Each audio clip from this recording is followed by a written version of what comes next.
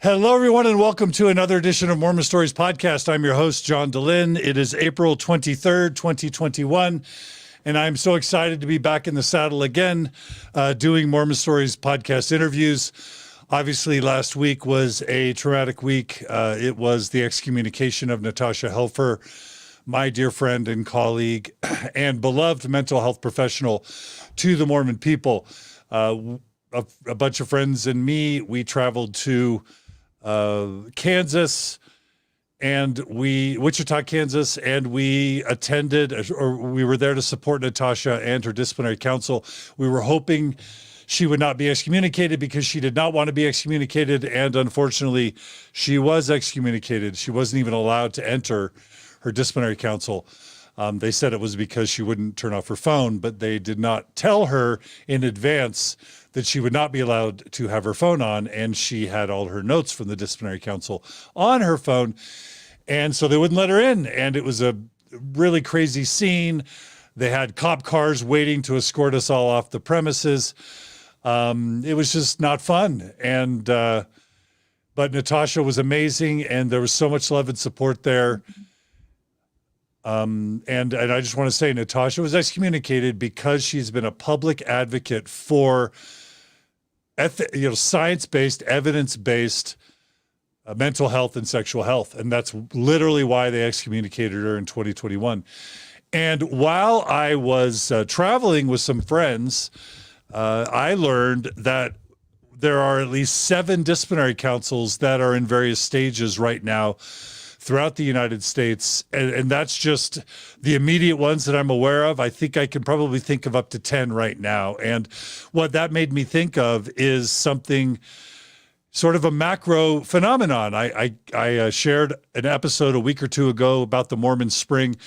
I really do believe that one of the awesome things about COVID is that now that it's ending and all these people got used to being away from weekly church activity, and they had so much time to enjoy their lives, and they had so much time to do things on Sundays and enjoy their Sundays.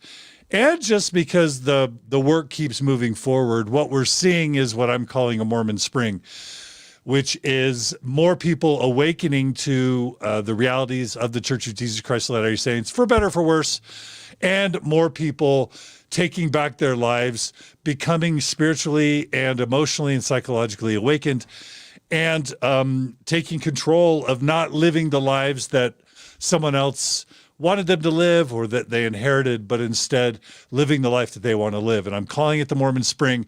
We're seeing many people wake up, and it's really exciting. And when I say wake up, I don't necessarily mean leave the church. At Mormon Stories, we literally don't care. I literally don't care if you stay or leave the church. It is all about, do you have informed consent when you're in church, when you're born into the church or raised in the church or convert to the church? Is it done through informed consent? And then is it harming you? And do you know everything that you should know about the church to make an informed decision?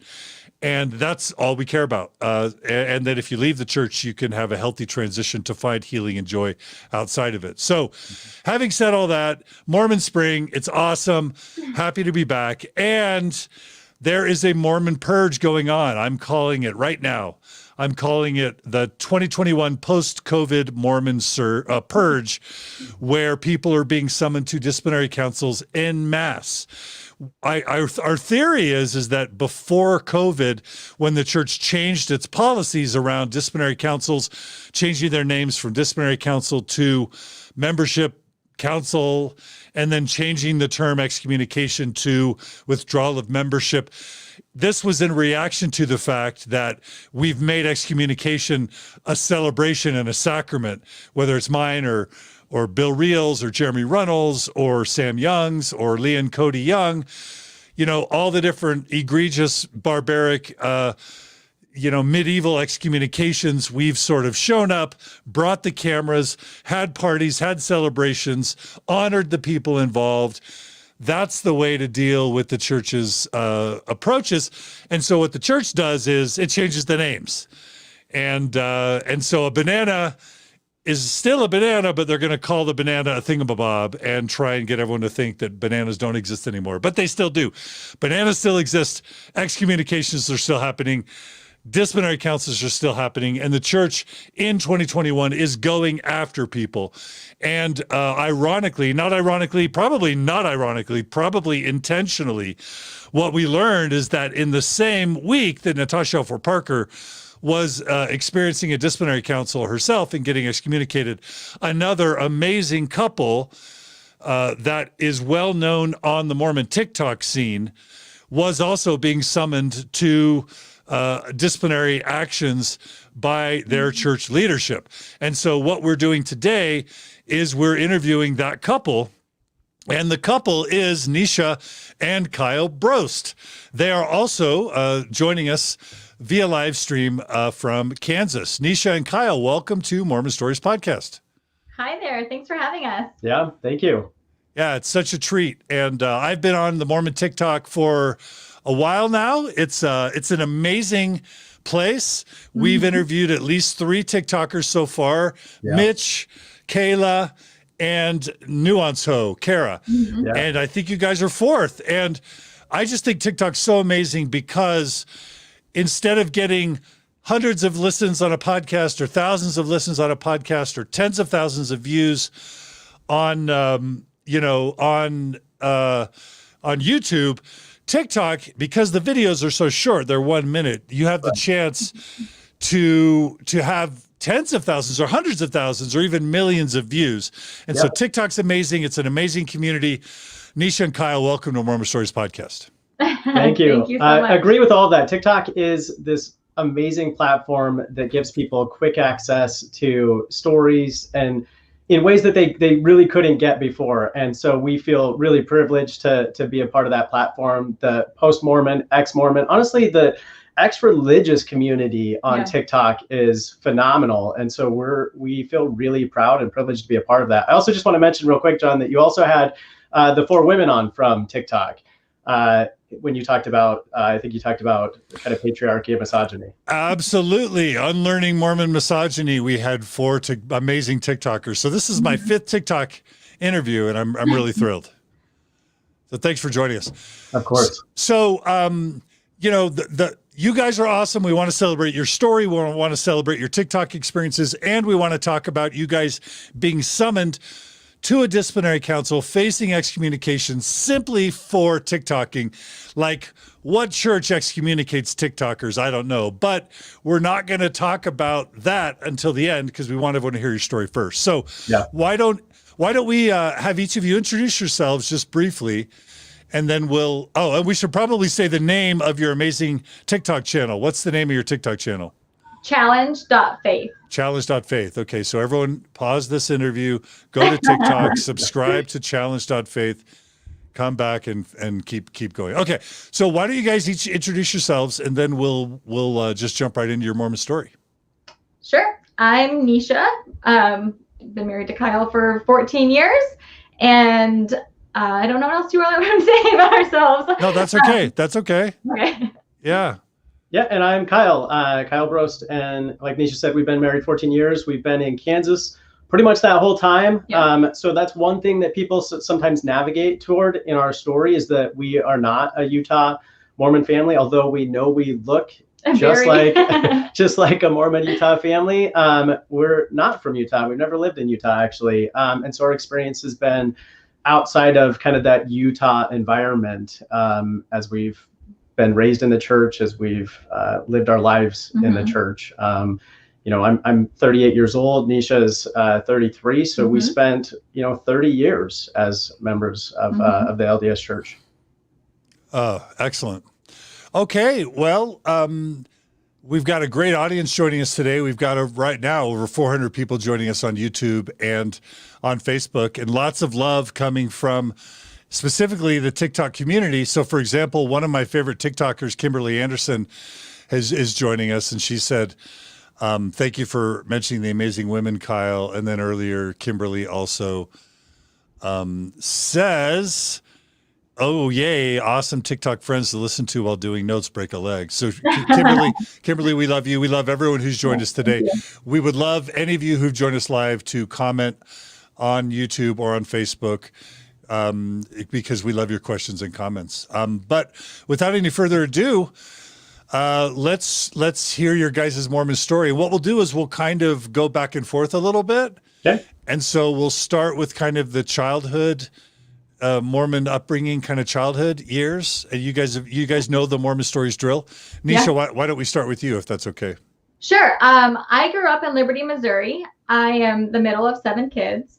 I grew up Mormon, born and raised in the covenant. And I think what makes my upbringing a little bit unique is that my parents divorced when I was about 13. And at that time, my mom she worked outside of the home a little bit before that as well. And we relied heavily on church members for our upbringing. My mom did a lot. I'm not going to downplay what she did for us, but a lot of the rearing and teaching was done by members of the ward, specifically my young women's leaders. And then for my little brothers, they're young men's leaders. And so I felt like they shaped my testimony, my belief system, and things like that. Not that we didn't do a lot of those, like read your scriptures, pray, and things like that at home, but they were the ones who enforced all of those things for me. And it was me looking in on their families, thinking like, oh, well, if I want a family to be happy, I need to do what they're doing. And so for a long time, I immersed myself into their families and into their lives and just tried to do what they told me to do. And I think our family kind of became like the poster family of the ward. We had a lot of good people helping us, giving us things when we needed. I mean, we relied heavily on like the church's welfare system too growing up. So we thought Deseret was a brand, right? Oh, wow. Yeah. So I loved the church growing up because it fulfilled me and gave me a sense of identity, and it gave me the confidence I needed in life, and it validated my experiences. So if the missionaries had asked me to go do something, I would go help them. If, another person in the ward needed some help, I would go help them, because that's where I felt like I was earning my worth. Right. And so, hey, Neesha, are you feeling emotional right now? I'm just curious. Am I hearing that right? Always emotional. Okay. So, what's that emotion about? I like to always kind of just understand what's behind that emotion. Sure. Just remembering such good people. And I just always grew up thinking like these people were literally placed in Liberty for me. And, now looking back, I reframe a lot of experiences, and I still believe in some type of divine. So I still believe that our paths crossed for reasons, right? Like I am grateful for all of those wonderful humans who helped me. And this emotion is a lot of love, and also maybe a little bit of sadness of what they might think of me now. That makes total sense. Yeah. Okay, so what I've heard so far is you kind of had a tougher, rougher family upbringing, and your Mormon ward in is it Liberty? Yes, Liberty, Missouri. Liberty, Missouri. Your Mormon ward in Liberty, Missouri was a really important part of your upbringing. It was huge, and I think that most of my siblings would probably say that as well. Yeah. So what were your favorite parts about church? What from either primary into young women's? What are some of your fondest memories of being a Mormon? Just my friend system probably in that as well. I think that there was responsibility given, there was praise given. It was a lot of the things that I wasn't getting at home that I loved at church, right? Just the community and feeling like I fit in. And I loved girls camp, and I loved, getting a calling or being asked to speak. I loved all of those things. Yeah. Neesha, I'm really relating to you because my parents got divorced when I was in middle school, and I feel like the church raised me as well. So yeah, I have just so many amazing memories of being a Mormon, which makes having doubts more complicated, right? Right. Because you don't come from a place of hating the church. No. You come from a place of loving the church, right? I do, yes. Yeah. Okay, so young women's. Did you do early morning seminary? Yeah, Neesha? I did early morning seminary for a long time. My last year, I actually had, because of my family situation, we helped out financially quite a bit as teenagers. And so my last year as a senior, I actually started working at a gym in the local town, and I opened the gym at like 5:30. So I just did seminary kind of on my own. And that was one thing that I remember, like, my mom being so proud that I would like go to the gym, I would open it up, and then I would read my scriptures while I was at work. And I remember just doing all of the little things that you're supposed to do, all those little primary answers: go to church, read your scriptures, pray. If I was showing people I was doing those things and checking off those boxes, and then they would praise me for them, I just felt I was like, this is what I'm supposed to be doing. There's nothing else in life that matters. So I did seminary, and then I went to BYU Idaho, and so graduated early, and then went to BYU Idaho in January. So I did my last year of seminary like half year. If that makes sense. Got it. Let me ask you, and I ask this every time, and I always want to ask it carefully. Well, what was okay, let me ask it in this way. So one of the things that I'm realizing about Mormonism, and I think this is true about all high demand religions, unfortunately, we've already started talking about the positive. One of the negative things about high demand religions is it seems like shame is part of the business model. And what I mean by that is the religions need you to need them. Yes. And so they need you to need the atonement. They need you to need to be forgiven. They need you to need to speak to the bishop. And basically they need you to feel like there's something wrong with you so that they can put themselves forward as the cure, as the answer. And so we've talked a billion times on Mormon Stories about the ways that youth can not only feel loved, but also feel shamed and guilty. Is shame and guilt any part of, let's just say, your teenage years prior to BYU Idaho? And if so, is there anything you're comfortable sharing about that? Or was that not? I mean, obviously there's word of wisdom, law of chastity, are kind of the things that I'm curious if shame was at all part of your upbringing. To be honest, I am a really good rule follower. I mean, pat myself on the back. If somebody told me not to do something, I didn't do it. And that is something, like my mom, we just had a conversation the other day. She's like, if any of the other siblings were struggling, I would tell them to follow you because you just always seemed like you knew what you were doing. So if they told me not to wear shorts, that came too high, I wasn't going to wear shorts that came too high. If they told me not to drink coffee, I'm not going to drink coffee. If my mom told me to be home by 11, I was going to be home by 11. So I think that in regards to like the law of chastity and word of wisdom, things like that, there wasn't shame or guilt. But the shame and guilt came from, did I read long enough? Did I pray hard enough? Am I actually listening to the Spirit? Am I actually like understanding this enough? Am I being a good missionary? I was like on fire as a missionary as a teenager. I worked with a lot of people who weren't LDS. And so I was constantly telling people about Mormonism, how happy it made me and why they should do it. And I remember one experience where I was with my peers, so a bunch of other 17-year-old kids, and they were laughing at me about Joseph Smith's story and finding the gold plates. And I was just like mortified, but I was like, all I'm going to do is I'm going to bear my testimony. They're going to feel the Spirit, and they're probably going to want to convert. So I did, I poured my testimony, and then they laughed at me. So I was like, wait a minute, it didn't work. And then I remember going right after that to this little nanny job I had with one of the families in the ward. And I told him this experience, the father of the family. And then I just like started sobbing, and he's like, it's okay. You just cast your pearls before swine. It's fine. And at that moment, I look back now and I'm like, wait a minute.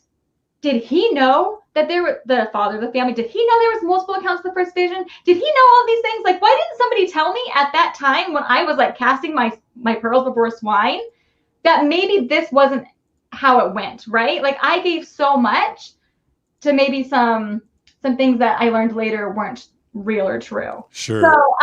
So the shame only came from me every day going through my checklist of like, was I good enough? Was I a better missionary? Did I follow Jesus? Did I follow God? Was I a good example to my siblings? So it just came from me picking apart myself. Got it.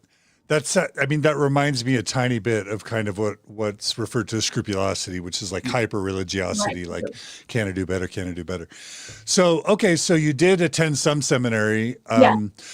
What did the gospel mean to either the gospel or, the church history, like growing up?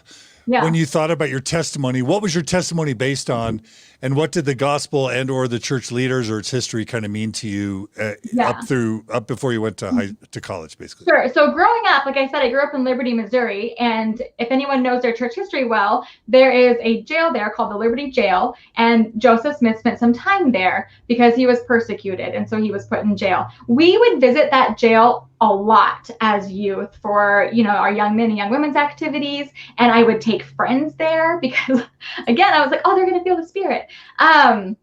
So when looking back, I feel like my testimony was built upon Jesus as my Savior. And I feel like Jesus as my Savior and Heavenly Father as my Father in heaven. Because I didn't feel like I had a father here on earth that really that gave me what I needed.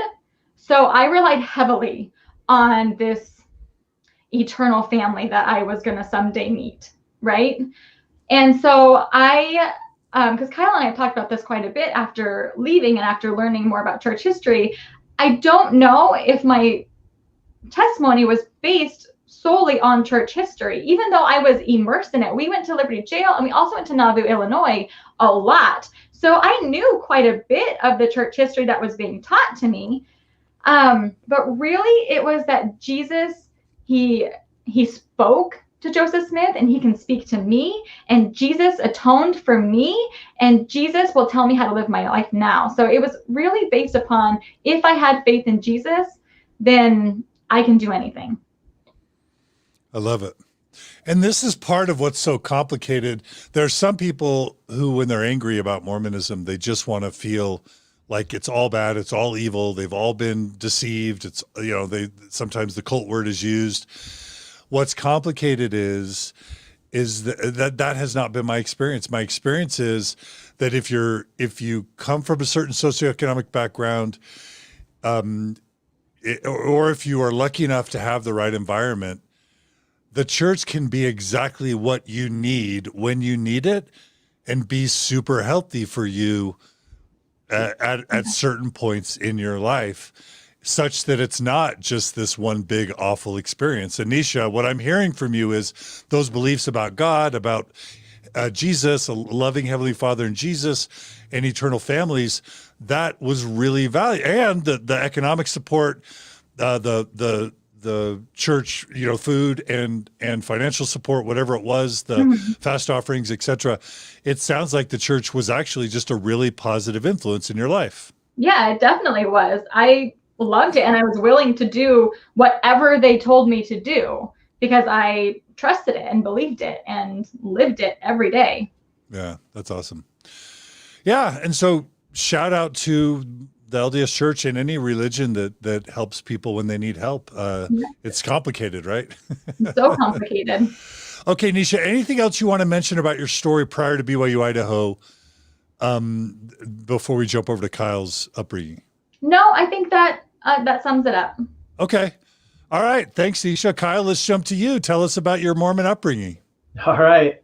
So I was born in the covenant. So my mom and dad were sealed in the temple before I was born. I'm the one out of three. I have an older brother and an older sister. I'm the one out of the three of us who was born in the covenant. And for some reason, that was always kind of a thing that I took pride in, that I was born in the covenant. I kind of got this like special sense of I'm somehow more special than my brother and sister, which I still believe, but for different reasons. I call that Nephi complex, by the way. All right, that sounds about right.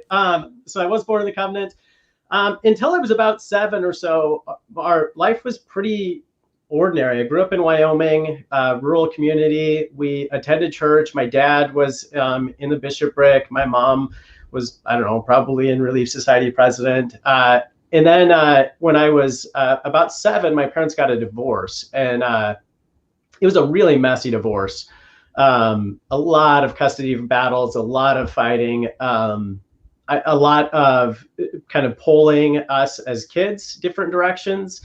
And so that's when things got a little bit interesting. My dad grew inactive and my mom stayed active and became, I think, even more orthodox in Mormonism after that.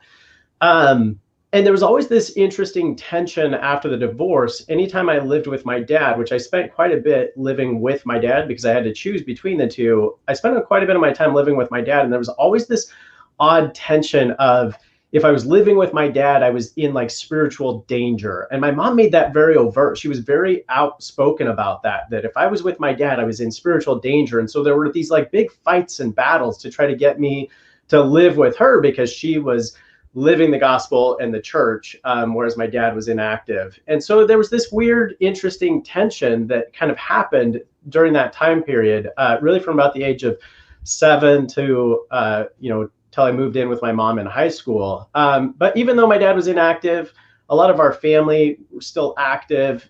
So I got baptized at 8. My father did baptize me. Similar to Neesha, we really had no money. We used church welfare. My grandmother worked on a reservation, and we were able to actually get some food from the reservation when it was just my dad and I, and we were getting kicked out of houses and sleeping in cars. So that period was like it was just a cluster. I wish there was a better word, but it was kind of a messy period of life, a really difficult period of life. I had a strong attachment to my father.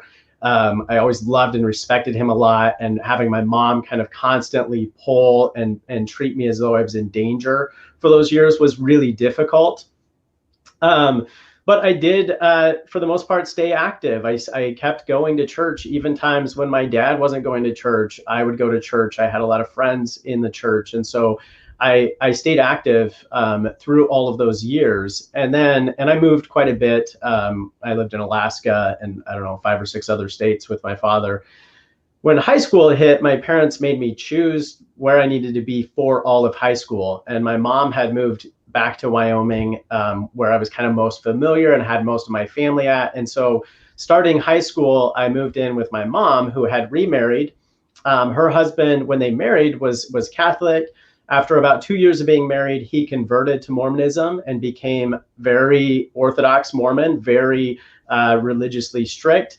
And so he became kind of the priesthood figure, the male role model that I saw throughout high school. I attended seminary, I graduated seminary, I was, the priest quorum advisor, all of those things. So high school was, I was active. I did all of this stuff. I showed up for church. I went to seminary, but I also was constantly torn because I think I just have a bit of a rebellious nature. So I was constantly torn. I drank alcohol. I did some drugs.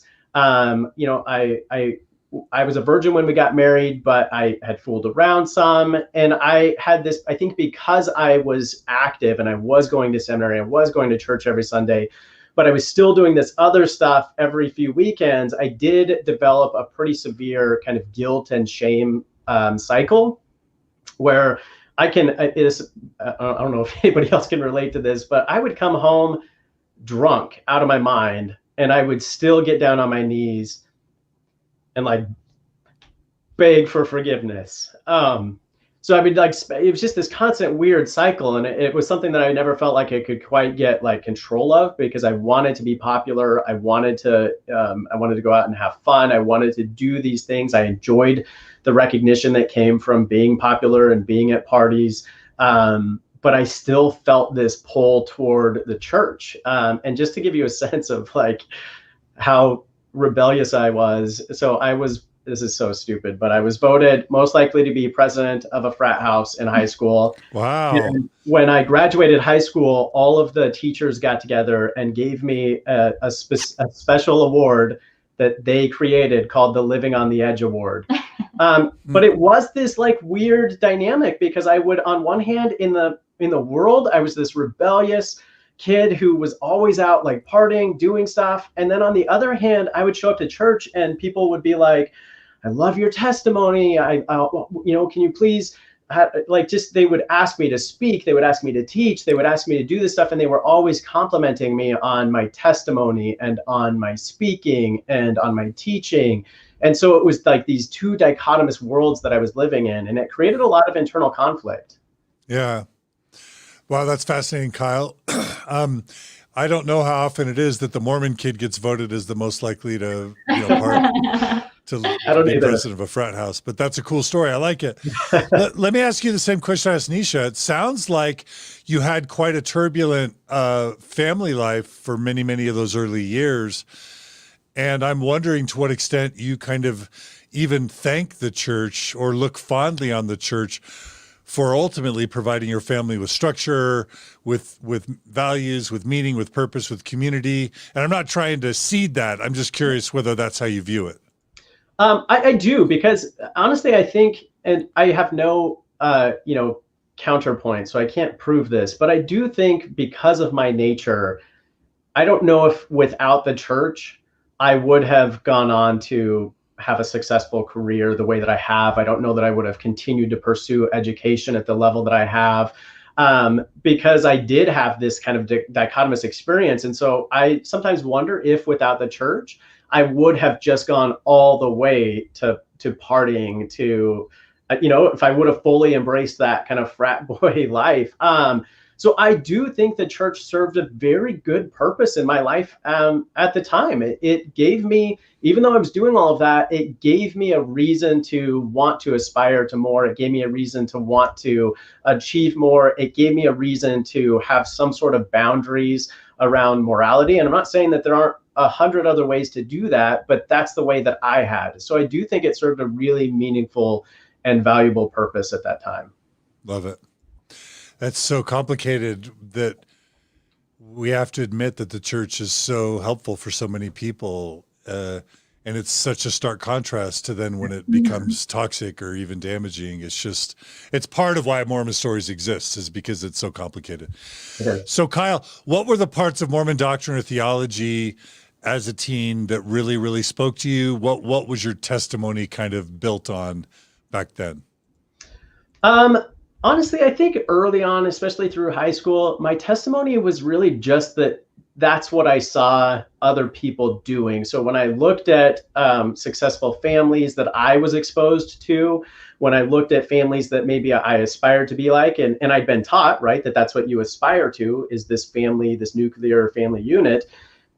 When I saw ones that I respected and loved and aspired to, they were Mormon families. And so through high school, I don't think I really had a testimony of the gospel. What actually happened is when I graduated high school, I had a decision to make. I didn't actually know if I wanted to serve a mission right after I graduated high school. So I had to make a decision. Am I going to serve a mission or not? This was in 2001. So at the time, my father lived on an island in Alaska. And I'd gone up there and worked every single summer. So I knew the island, I knew the people.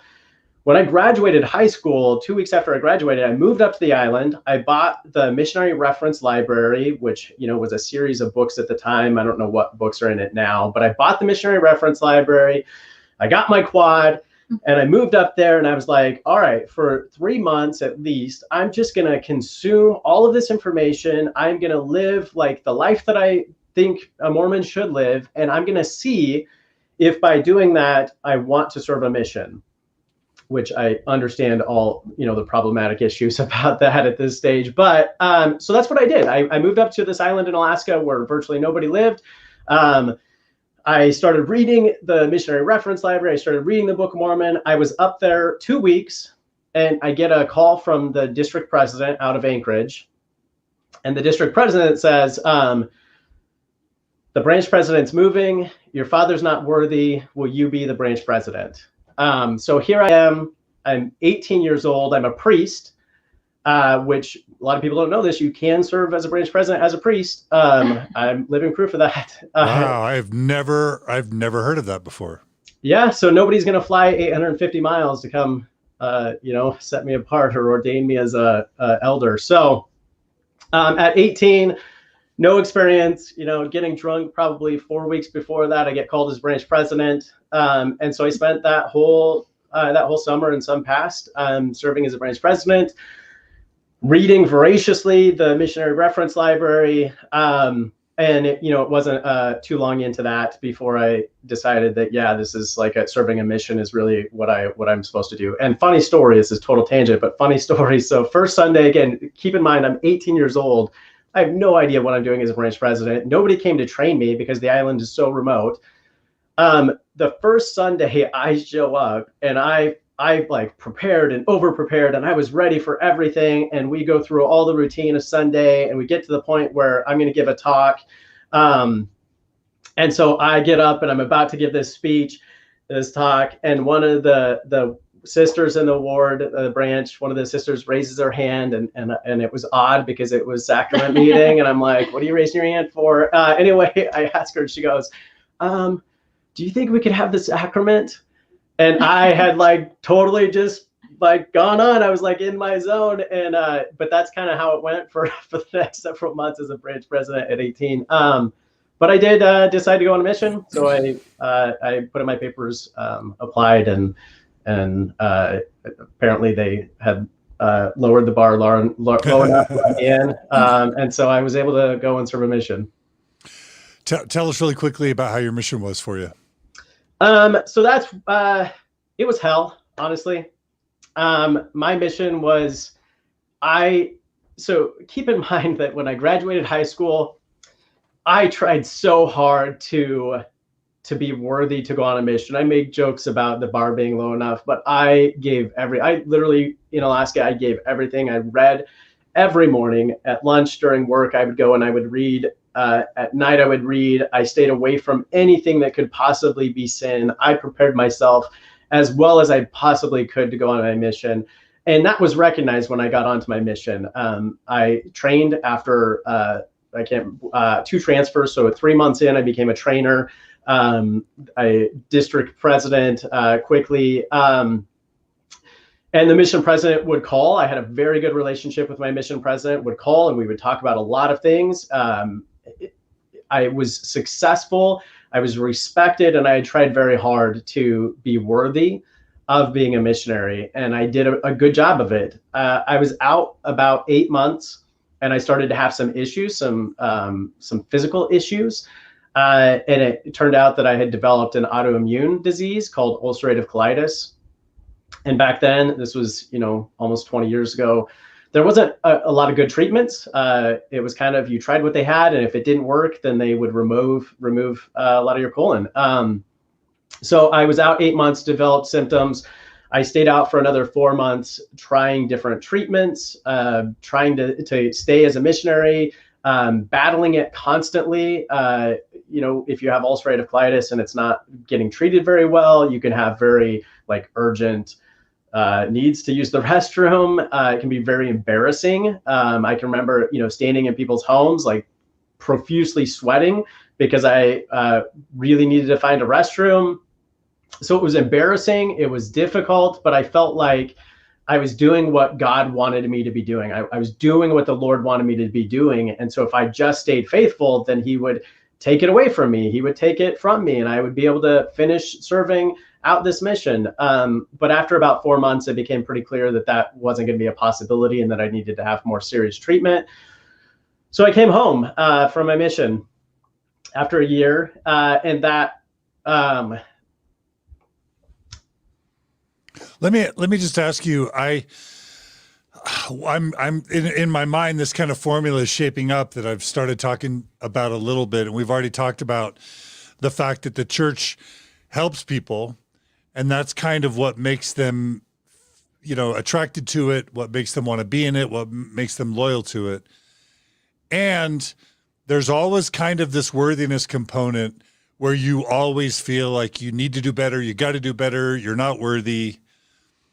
And then kind of the church puts you to work, but it may or may not be that the actual things the church is having you participate in is necessarily what you would be doing if you had all the information, or what's actually healthy for you. And so the tension is what happens when you love the church, but you feel unworthy, and then you're doing things that aren't necessarily healthy for you or in your best interest. And I think that's really the crux of what so many people right now are struggling with is that. And it sounds like the mission wasn't a great experience for you, but you were going to be a great missionary because you needed to be worthy and because you felt like you owed the church this service because they had helped you. Is that a fair way to try and summarize what you're experiencing? I don't want to put words in your mouth. I'm just trying to conceptualize this thing I've been thinking about. Yeah, I think it's fair, and I think that's very true. I think the dilemma is you're given these tools and told that these tools are the tools for life, but then not only do you run into situations where those tools don't work, sometimes the church is what creates that situation that the very tool they're giving you doesn't work for. And that's what my mission was, is it had created this situation where if I had just developed an autoimmune disease in the world, it would have just been an autoimmune disease. But because I was a missionary, I came home to questions about, some people knew my background, but I came home to questions about worthiness. I came home to accusations that I must have done something terrible as a missionary. I received more blessings than I can count, telling me that I would be healed. I had people giving me, prophetic, just like, if you work hard enough and you go back out, you'll be blessed beyond your wildest dreams. This is just a challenge God's giving you. And it was like this, every tool the church was giving me wasn't the tool I needed. I needed some actual treatment. I needed some actual drugs, some medication, some plans for how to manage it. But yet the church's tools that they were giving me not only weren't fixing the autoimmune disease, they were making the whole experience worse, because on top of dealing with that, I'm now questioning my own worthiness. I would sit down after I came home and I would literally pray to God to know what I was doing wrong. Not so that I for pity, but so that I could weed it out. Whatever I just wanted to know, God, there's got to be some other sin, right? There's got to be something I didn't repent of. There's got to be something that I'm not doing right. Whatever it is, just tell me, right? And I'll get rid of it.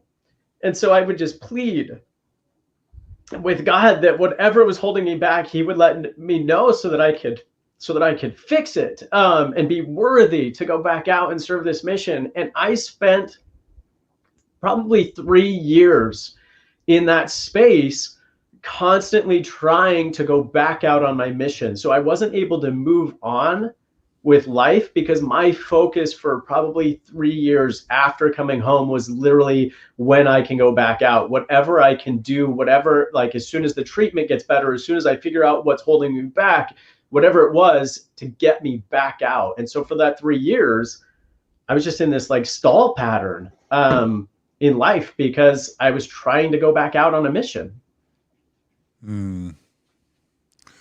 I'm so sorry, Kyle. And that's, there's this presentation I once saw that talked about how all organizations are evil in the sense that they do harm to the people who are members of it, because the organization cares about the organization always more than the individual. If there's ever a difference between the organizational well-being or the individual, the organization's always going to side with itself. And so the church has this doctrine, this theology, this history, these rules, these standards, and it was good for you until it wasn't. But then when it wasn't, all of a sudden you're getting diseases, you're being shamed, you're being blamed.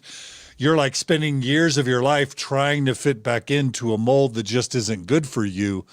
But the church isn't made for Kyle Brost at age 20 or 21. In that scenario, the church is made in that case for other types of people in other scenarios, but it becomes what was healthy for you at one point and what might be healthy for tens of thousands of people in different contexts kind of became a psychological meat grinder for you, it sounds like.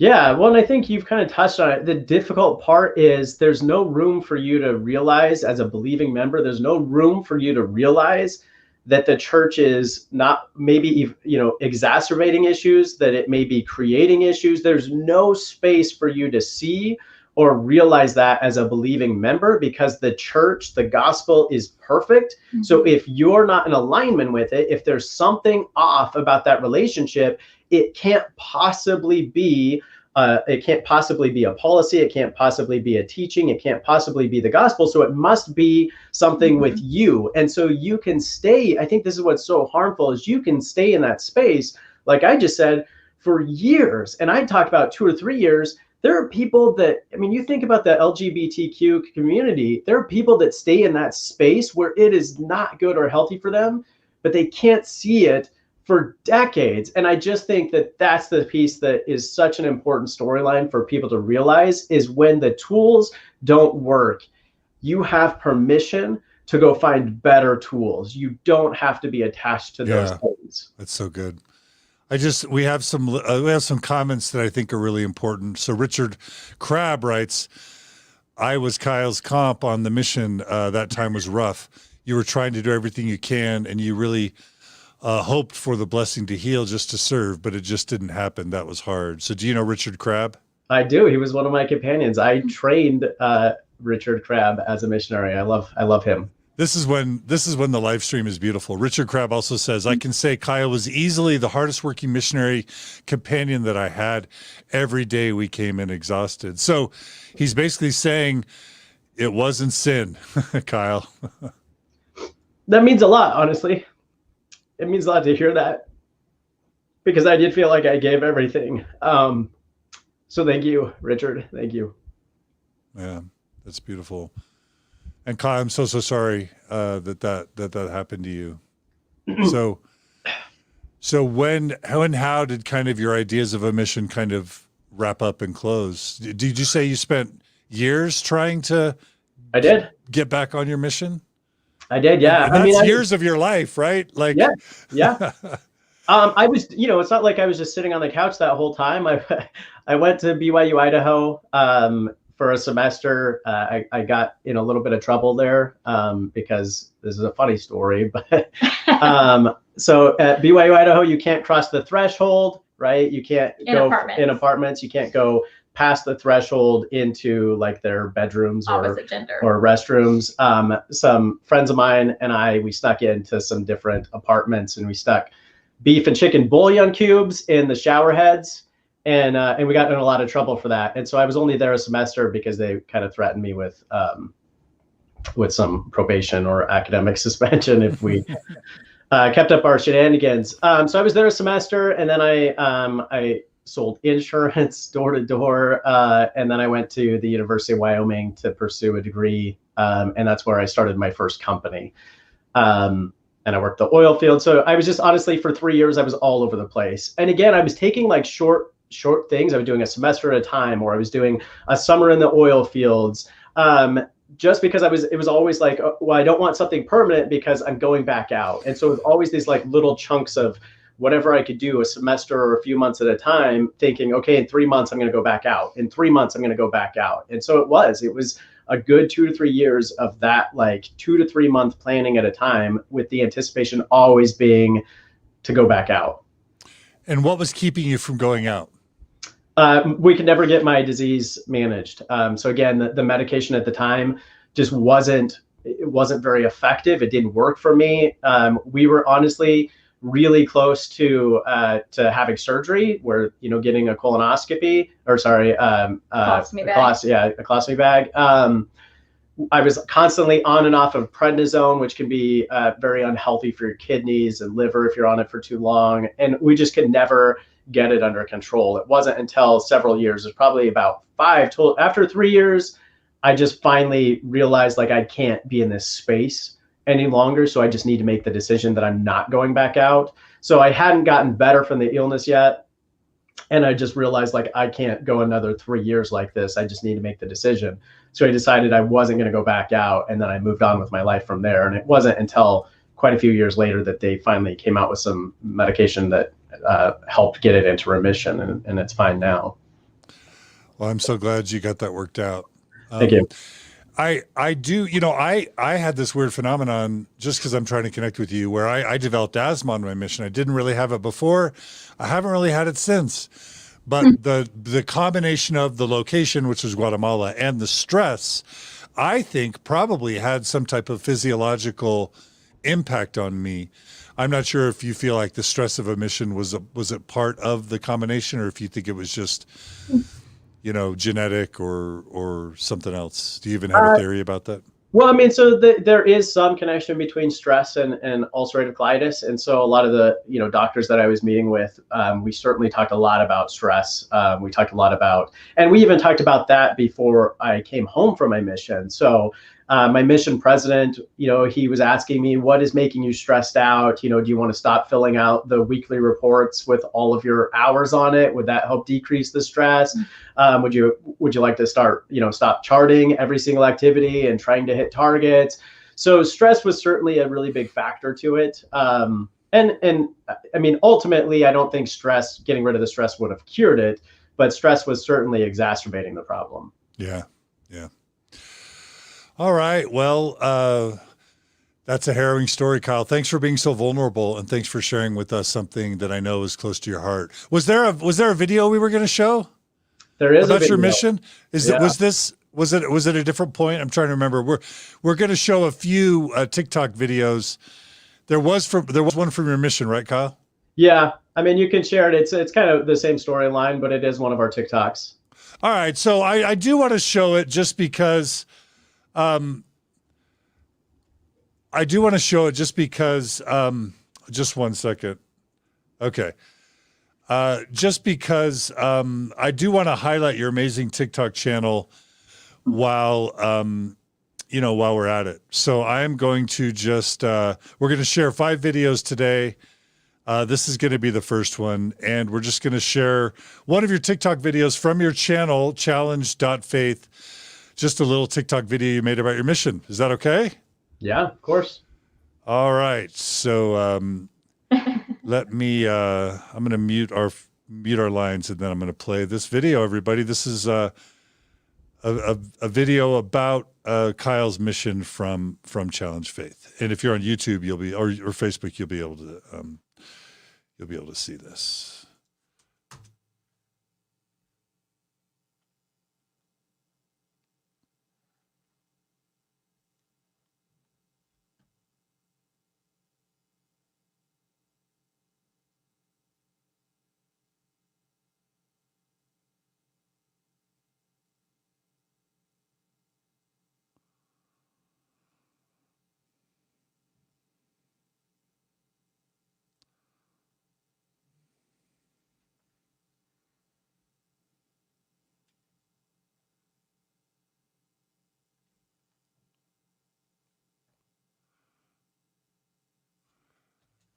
People are saying they can't hear. Can you guys not hear? Let me remove that. Could you guys hear that? I have you guys on mute. Could you guys not hear that? We couldn't hear it, no. Oh, you know what? I muted. Oh my gosh, this is kind of hard. I'm so sorry. I'm trying to manage I'm trying to manage all these streams at the same time, and I was hearing that audio fine, but you guys weren't. So I'm going to try one more time. Thanks for your patience. You're fine. Okay. I'm going to try this one more time. All right. So this is the. Okay. So let me. Okay. Can you guys hear that? We can't hear anything. Can't hear We can hear you anything. talk. One more second, everyone. Thanks for your patience, everybody. Yeah, you can do this. You believe in me? Mm-hmm. Okay, so I'm going to share my screen again. I'm going to share the screen. I'm going to share the audio. Let's try this again. Okay, let me.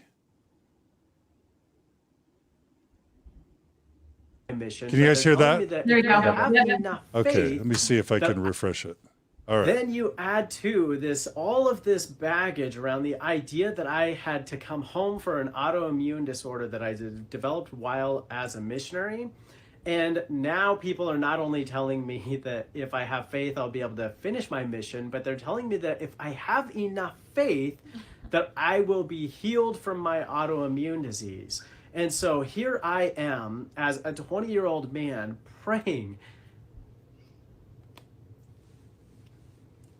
to God every day, looking for everything in my life that could be holding me back, every bit of faith that could possibly be holding me back from not being healed and not being able to finish a full-time mission. And all the while, everybody telling me that it was because I wasn't worthy, or I didn't have enough faith. Then you add to this. That was powerful. Like, I just want to say that that's one of the reasons why I think TikTok is so valuable. You can just, it's short but really emotional, effective, powerful videos, and that was really beautiful, Kyle. So I just want to thank you for sharing that with us, and just say what a beautiful channel you guys have. Thank you. Yeah. Anything you guys want to say in reflection as you watch that? I think there's just this element of, that we try to be extremely raw and vulnerable and transparent on our channel. And I think that that's what people appreciate at some level, is that we share like that. And we talk about this more. None of our teams has been set up to harm the church. It's literally just been to share our story. Yeah. So your intent is not to harm the church. It's just to share your experiences. And sometimes, unfortunately, people raised in a high demand religion, just if you're being authentic about an experience that what didn't work for you, they're going to take that as an attack or an assault on the church, unfortunately. Right. Yeah. Okay. We're getting some feedback that there was some echo coming through. So I'm going to have to work on my technical skills a little bit. Showing TikTok videos while I'm live streaming is proving to be harder than I can. So thanks to everyone for the feedback. We'll get these technical glitches worked out. Thanks for your patience, everybody. I just want to show this amazing channel to everyone. So anyway, all right, let's jump back to your guys' story. Neesha, let's come back to you. So by this point, you've gone to BYU Idaho. Is that where you are in your story? Yeah, I was at BYU Idaho, and really quickly, what's that transition from Liberty, Missouri to Rexburg, Idaho? What was that like for you? Was it like, did you think you were Dorothy going to Oz? Like, what was that like? Honestly, I was so ready for it, and I loved it. I was like, I think every kid ready for college is excited to go and like try being on their own, right? And I was excited to have my own place. I was excited to make new friends, and honestly, be in a place where I felt like everybody was going to be like me. Because I think I was just sitting here thinking about, listening to Kyle's story, and he was so outgoing and so popular. I just quieted myself, and because I was so nervous of putting myself in a position where I would have to tell somebody no, or, risk my own morals or values. So I kept pretty to myself. So I was so excited to go somewhere where I was like, I am just going to be around all of these Mormons, and we're just going to have so much good, clean fun together. So I was thrilled to go. I love it. Okay. So you had that BYU Idaho experience. Tell us about your experience up until the point you meet Kyle. So I did 3 semesters at BYU Idaho, and then I came home for a semester break and met Kyle. So really at BYU Idaho, I was the typical Mormon BYU Idaho girl. I followed all the rules. I even worked at the testing center, so I got to enforce rules. If you had a 5 o'clock shadow, don't come when I'm on the clock. You don't have to be home. And I loved it. I like thrived on that. So you were one of those. I was. You were that girl. You were that girl. I was. You give me a rule, and you are sure I'm going to follow it to the T. Wow. Okay. So I did not put chicken bouillon in anybody's shower. And I would have reported him if he did it to me. Wow. It sounds like you weren't super fun, Neesha. I was clean fun. Okay. I was too. I still am, actually. I still am clean fun. Okay. Was it good? Was BYU Idaho good for your testimony? Was it not good? Yeah, honestly, going there, I had already told myself I was not there to find a husband. I was there to get an education. Before BYU Idaho, and because of my family situation growing up, and because of me kind of closing the door on any type of relationship with a boy, I went out on a lot of dates, but anytime there was ever any inclination of a boy wanting more from me, I was like, peace out. I'm going to go find some dinner somewhere else. And I loved the dating aspect of it. I had so much fun at BYU Idaho. And actually, I forgot your question. I'm so sorry. Yeah, anything about it that you want that's worth mentioning, and how was it for your testimony, I guess? Oh, for my testimony? Yeah. Oh, it just solidified everything I knew. You know, all of my religion courses, I was like, yes, he's inspired. I love that we started every class with a prayer.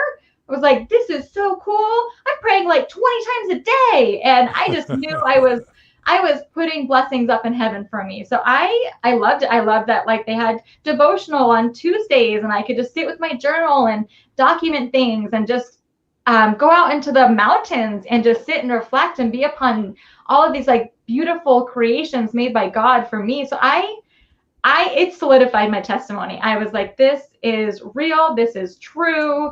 And I had some unique experiences, just like I've mentioned before, Heavenly Father as a father figure was really important for me. And when my sister and my dad dropped me off at BYU Idaho, I felt like so alone and lost for a second. And I, remember just sitting down and praying on my apartment floor and just offering up this prayer and just feeling so loved and secured by this figure in heaven that I always just wanted that from.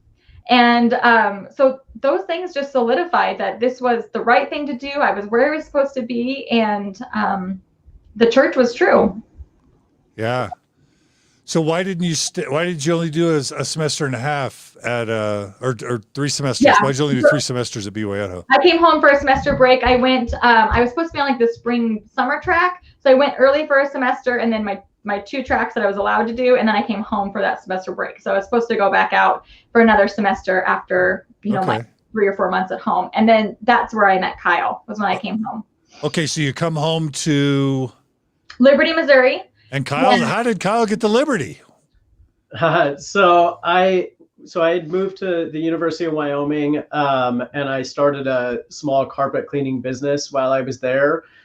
I ran it. The guy that I worked with to start it was a kid I had grown up with, and his dad owned a carpet cleaning business. So he kind of was my mentor. He's quite a few years older than me. He was my mentor in starting the carpet cleaning business. After running it for a couple of years, he called me and said, "Hey, I have this business opportunity in Minneapolis. Do you want to come partner with me on it?" So I moved up to Minneapolis and worked with him in it. And then I bought a franchise of the same company in Kansas City about a year later. So I had moved to Kansas City after buying a business in the Kansas City area. And so that's how I got to Kansas City. And then Neesha came back for her semester. So you guys, did you meet at a ward? How did you meet? Tell us how you met. Yeah, so I came home in April, and just a couple weeks before that, my sister, who was living in Liberty, was very active in the singles ward. She's 2 years older than I am, and she said, "Hey, there's this big like 7 stakes of young single adults going to Nauvoo, Illinois. Do you want me to put your name down on the list to go?" And it was going to be like a week or 2 after I got home. And of course I was like, yeah, let's do that. That'd be awesome. We love Nauvoo. I love church history. So she put my name on, and then Kyle had a different experience to get on the list. Yeah, so my stake actually wasn't invited, but the institute director knew me pretty well, or we knew each other pretty well. And he came and he said, "Hey, we've got an extra slot." He knew that I was running a company, so he's like, "You probably have some flexibility if you want. Do you want to come?" And so I was like, "Yeah, sure, I'll take the spot." And so my stake actually wasn't supposed to be there, but I ended up on the trip. Neesha was on the trip, and we met in a park in Nauvoo, Illinois. Yep. And what'd you guys think of each other when you met? Neesha came up to me first, and she complimented my pants, but I was wearing shorts, and so I said, "They're not pants, they're shorts." And she thought I was I thought you were a jerk. I was like, "What a good-looking jerk." But for some reason, she kept talking to me that whole trip, and then we talked a little bit during the trip, and then on the bus. Wait, what did you think of Neesha, Kyle? I thought she was, honestly, I thought she was cute. I thought she was very like spunky and outgoing, which she is. But we didn't talk a whole lot during the trip. It was a few days. We ended up on the bus together, sitting next to each other. And on the way home. We joke about this because I was the last one to get on the bus. And there were literally 2 open seats next to 2 different girls. And I stopped in the aisle, and I took like 3 seconds to evaluate my options before I chose which seat to take. And I chose the one next to Neesha. Smart guy. So I was 1 seat away from somebody else. Yeah, that's awesome. And so just a note on that. So we met in Nauvoo. Yes. Neesha's aunt owned a house in Keokuk, which is just across the river from Nauvoo. So we went there a lot. So we met in Nauvoo, we got engaged in Nauvoo, and then we were married in the Nauvoo temple. Wow. It's a Nauvoo love story. A Nauvoo love story, yeah. All within 6 months. Yep. 6 months. Okay, so there was a whirlwind romance in there. Right. Yep. Anything you guys want to say about that whirlwind romance? Anything worth mentioning? I mean, so Neesha, the only thing, so sexually, the only thing Neesha had ever done before dating me was hold somebody's hand. So she had never kissed anyone. She'd never, I don't know, had a back rub. She'd never done any of that. So I was the first person that Neesha kissed. It was super awkward. She's very outgoing. You mean amazing. It was amazing. It was amazing too. But I asked her, I was like, "Is it okay if I give you a kiss?" And she said yes. So we kissed, and then she like freaked out. She was like, oh my gosh, like out. And I'm like, I don't know. Kyle's like, "I've done this before, and that is not how usually what happens after." It was a little awkward, but I was the first one. I was the first one that she ever kissed. So that was unique about our courtship. So was that just because Kyle was a fantastic kisser, Neesha? Was that why you reacted that way? Or? No, because yes. Yes, obviously, still is. Thank you, Kyle. Obviously, I have nothing to compare it to. Hey. No, because I decided to like give up part of that myself, right? Like I was submitting to like this desire I had, whereas before I was always like, "You're going to hold strong, Neesha. You don't need a man. You don't need, any of that. Like you can just make this life work without a man, and you can just like adopt kids or something, like crazy ideas, right?"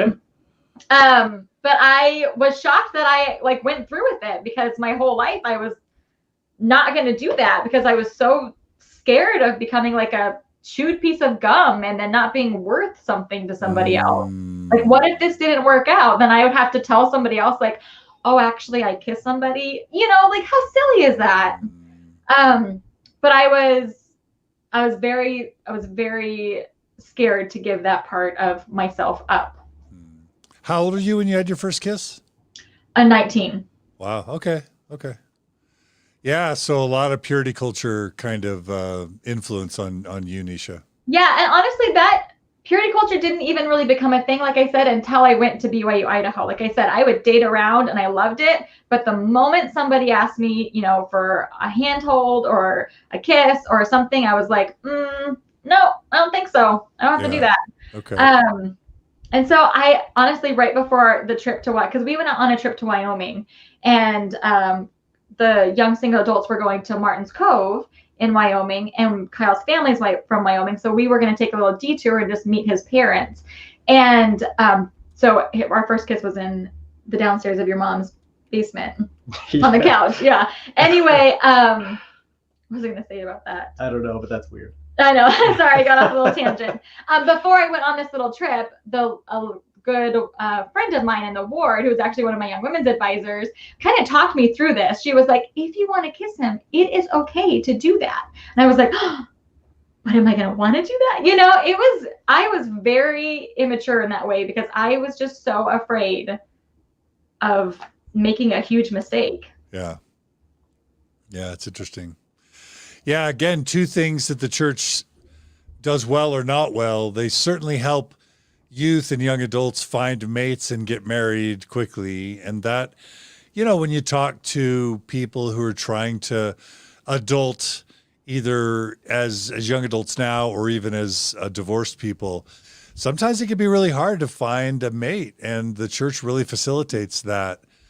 And then they also really facilitate this kind of like, you know, it can prevent you from all sorts of unpleasant or unhealthy or unfortunate or wonderful things around sexuality during your late teen years, right? And it sounds like it kept you clean and pure, quote unquote. Neesha, is exactly. That, yeah. Yes, yeah. I wanted to be clean and pure because, I mean, all of my worthiness was relying on that.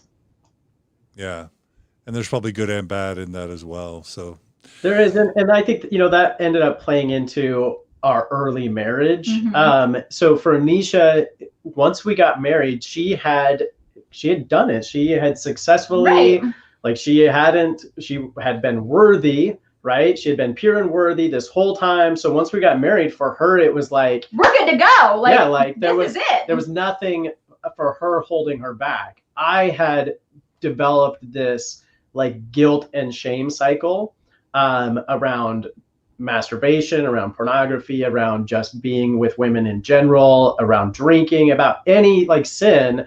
I developed a pretty severe guilt and shame cycle. And so Neesha, after we got married, was like, hey, we're good to go. Like there's no guilt or shame here for me. For me, it was different. And there was a lot of guilt and shame during it.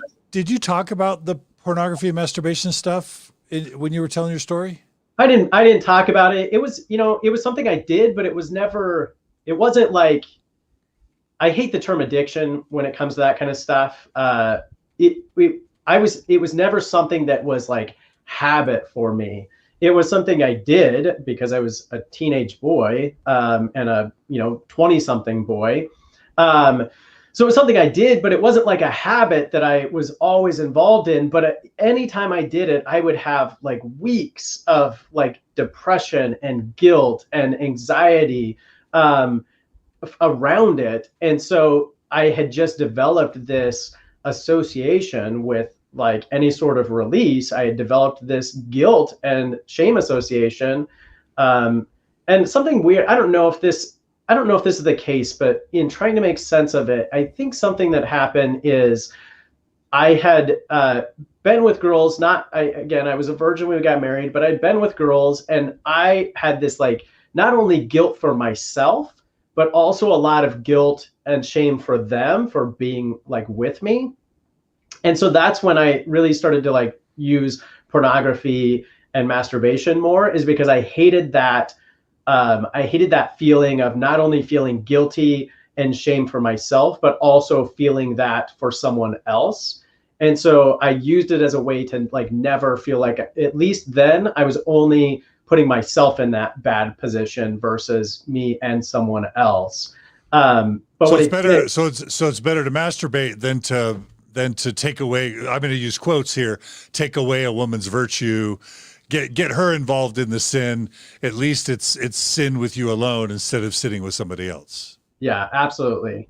And honestly, what happened is anytime that I was with a girl in any way, I felt that like weird tension, like, oh, we're both defiled now, right? We're both dirty now. And I had developed that pattern. And so just by getting married, that didn't go away. Mm-hmm. And so in our early intimate relationship, honestly, for probably 3, 4 or 5 years of our early marriage, that was our experience, is we would be intimate and I would withdraw because I had this like guilt, and I saw us both as dirty, and it was really unhealthy, really unhealthy. It was, because I was like, wait a minute, I thought we were supposed to be okay with this.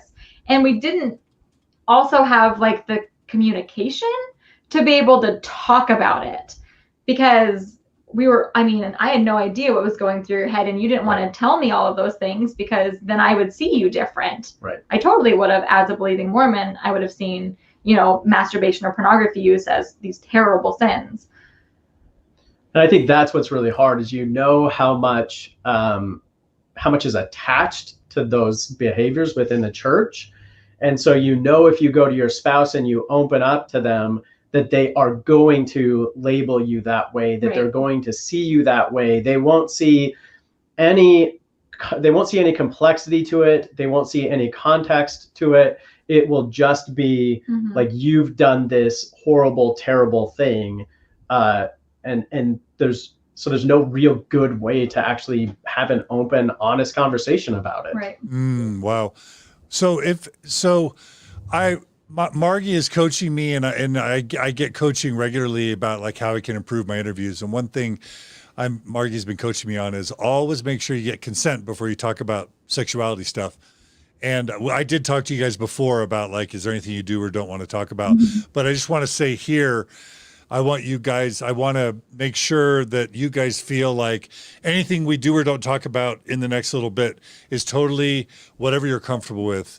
And I have a couple questions, but I only want you to answer if you feel comfortable. Is that okay? I'm just trying to model a little bit of consent here. Is that all right?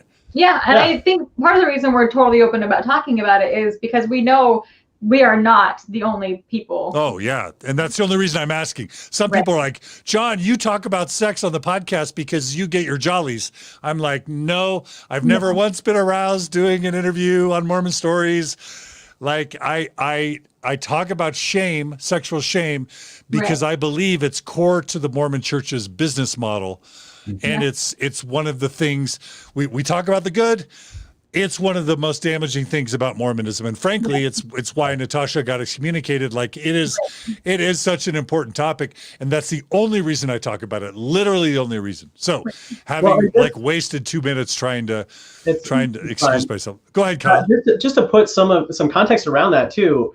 Part of the reason we talk about it, so we shared just a short series of videos about purity culture. In one of them, we mentioned like a tool that we kind of built and used to help us. And that one video, we have had literally hundreds of people direct message us and ask for that specifically. And the reason I share that is just because that's how prevalent it actually is. And that's why we're willing to talk about it, because we had no idea that we would get that kind of response from that one video. But so I'm not exaggerating, like hundreds of people have asked us. And Neesha, can you grab your phone and send me the link to that one video real quick? And I'll ask Kyle a question while you're doing that. Do you mind? Yeah. And then I'm going to show that video. So Kyle, with your consent, I want to understand, because most of the people I interview, it's the woman that has the internalized sort of like sex negativity. And what that often shows up for the woman is no libido, lack of interest, just lack of sexual desire, right? And so the typical model is husband wants to have sex a lot, wife feels not interested, feels dirty, feels shameful. So it's this. So that's the model. And then the man ends up looking at porn and masturbating as a way to get a release, and the wife just isolates and then gets mad at her husband because he's sinning, and it becomes this sort of super negative shame spiral. I don't think I've had anyone on Mormon Stories yet talk about kind of a flip paradigm where it's the wife who's more feeling sex positive and it's the husband who's feeling some of these things. So you've told us at a higher level.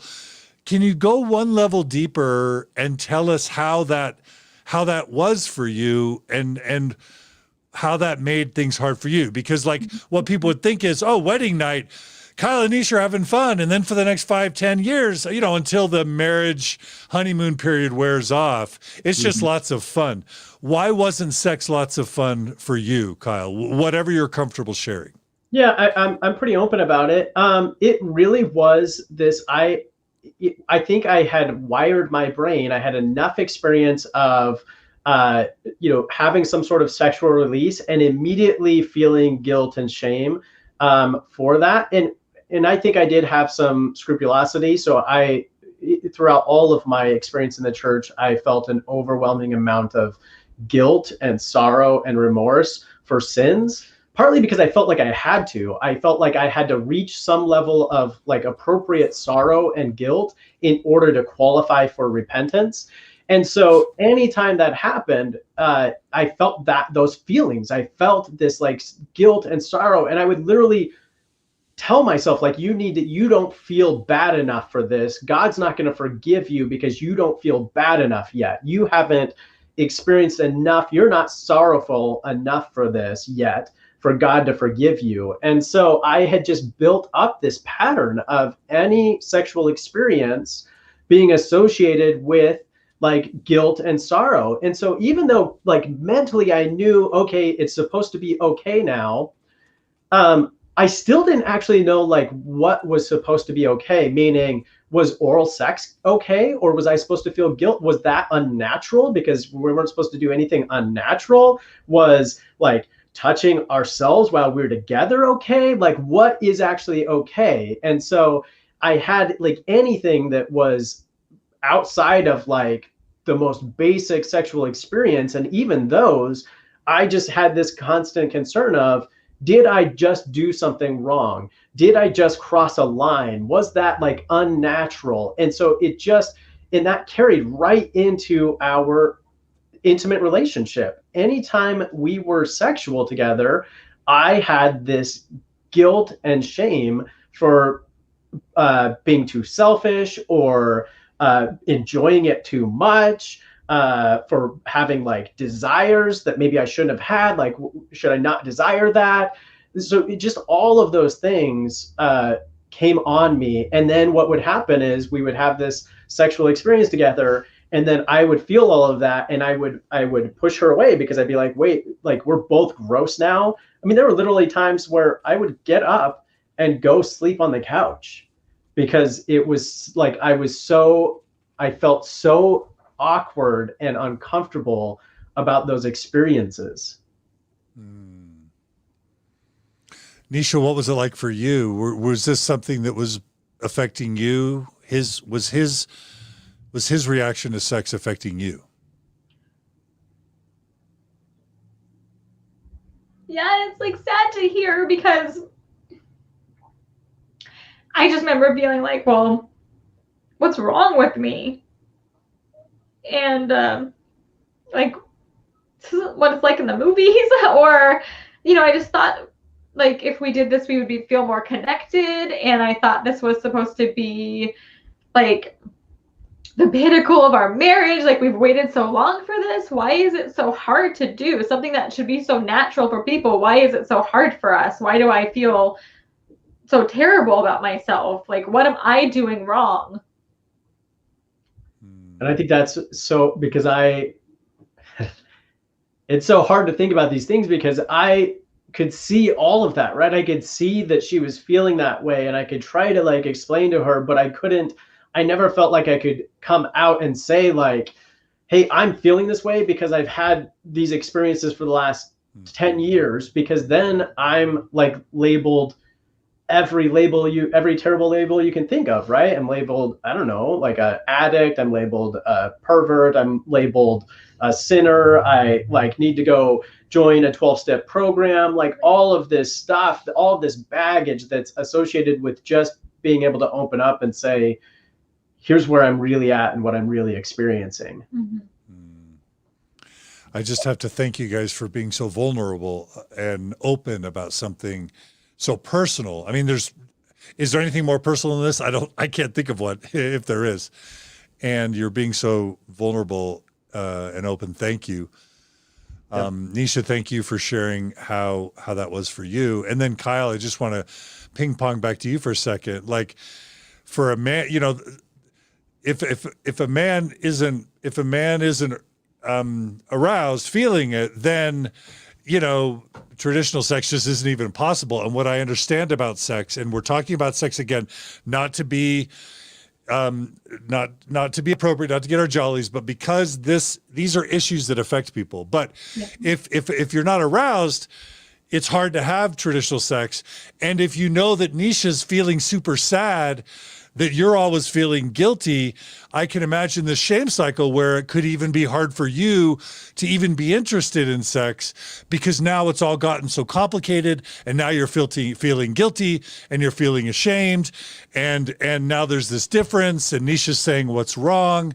And I don't know if that was your experience, but I can, in my brain, I can just imagine that experience where the more difficult it gets, the more difficult it gets. Does that make sense? That the more it becomes a problem, the more that creates more of a problem to where it could even lead to just total breakdown or dysfunction of your intimacy. Now, I don't know if it got that bad, but I mean, that's just what I'm imagining. Well, it for sure like trickled into our day-to-day activities because I would always think like, well, again, what am I doing wrong? Maybe he doesn't find me attractive. Like, am I not like that fun to be around? Like, and then eventually I started not to like him. Right? Because I was like, well, if he's not going to like me, I'm not going to like him.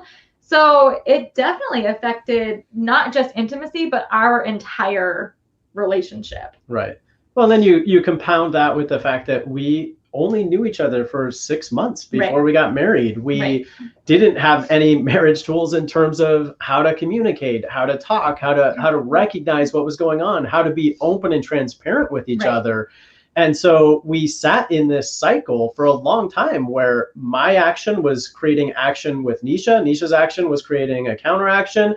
And we just got in that cycle and there was no way for us to openly talk and discuss it. I mean, we did eventually go see a counselor and, you know, talk to our bishop and went through that process. And it helped a little bit. We went to the temple and we would fight about everything on the way to the temple. And then we would go do a session and then be like, oh, yeah, I think we do love each other. And it was a bad cycle. It was for a while. We were not friends. Yeah. We were just living together. And we didn't see that much of each other. We honestly were kind of like living our own lives, just sharing the same roof for quite a while.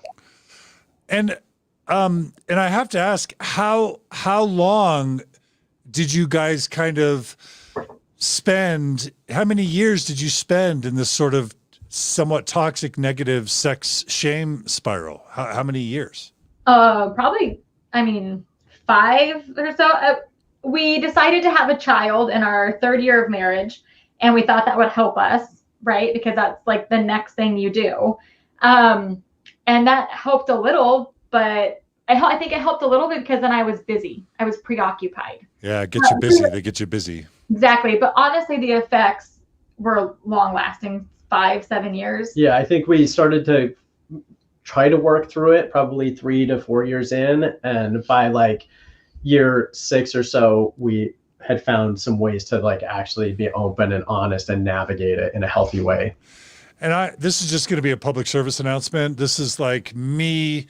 This is pro bono work for the Mormon Church. So Mormon Church, I know you're listening. You guys have like a 4-day response rate to my episodes these days.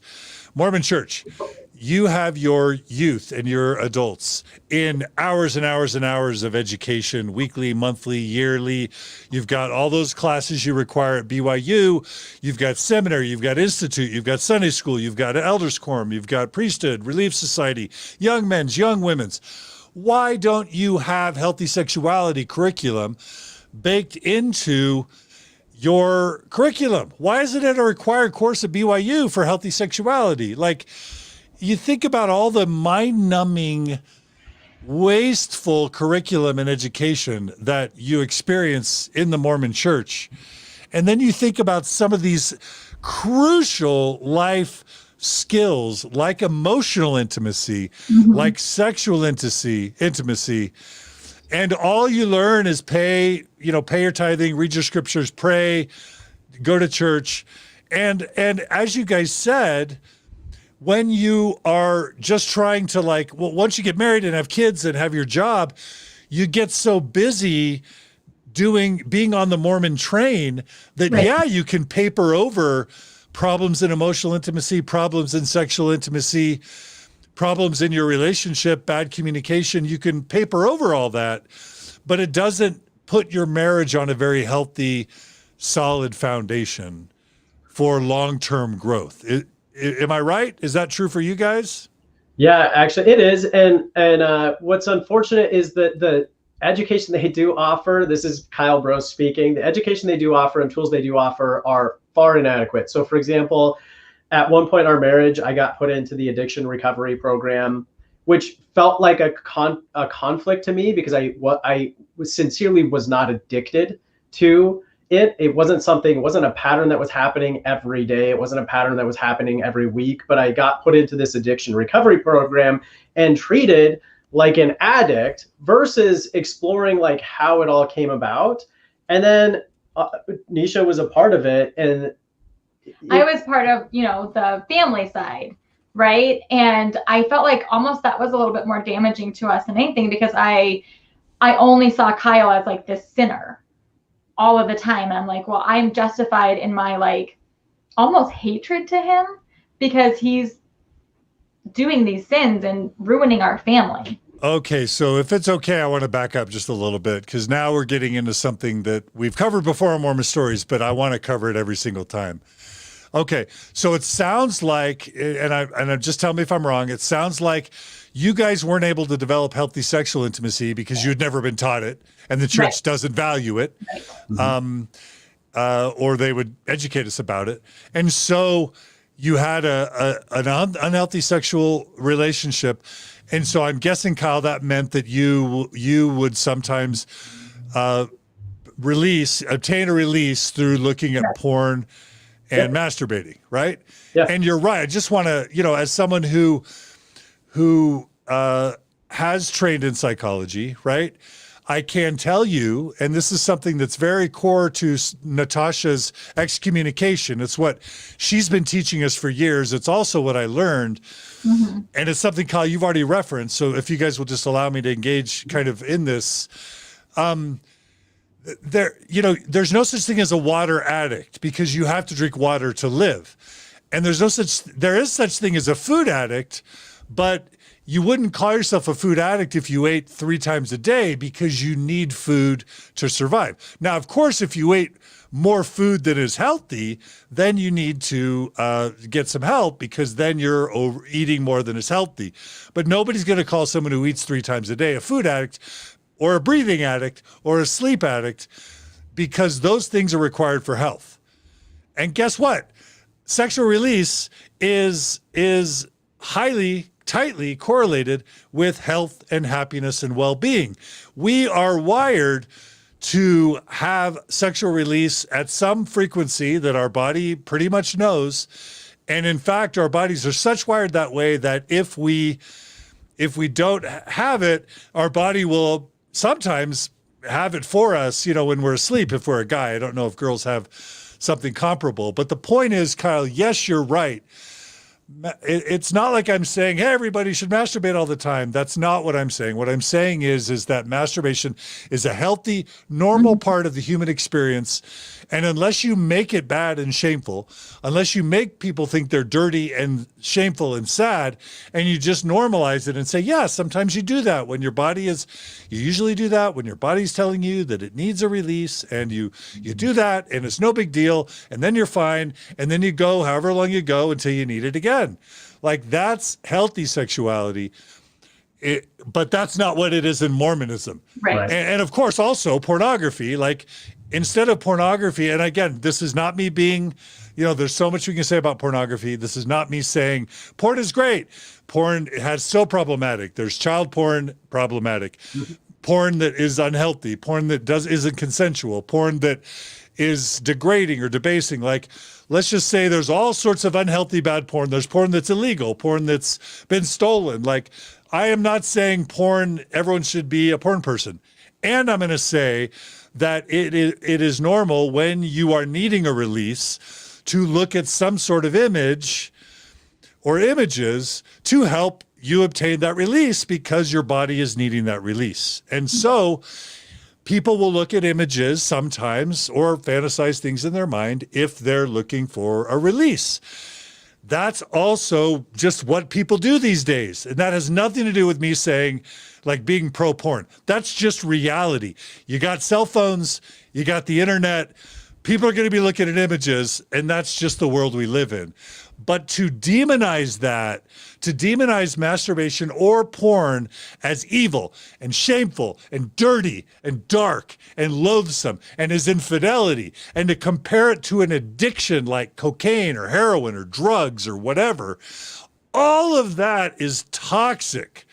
It's toxic to the husband because then he feels like he's bad and worthless and dirty and shameful, which makes him feel awful. And guess what he needs? He wants to self-medicate to feel better, and he's going to masturbate more because that's the way that he feels better. And so that puts him in this toxic shame cycle where you're actually increasing the thing that you claim you don't want to be happening. And then it also ruins the marriage because the wife thinks the husband is a dirty, rotten, cheating, filthy, perverted man, right?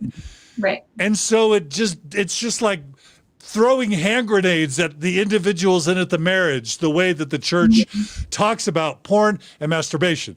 And that's what Natasha's been talking about. That's what got her excommunicated.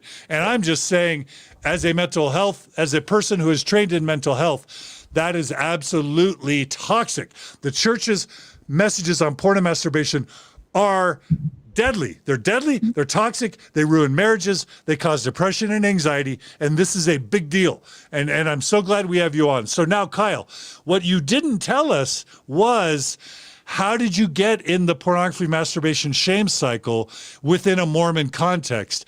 Let's spend a little bit of time on that story. Does that make sense? Yeah.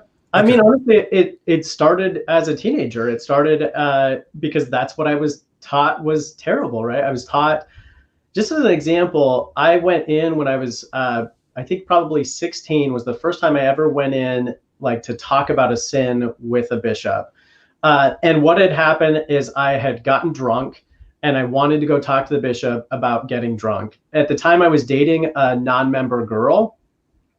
So I went in and I was not doing anything with this girl, like anything sexually with this girl, maybe kissed, but nothing beyond that. I went in to confess to the bishop that I had gotten drunk. I sat down and the first question the bishop asked me was, is she pregnant? Mm-hmm.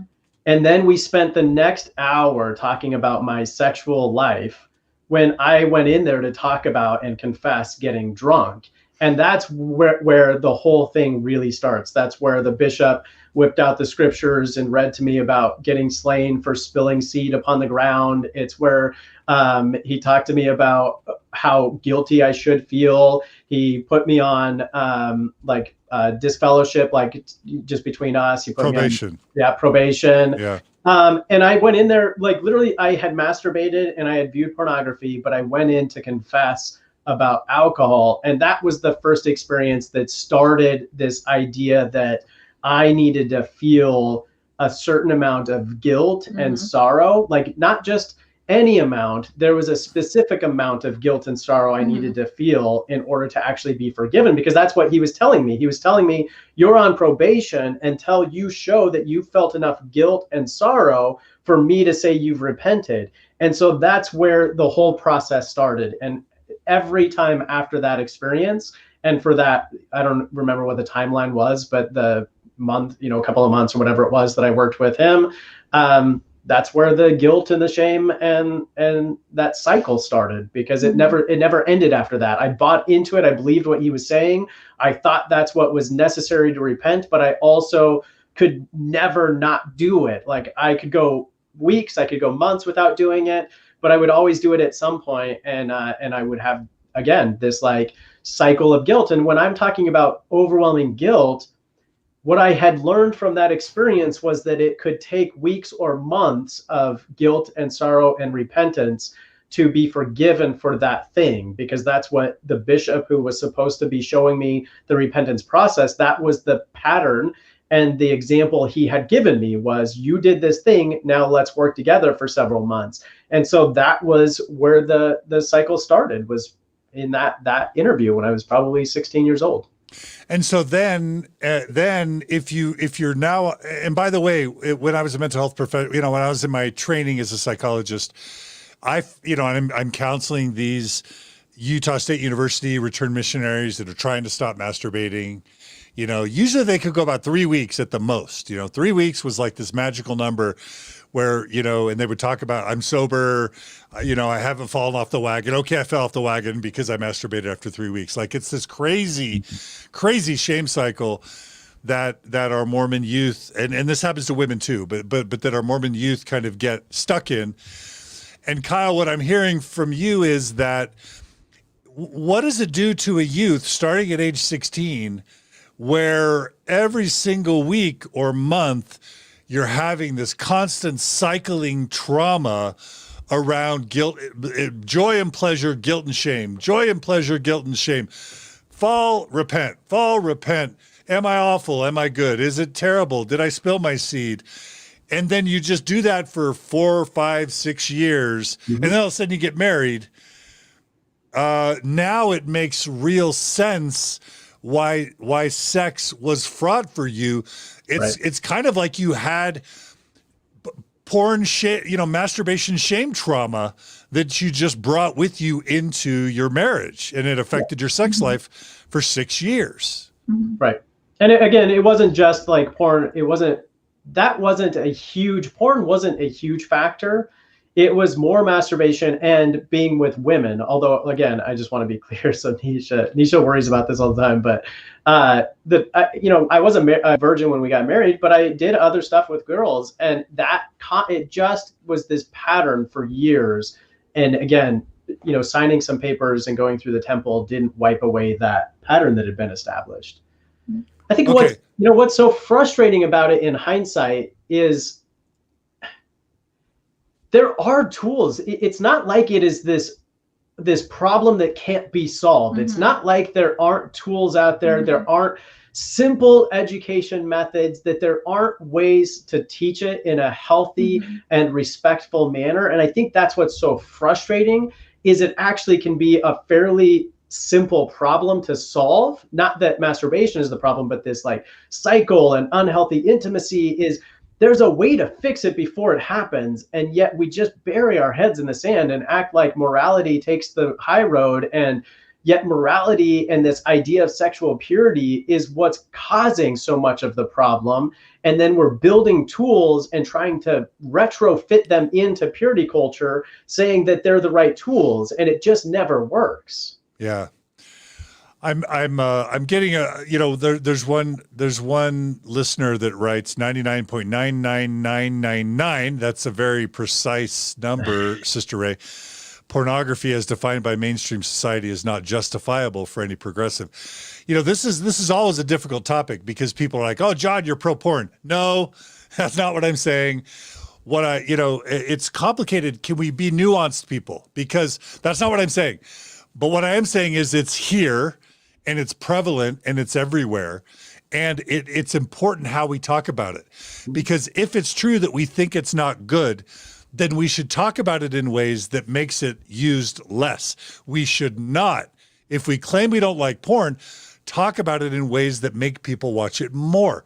And what I'm saying is that demonizing something, making it scary, making it awful and dirty and terrible, and making it like, I have friends that, like, their wife, I have a friend whose wife said, "You're going to now sleep in your office on a mattress, and you're no longer welcome to have sex with me or be in bed with me for 6 months until I know you go 6 months without looking at porn or masturbating."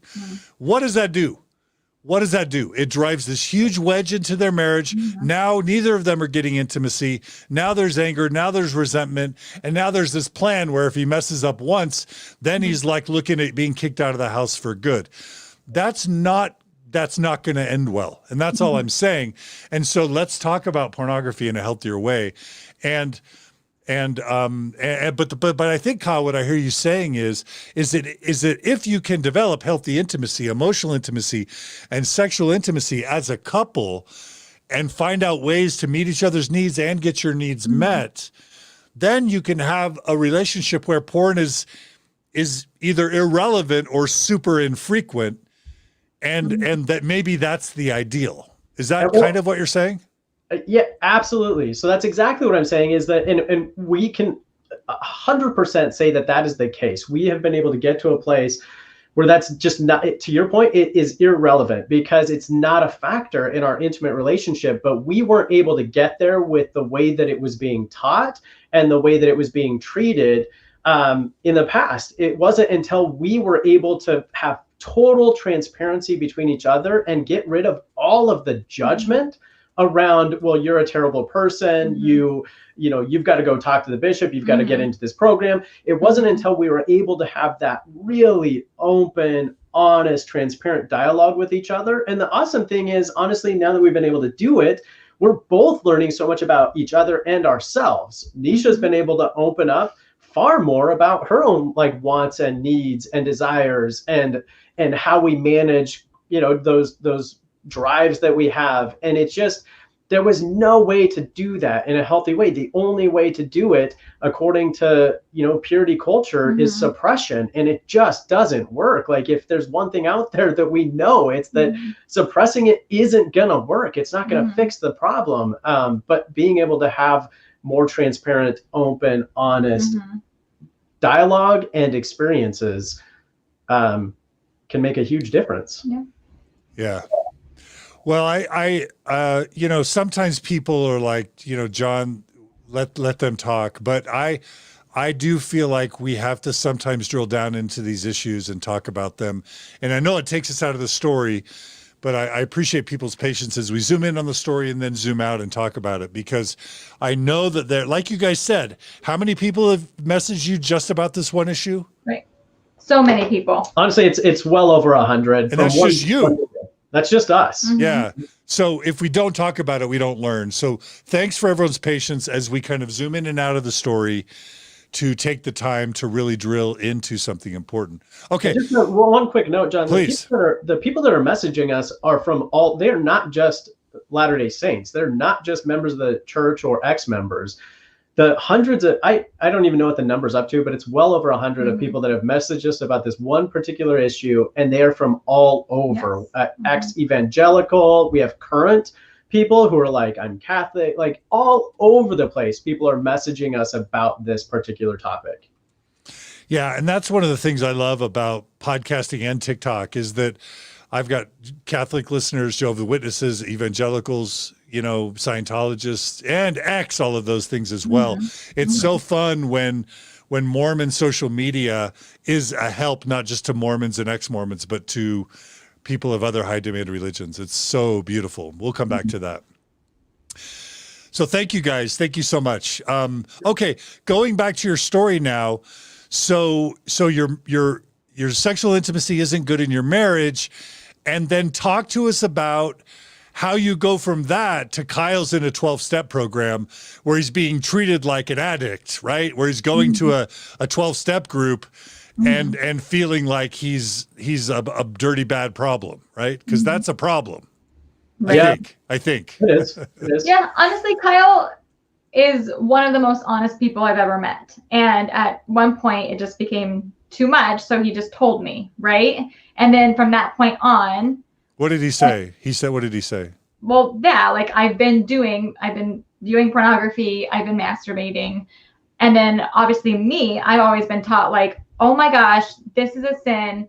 You're ruining our family. We have to go talk to the bishop right now. You need to go confess. Yeah. But looking back, I just wish, again, I wish I had the tools, and I wish I was taught differently to not jump down his throat and immediately make him feel even more terrible, because he was just trying to be very vulnerable and express what had happened, right? And I didn't even value or appreciate that. I was like, all right, I knew I didn't like you. Now we're going to get the bishop to agree with me too. So it was terrible. So It was did you awful. guys go? Did you guys go to the bishop and talk about this? Yes.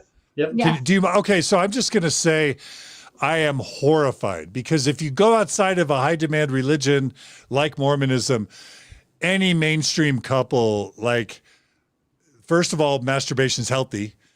Second of all, why would you ever bring a church leader into your bedroom, especially one who's not a psychologist or a sex therapist? Yeah. Who it's a plumber or an accountant who's got no training is now like in your bedroom talking about what you should and shouldn't be doing.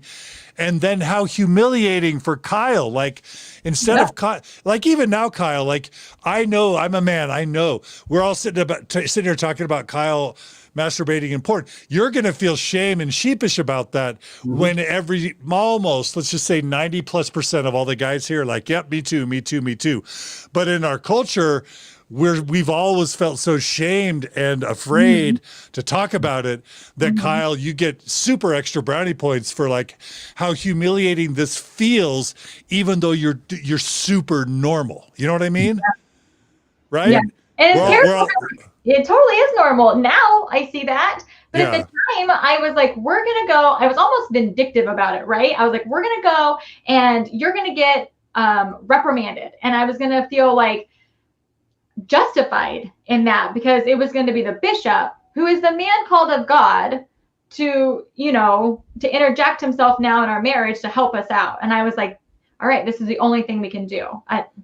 Looking back, it's just so messed up. And again, he's not trained. No. He's got no business counseling you on these things. And it's this weird cycle back and forth of Mormonism having good things, helping you raise your kids or, giving you a moral code or giving you community. And it's making something that is healthy and normal a sickness. So now Kyle's sick. And why is that important to the business model of the church?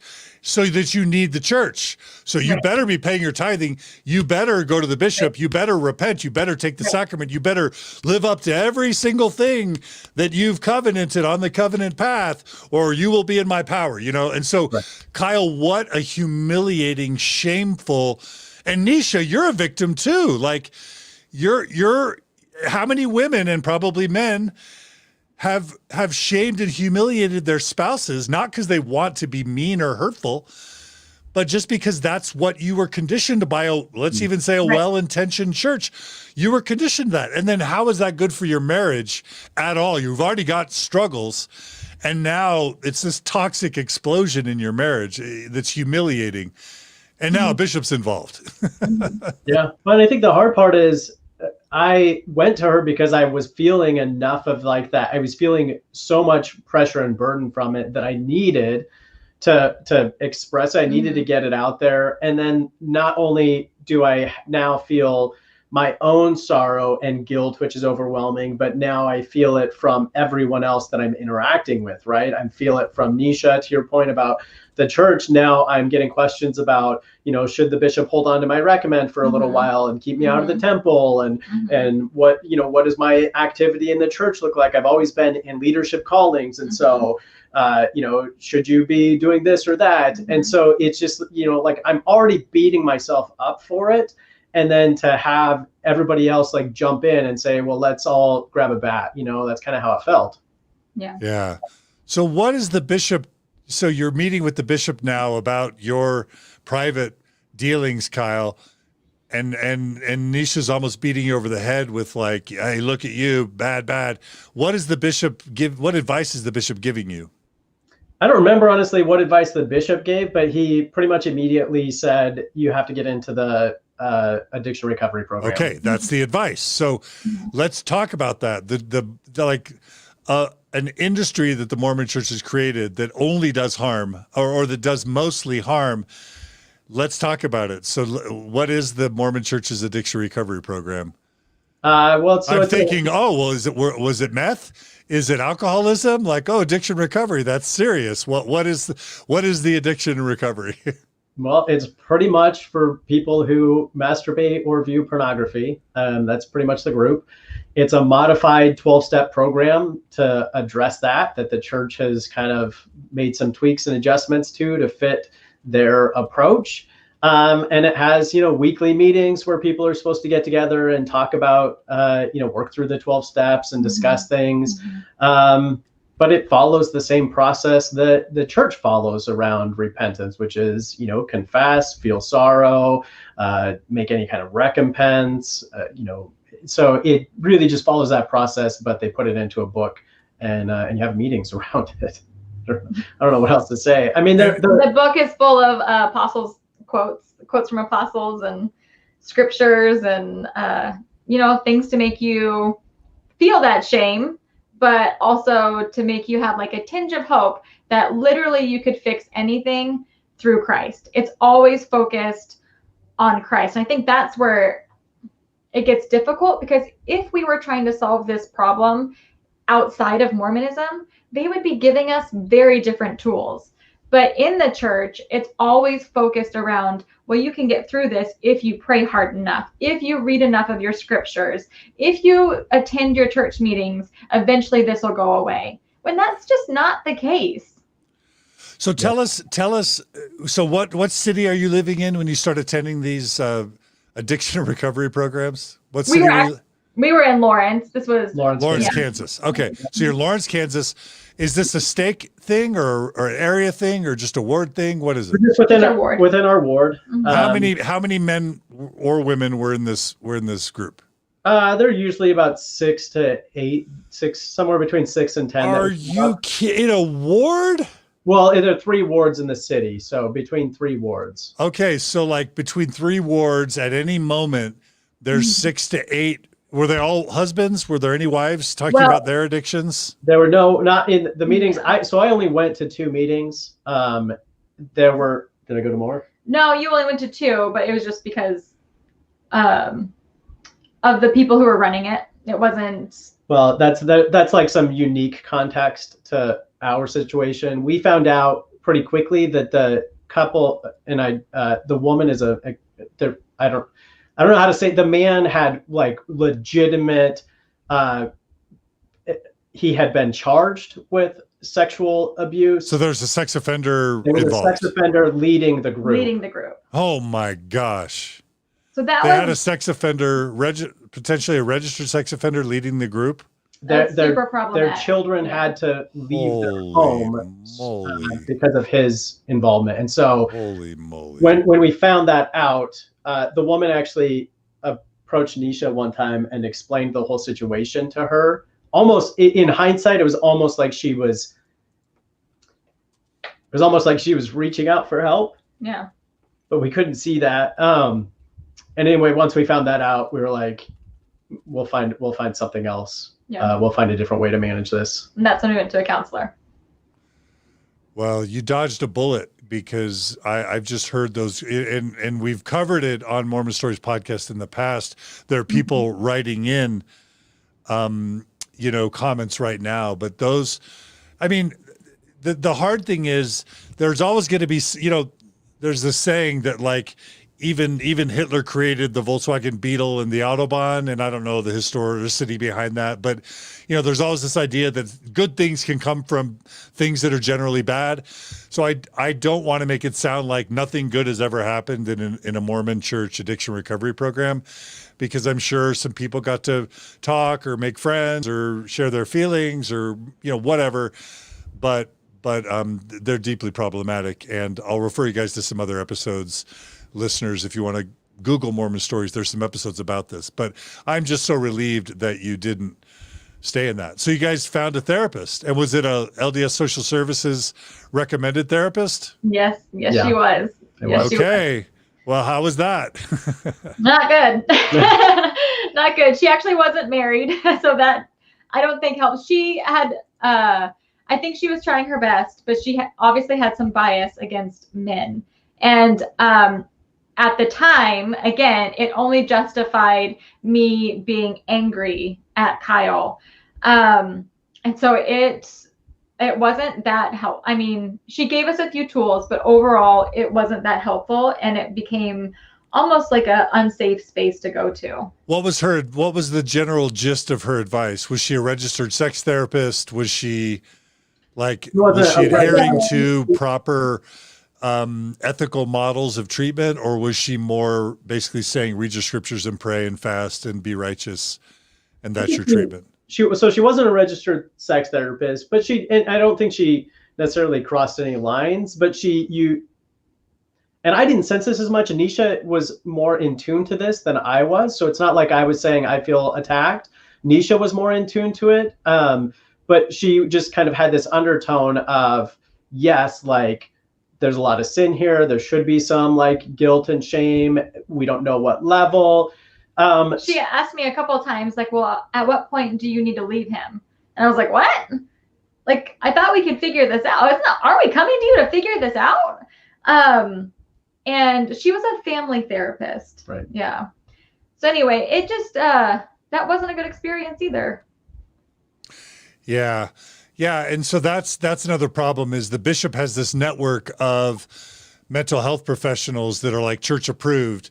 And in this bizarre world, someone like Natasha Helfer Parker, that's a competent, licensed marriage and family therapist and sex therapist, would not be recommended. You know, she was early on, but then when she started being vocal about her views on this stuff, the bishops and stake presidents stopped referring to her. And then the people that are on the list to be referred to are people that often aren't super competent in the areas that they're actually counseling. But they toe the church's line. They put the church's principles over the standards and the ethics of the profession, and they intermingle religiosity and religious bias into their therapy sessions in ways that are super harmful. And that's the first line of defense that the bishops are referring people to. Yeah. Yeah. Yeah. So we, I don't know, we went together for quite a few sessions. Then Neesha went on her own for a little bit. Mm-hmm. And then, I don't know, we just stopped. Yeah. I think we just felt like maybe we'd gotten to a point where enough time had passed. We could kind of manage and deal with it. And we just moved on. Mm-hmm. And we never, honestly, after that, we didn't really talk about it much after that. And things were fine. Things leveled out. Things got better. Things got better. I think that was opening the door to honesty. Right. And so we would still have like, you shouldn't say we'd never talked about it since. We would have like checkups. Yeah. Where I would ask him, and then I just trusted that you were being honest. Yep. And even at that point though too, our life started getting busier. So it started becoming not as much of an issue. I know we spent a lot of time dealing with it, and then we felt like we did it justice. And then, you know, we started having kids. So again, it just became not an issue. I love it. Okay. What else do you want to tell about your story before we start talking about the unraveling of your faith, or the challenges, of your faith? Anything else you want to say about your Mormon story? I don't know. I think I would just, probably every guest says this kind of stuff, but you know, we were in it. We were in it 100%. We, both of us were seminary teachers. Neesha was part of the pilot program for online seminary. I was an early morning seminary teacher. I've been in leadership callings my entire experience in the church. We were all in, 100% in, and you know, we could print out our Mormon resume to show how much time and effort and service and commitment we gave to the church. We did. We made sure we attended the temple. I mean, that was really a huge one for us. Going back to like eternal families, I suffered a couple miscarriages, and one was pretty late on. And that was a huge comfort to me to know, like, I will see this baby again, and I will raise this baby again. And that whole experience, just, you know, I kind of like Kyle's faith, questioning his faith while he was on his mission. That was my big experience, to question my faith. Like, I felt like at the time, if I had had enough faith, I could change the outcome of this experience of a miscarriage. And, you know, I didn't. We still miscarried. And just how depressed and worthless I felt, because my job was to be a mom, and I wasn't fulfilling that. And I went through just a really hard time of trying to make sure was my faith adequate to make my family eternal? I think that was my end goal, was just always have this eternal family. Well, in that specific experience, she struggled a lot because she felt like this conflict between, if I spend too much time grieving the loss, then it means I don't have enough faith. Because if I had enough faith, then I would just totally believe in eternal families and I would know it's going to happen. And so there'd be no reason to feel grief or go through a grieving process. And so it was a lot of this like struggle between, this really hurts and this sucks, but I can't feel enough grief or take enough time to grieve, because then it's some sort of indication that I don't believe strong enough in eternal families. And that was really, and as a fully believing member at the time, I did a terrible job in supporting her through that process, because I had the same mentality. I had the mentality of, why do you need all of these weeks or months to grieve when we both know that there's an eternal family and that this baby's gonna, come back in the millennium for us, or whatever it was gonna be. And so I wasn't there for her to be able to grieve that experience either. I think that's one of the hardest parts about looking back on our early years of marriage, is just seeing how distant we were from each other and how we held each other to such ridiculous standards. If I didn't see Kyle read his scriptures, then automatically I was like, well, he didn't read his scriptures today, so he's not worthy enough to be, the priesthood holder of our home. And I'm sure it was vice versa. We just always had these standards that were never going to be reached. But through reading like the family proclamation and through reading things that the apostles have said, these are things we are supposed to be doing. So, we just had a really hard time with trying to obtain perfection and being okay if we didn't. And we just judged each other all of the time. We did that a lot. And that was another piece that was hard, is we held that over each other's heads. Like if we weren't living up to the standards, we would make those comments. Like if we weren't having family home evening and one of us was carrying more of the spiritual workload than the other, or if I didn't go to a meeting early enough to set up enough chairs, or whatever it happened to be, we were very judgmental of each other in the expectations that we had. Yeah. So this is another instance that's very, very common, where in addition to all the good the Mormon Church does, it can create this toxic perfectionism and judgment in a marriage. That's everyone's feeling bad about themselves. Everybody feels like their partner's inadequate. And instead of really enjoying important parts of your life, everybody's just feeling awful, even though you're all working so furiously hard to do everything right. Is that what you experienced? Well, yes. One thing that I think is really important to understand here is when we talk about these experiences, so when I talk about my mission, or we talk about the miscarriage, when we talk about our marriage challenges, intimacy, when we talk about all this stuff, when we were in it, we would have never talked about it this way, because we didn't see it. When we were in it, we thought that's how it was supposed to be. Well, we thought we were being tried and tested, and this is what we're supposed to be doing on this earth, is like, I'm supposed to have this trial, and I'm supposed to come out even more faithful and even stronger. And if I don't, then what does that say about me? Right. And so I think it's a really important thing, because I think people who maybe haven't been through this process, they hear people who have left the church talk about these experiences in this way. And it's very easy to say things like, well, if you experienced it like that, why did you ever stay? Or if it's not supposed to be like that, you're not supposed to experience it. If you knew the gospel the right way, you wouldn't have felt any of those things. And the reality is, we're only able to see how harmful some of these experiences were now, having more information and knowledge about ways that life can go. When we were in it, you would have heard us say during the miscarriage, you would have heard us say like, yeah, we know that, we're going to have this baby again. We know that our family is going to be eternal. We're so happy and grateful for that. During my mission, you would have heard me say like, oh, it was such a beautiful experience and I want to go back out so bad. And I'm so excited to go back out. You would have not, in those moments, you would not have heard us talk about it this way. It's only because we have new information and a broader context that we're able to look back and say, it didn't have to be like that. And actually, there was a lot of really like crappy, hard, difficult, unnecessary emotions bottled up in those experiences that we weren't able to see in the moment. Yeah. Yeah. Yeah. And I think it sounds like, maybe the sexual stuff of the first 5 or 6 years waned off. And partly that's just because life becomes so busy. You just are so busy doing everything else. But it sounds like you guys were living the Mormon dream, doing everything that you possibly could to do it right. And just at your core, even though you may not have even known it, you weren't really loving it or really finding a lot of joy in it. Is that fair to say or not? Well, possibly it's fair to say. I also think that if there was a piece of me that felt like what you just described, then I would have dived in even deeper into it.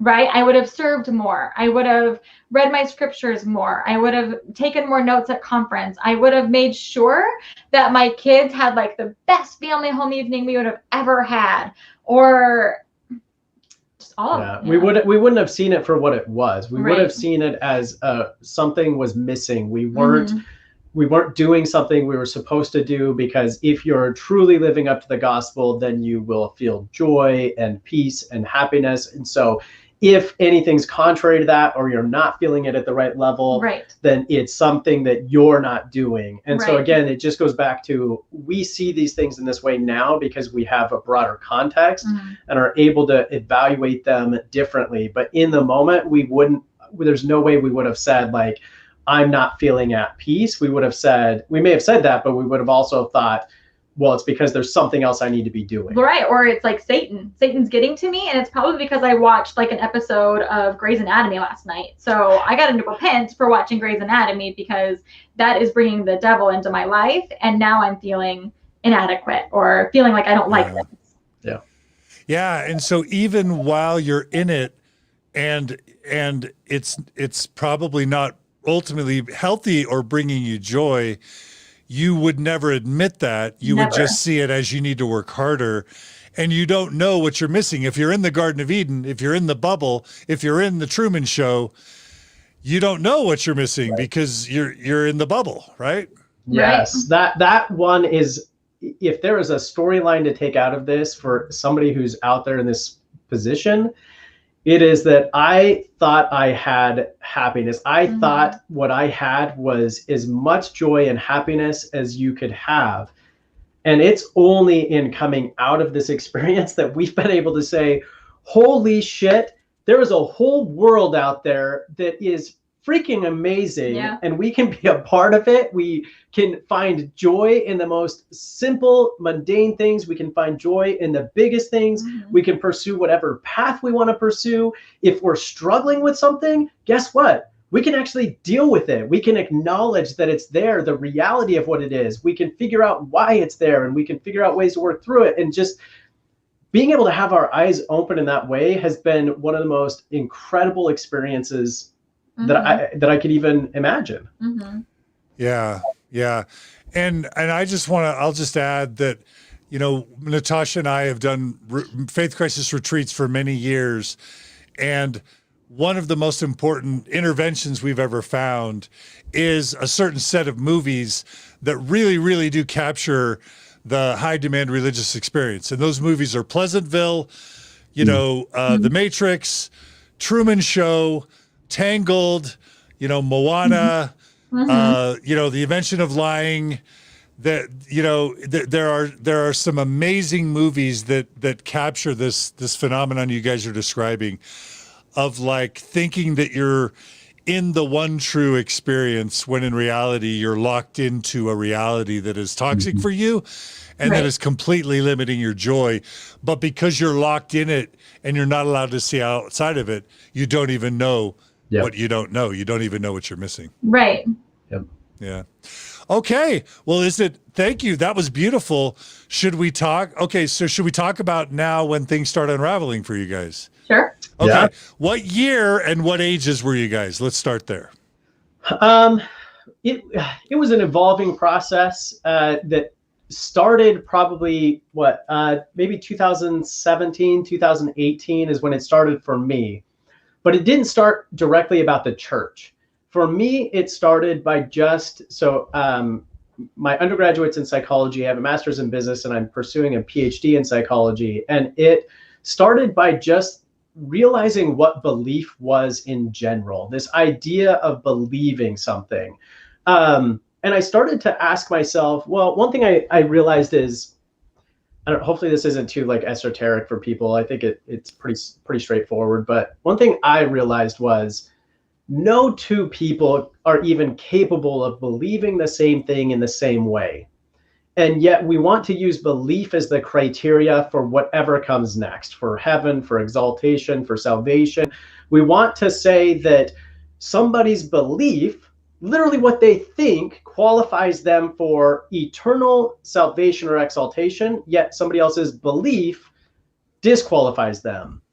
But no two people are capable of believing the same thing in the same way. And so that I had this realization several years ago about that. And I just thought, how does that work? How does that make any sense that belief is the qualifier when it's so ambiguous and it's so impossible for two people to actually believe the same thing? Even within the church, no two people believe God the same way. They all conceptualize God differently based on their knowledge, their education, their experiences, their own father figures, their own family relationships. Mm-hmm.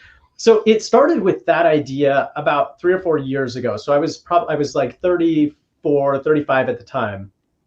That wasn't a huge deal for me, though. It didn't like really spur things. What it did is it opened me up a little bit to be just a little less judgmental about other beliefs, a little less convinced that this was the only path. So I still thought the church was absolutely true. I just didn't see it as the only path, like you have to believe this thing. And then it was early 2000. But just to be clear, you said that's your graduate work in psychology started leading you to think that. Studying psychology so just studying neuroscience, how thoughts and beliefs and ideas are put together, how they can change over time, how inaccurate or accurate they can be, just that whole, how it all works. And this is exactly why Mormonism and other high demand religions are always skeptical of higher education. It's okay if accounting's fine, engineering's fine, lawyer's fine, but psychology has always been suspect, because once you start realizing how the human brain works and how universal many of our experiences are that the church likes to claim as unique and a testament to its truthfulness, that's dangerous to faith. So I can see why the Mormon church likes to warn people against certain fields and pursuits. Well, and I actually had, when I entered my PhD program, I had several people say to me, what happens when you start learning too much, or what happens to most of those academics. And so I had people make those comments to me about, they were pretty prophetic, but they did make those comments. They weren't wrong. They weren't wrong. Okay, keep going. What happened next? So then, and at this time, and I'm not trying to speak for Neesha, but at this time, Neesha's pretty much plugging away, like in the church, fully bought in, probably serving in a. I'm making up for all the stuff you're not doing. What do you mean by that, Neesha? What do you mean? So Kyle traveled a lot during this time, so he was never really home, which probably is why we're still married. Just kidding. But I would take on whatever responsibility the church asked me to do. And typically I would put my family last and the church first, because I felt like that made me a more worthy and faithful member. And so when Kyle says something like that, it means like if they needed help with anything, I was there. Mm-hmm. Yeah. So, okay. So that whole belief thing started a couple of years ago, and then it was really the end of 2019. My kind of big moment was I was serving in a leadership calling, and the end of 2019, we got together for a ward council meeting, and we were doing the ward mission plan for 2020. And I had gotten to this place where I didn't see the church as like the only path, but I still thought it was true. I still had a testimony of it. But in the ward mission, as we're in a ward council, we're talking about the ward mission plan. They just kept going to like, we have to be teaching, we have to be converting. And I challenged it. I said, why can't we just scrap all of this? And why can't we just make our ward mission plan for everybody in the ward to be the best friend they can to like the people they come in contact with?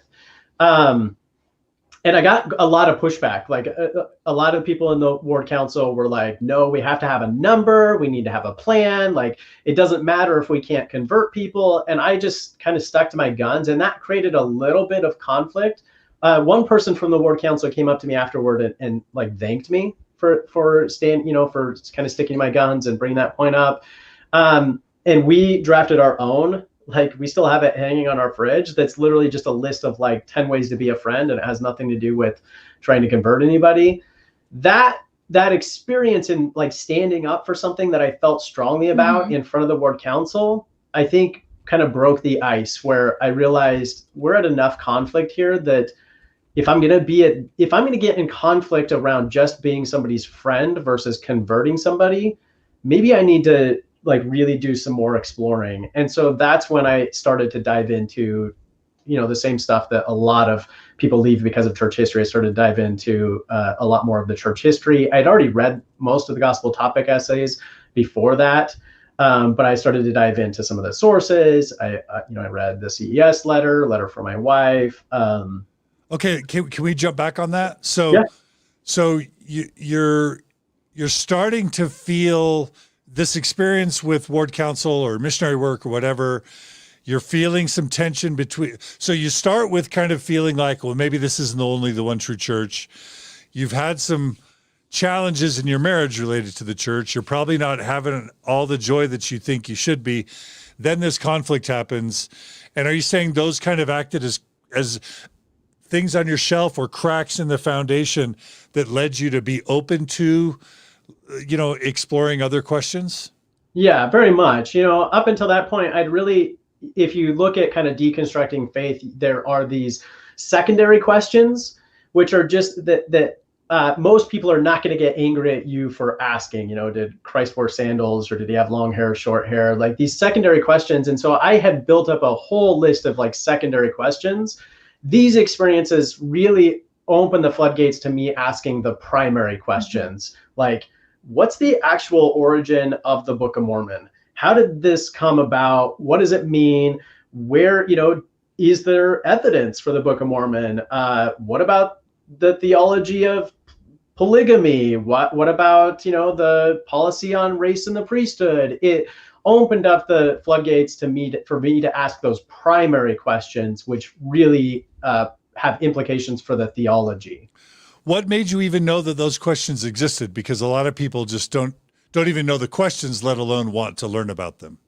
Because I'd already read the gospel. I mean, I was pretty well read as a Mormon. I read a lot, and I had already read most of the gospel topics essays, so I knew they were out there. But I always accepted the apologetic kind of version, or I would create my own version of like, well, and I would talk to Neesha, right? I'd be like, here's my own version of why it still works and why it's okay.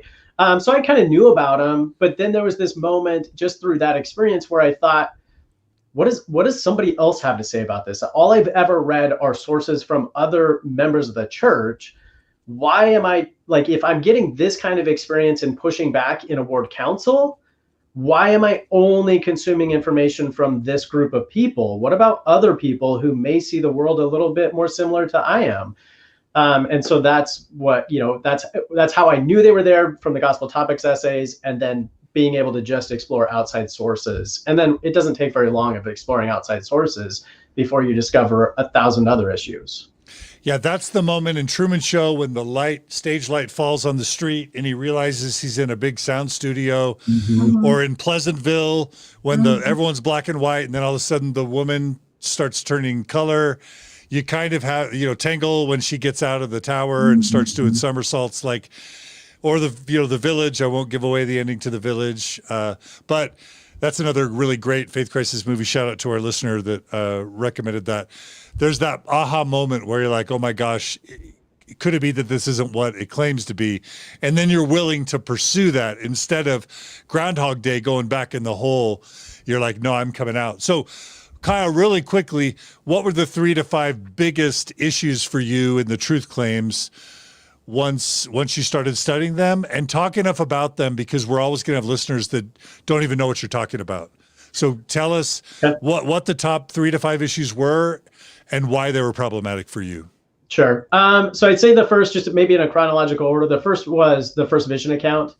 The piece to that, so the first vision account mattered to me because as a missionary, that is what I built my lessons around. This concept that Joseph Smith went into a grove of trees, prayed, and then saw physical beings, God and Jesus Christ, and that they had this conversation with him. And I taught it in a very specific way. As a missionary, I learned it a specific way, and I learned it that way because it built a logic model. Oh, if Joseph Smith saw God and Jesus Christ, if Joseph Smith did this. And so when I learned not so much that there were different accounts, but the timing of when those accounts came out. So we now know that there are multiple accounts of the first vision, I think 4 by Joseph Smith, and then 5 additional ones.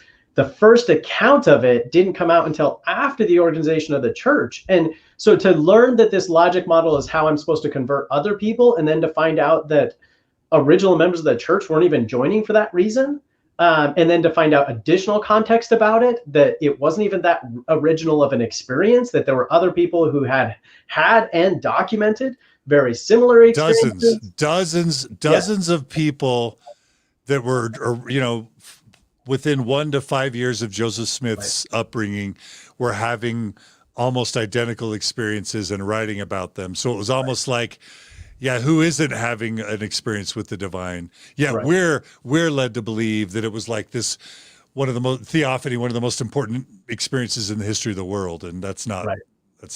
Yeah, keep going. Right. Well, and those other experiences were documented. They were published in local papers. And his wasn't.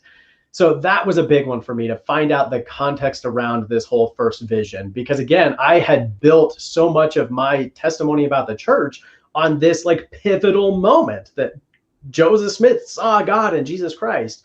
And so to learn the complexity, to learn the issues with it, was a big one for me. The second one was race in the priesthood.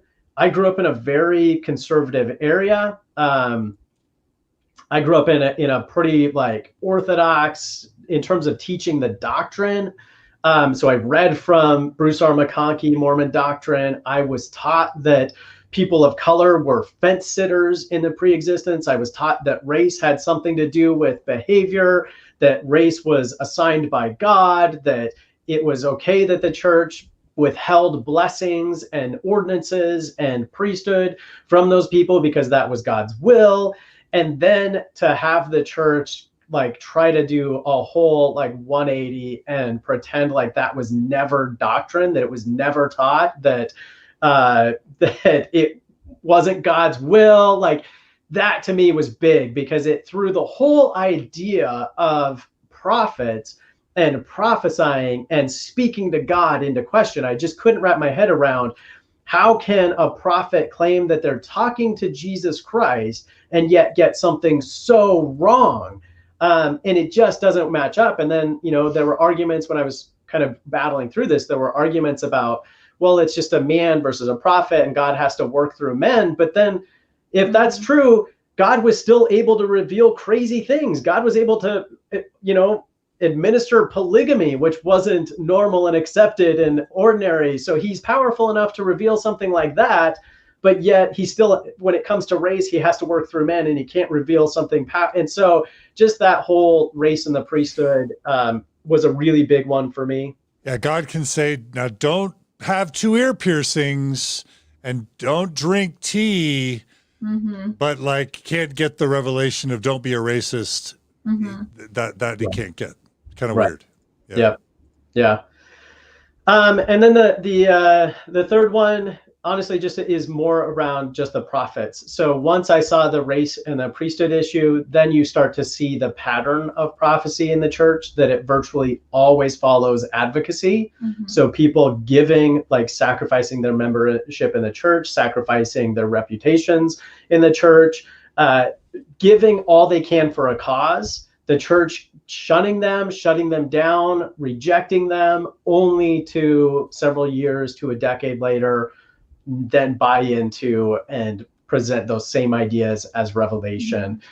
So seeing that pattern was probably the third really big one. And that pattern is one that continues. And what's silly about that is the last 5 years I was active, my in-laws would jokingly call me Prophet Kyle because I could tell you exactly what the church was going to do a year to 2 years before they did it, because it's obvious. Like, you just look at where society's at and what conversations people are having and what things people are advocating for, and you can know exactly what the church is going to do a year to 3 years from now.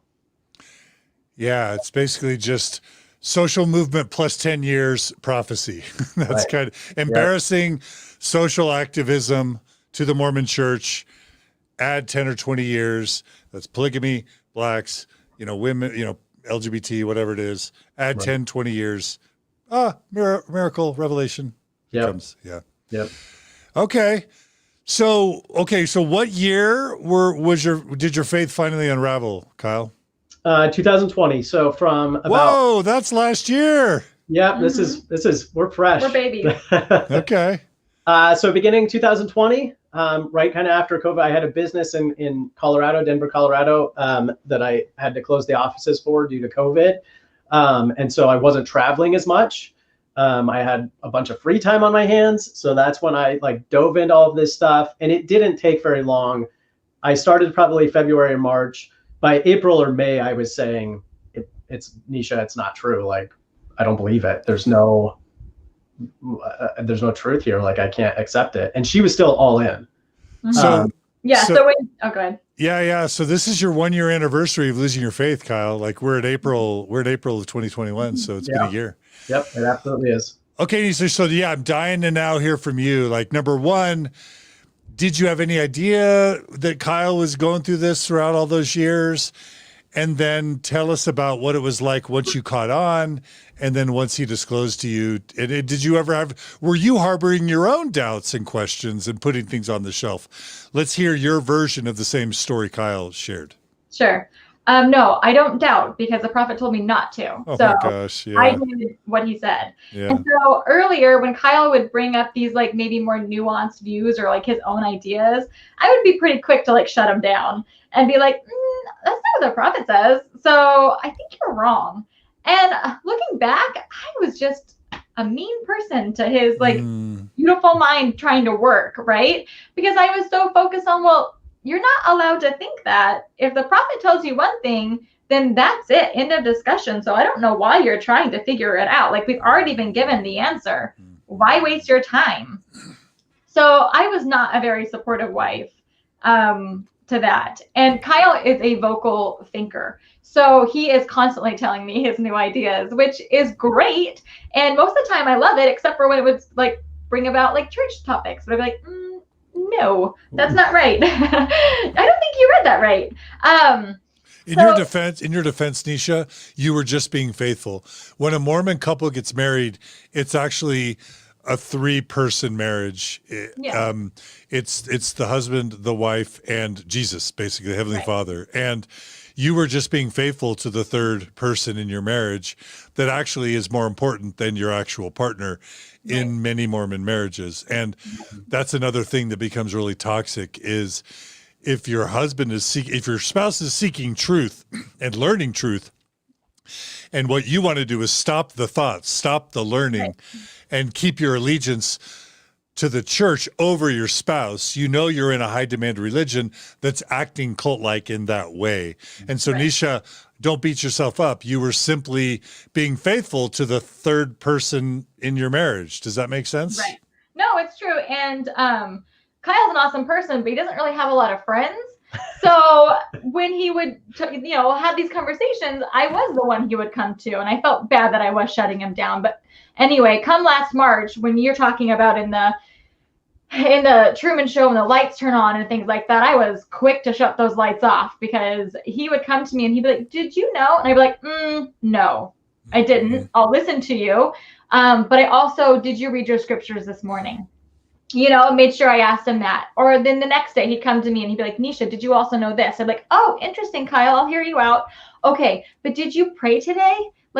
Are you doing all these other things? And also, where are you reading now? Because I don't think these are church approved documents. So we fought probably every day for a good couple of months. Yeah, it got bad. It got really bad. Got really bad. You know, we fought a lot. We asked if we were going to stay together. We asked if this was what was going to take us apart. There was one night where we fought intensely, and I packed a bag and I left the house. And that was really hard because our oldest, who's 9, watched it. He watched us. Right. He watched me walk out of the house, which he's watched me leave a lot for work. But I've always hugged him and told him, like, you know, I'll see you in a couple days. But that was like the low point. To leave for a night and go stay in a hotel room and not know. Yeah. And Neesha, what were you thinking? What were you feeling in that moment? So many things, right? I was feeling, well, I hope he doesn't come back. He's already ruined our family. Like, I think that was. What do you mean? How ruined your family? Explain to a non-Mormon what you mean. Sure.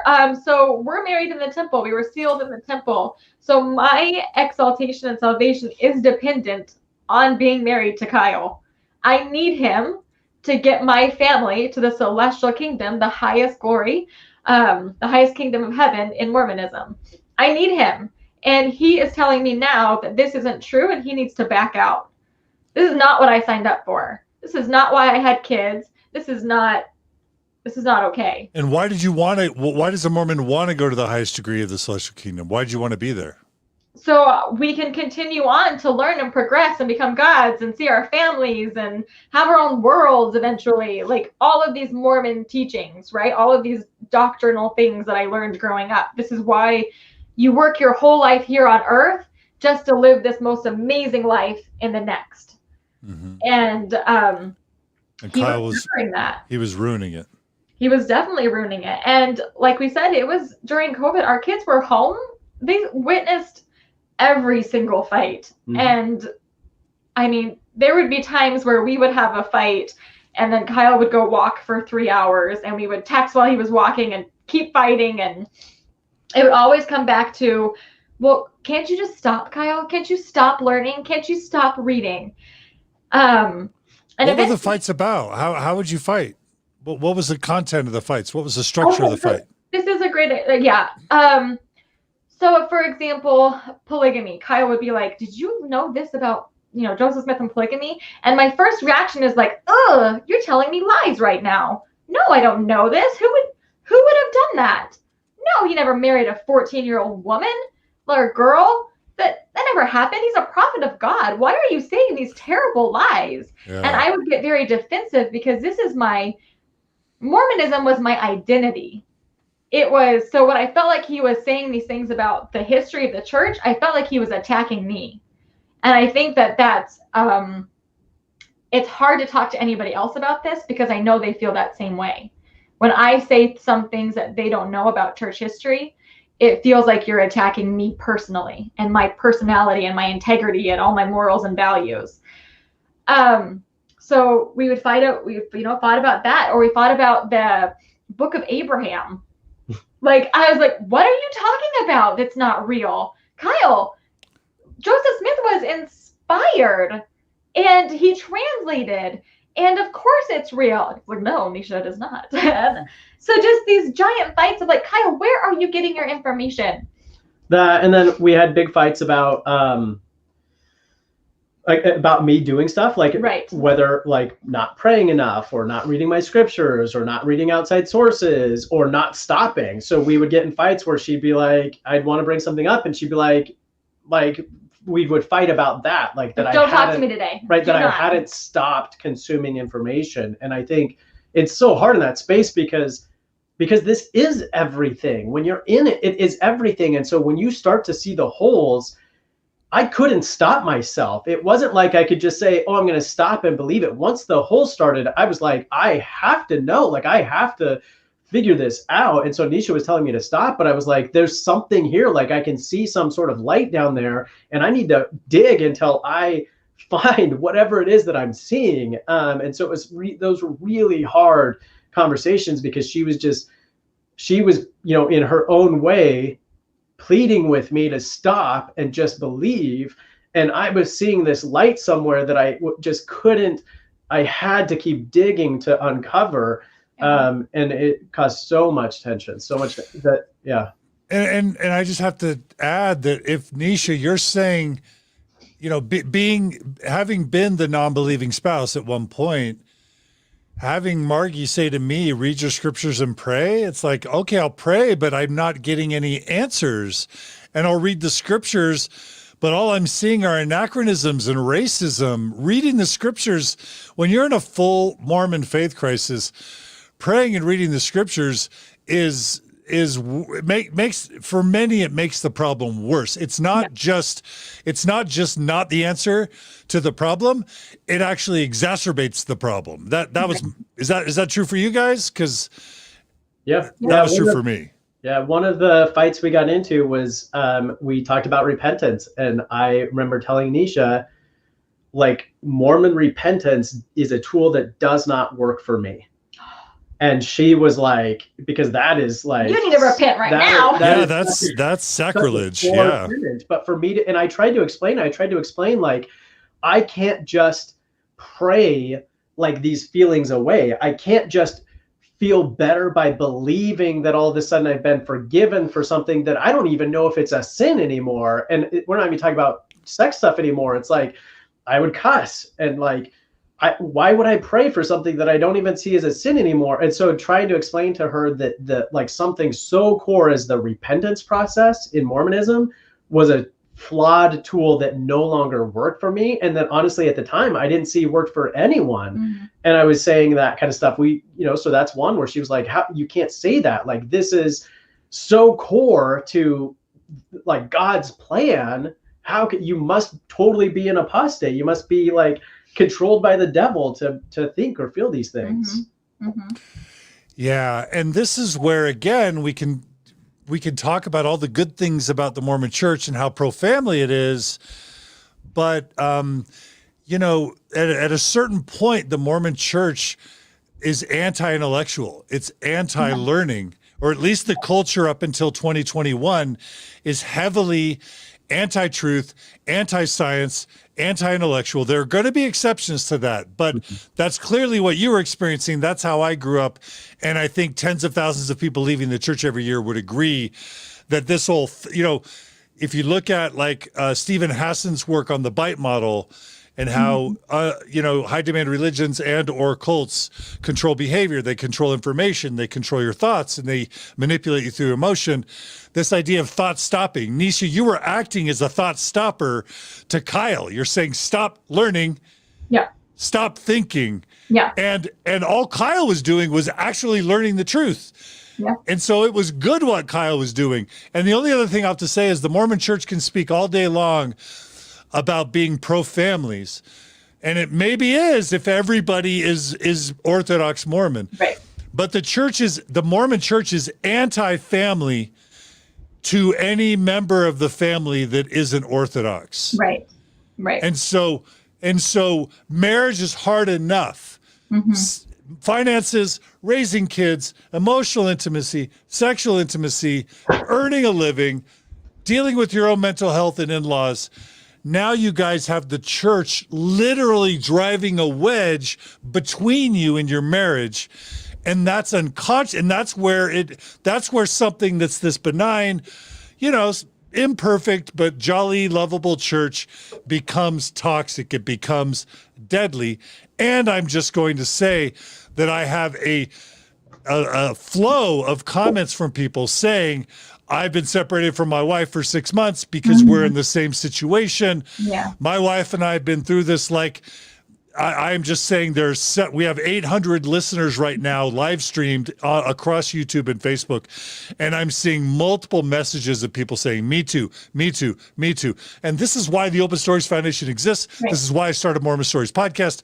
This is why the Mormon podcasting world is so vibrant. It's because the Mormon Church can destroy families for no good reason. And it was destroying yours. It came so close to destroying ours. Mm-hmm. So after the night that I left, what I did come back the next day, and we sat down and we asked ourselves that question. We literally asked ourselves. Each of us asked the other person, "Are you going to choose your beliefs or are you going to choose our relationship?" And we had already hit rock bottom, so we were fine answering whatever we needed to answer. But we literally asked that question, Neesha, will you choose the church or will you choose me? And she asked Kyle, will you choose this path you're going or will you choose me? Right. And we both said we'll choose each other. So if that meant that I had to stop, I was willing to stop. I was willing to fake it for who knows how long. And if it meant that Neesha needed to give me room or to leave the church in order to make it work, she said she was willing to do that. So I mean, that was a really big moment, because that moment is what finally allowed us to come together in this process, to have that burden of not only am I going through a faith crisis, but to know that at least if I'm going through a faith crisis, my marriage can be there as a support and as a fall as I'm going through this. And so that was a huge pivotal moment for us to know, okay, whatever comes next, we're at least going to do this together. I mean, the hair on my arms and on my back is standing up. I'm getting that spirit tingly feeling right now. Can the Holy Ghost inspire someone on Mormon Stories Podcast? Can the Holy Ghost inspire me, an apostate of the church? I'm not sure, but I just felt the Holy Ghost. Anyway, that was beautiful. Neesha, I have to ask you, there are so many instances where the believing spouse does not, that question you ask is so fundamental. Are you married to me or are you married to the church? Do you choose me or do you choose the church? And there are so many believing Mormons that choose the church, that say, wait, if it's between you, husband, and the church, I'm going with the church, and you as either my ex-husband or as an eternal disappointment. But what was it? Can you talk us through that crucial moment? Because there's so many people here. My believing wife or spouse has kicked me out of the house, or they think that I'm bad, or they think that I'm worthless, or they look down on me, or whatever that is. And they haven't chosen their non-believing partner over the church. Neesha, take as much time as you want to tell us how you arrived at that position that so many people can't and haven't. Sure. I hope I do it justice. Number one, when we asked that question to each other, I just realized I loved Kyle for who he was, and I was willing to accept him for where he was at. So that's number one. So I needed to give him that. Number two, I had an ulterior motive, because I was like, if I start researching things, then maybe I will turn his views and I will teach him the truth. And then a third component was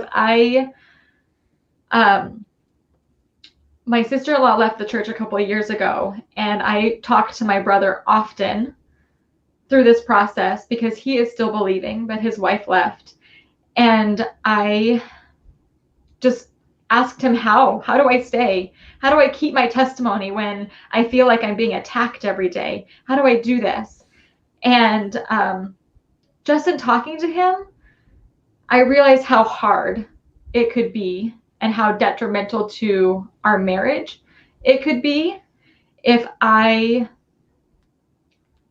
continue to choose the church and trying to save this lifestyle that I thought we were going to have, how hard it could be for us down the road. And so knowing that I loved Kyle and that I wanted to keep our family together, I just told myself, okay, Neesha, you can start to research some things too and see where Kyle's coming from. Because if I'm going to support him in this, then I need to do it the best I can. And then again, maybe I'll learn something that will help bring him back. So I wish I could say I was like this awesome person, but my motive was to bring Kyle back, because I thought I could. And so I knew a lot of the things that Kyle had already told me about church history, but I started reading the gospel topic essays, and starting to talk to Kyle about them. I talked to my brother about them. I talked to my sister-in-law who left about them. Because when you're going through this, your pool of people to talk to is so small. Because I was afraid of what others might think of me who didn't know we were going through this situation, right? And again, I knew that if I started to bring out some of these issues that I was learning and reading with some of my believing membered family, that they would also think, Neesha, what are you doing? Why are you reading these things? And when I say these things, the first things I ever read were just the gospel topic essays. So as I started reading, I would read the gospel topic essays, and things actually started to kind of make sense of where Kyle was coming from. Neesha, tell us which essays, and because I just love taking time on this, which essays and which topics started to make sense to you or cause you to question? If you can remember. Sure. Joseph Smith and polygamy was a big one. Why? What was wrong with that? Okay. What's wrong with that? Right. What's wrong with that? Honestly, like I said, I grew up in Liberty and went to Nauvoo, Illinois a lot. I was immersed in a lot of church history. I did not know Joseph Smith was a polygamist. I was taught my entire life that he was not a polygamist. And so when I found out from the church, he was in fact a polygamist and he married underage girls. This is from the gospel topic essay. Was it Polygamy in Nauvoo? Yeah. I believe it's called. Yeah. When I read that, I was shocked that nobody had ever told me that before. How could I have taken a history class of the church and that was never brought up? Why was I defending Joseph to friends and that weren't members about him not being a polygamist when he was? I was made out to look pretty stupid in front of people when the church that I believe so heavily in wasn't telling me the full truth from the very beginning. Yeah. And then when I started to learn a little bit more about polygamy, I was also reading at the time this book called Escape by Carolyn Jessup. Thank you. I started to see that I was making concessions for the leader of our church, Joseph Smith, that I wouldn't make for Warren Jeffs. And then I watched Waco on Netflix and watched David Koresh, and I was like, whoa, wait a minute. This man is a modern Joseph Smith, and why are people acting this way to him? Why are they killing him? But there's that amazing moment in Waco where I think he's sitting on the roof with that guy. You remember that?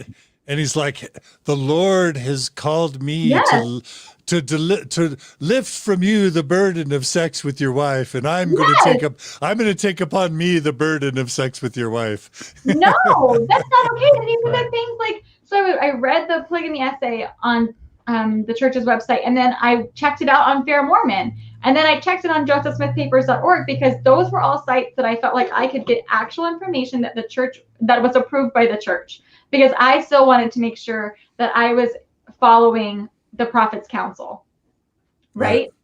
And so as I started reading that, I just thought, there's no way if this was Kyle that I would be okay with what he was doing. So that was a really big issue for me. And I started to see like, okay, Kyle, I can understand where maybe you're coming from this. And then what were the other ones? The Word of Wisdom. So the Word of Wisdom? Yeah, that was an interesting one too. And then just to do a little bit more research on where the Word of Wisdom even came from and how it's evolved over the years. Just like Kyle was mentioning earlier, that prophecy tends to follow social norms and how the word of wisdom has changed. And then as you just start to read more and more, going back to what Kyle said about prophets, I started to realize that, wait a minute, like, when do I know when this man is talking to me like a prophet versus when he's talking to me like a man? I thought he was always talking to me like a prophet. Why would he have something documented on the church's website that would be him talking like a man? And how can that be like false? How can people be like, oh, that was just him talking like a man? And I'd be so confused. And then I brought this other element of, well, if the church is based upon personal revelation, that's how the church started, right? When I'm praying about these things and I'm not feeling good about Joseph Smith and polygamy, and my personal revelation is telling me that this is bad, and it's starting to contradict the church, who do I listen to? Do I listen to myself and my own personal revelation and my own inner feelings? Or do I stick to what the church is telling me and what the prophets have told me, that this is okay because it's of God? I started to get really confused about who is God? What is he telling people? Can I even hear him? Like, what's happening? Through this whole process, like I said, I continued to talk to Kyle about it. I started to see more and more how his views were starting to align with my views, and obviously like vice versa. And it started to just bring us closer together instead of tear us apart. And honestly, that was beautiful for us because we had spent the previous 6 months just in a terrible situation. And I'm grateful that I was able to get to a point to say, I love you enough. And I trust you enough. Let me just see what you're reading. Let me just see if I can understand where you're coming from. It's not fair for me to disregard anything he's going to tell me if I haven't even done my own research and my own part. So I'm grateful that I was able to come to that decision to trust Kyle enough and to love him enough to just say, okay, if you are going to do this, let me try to be a part of it. And ultimately, that led us together. Yeah. And has been so good for us. There was a moment after Neesha had done a lot of reading and I think had finally like arrived at her own conclusions. Throughout the process when I was studying, one of the things that would happen is she would ask me, like, why are you doing this? Why are you doing this to us?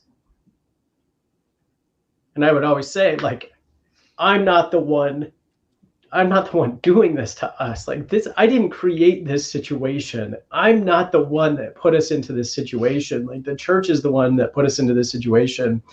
And I would say that to her, and she would ask me that a lot, like, why are you doing this to us? And it was several months after after we were out together, we were kind of living, we'd done a TikTok video that had been pretty emotional, and I kind of broke down afterward, and I was just hugging Neesha, and I was breaking down, and I said to her, I'm so sorry.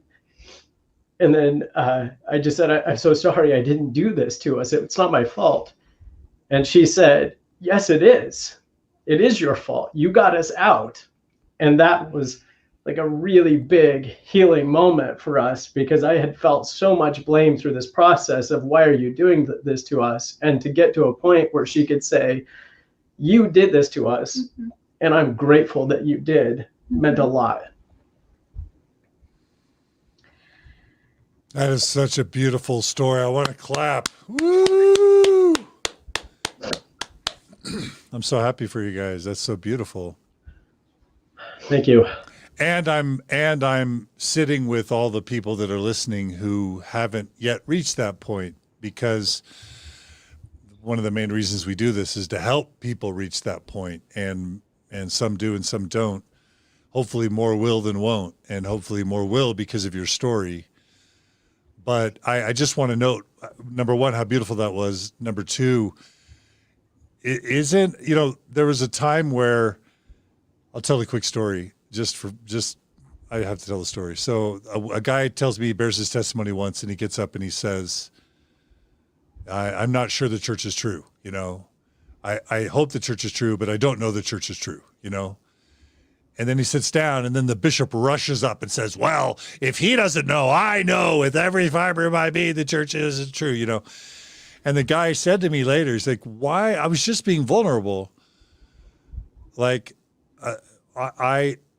all I wanted was empathy. Why did that bishop feel like he had to like scold and shame me? And the thought that came to my mind was, there's nothing more dangerous to Orthodox Mormon faith than empathy.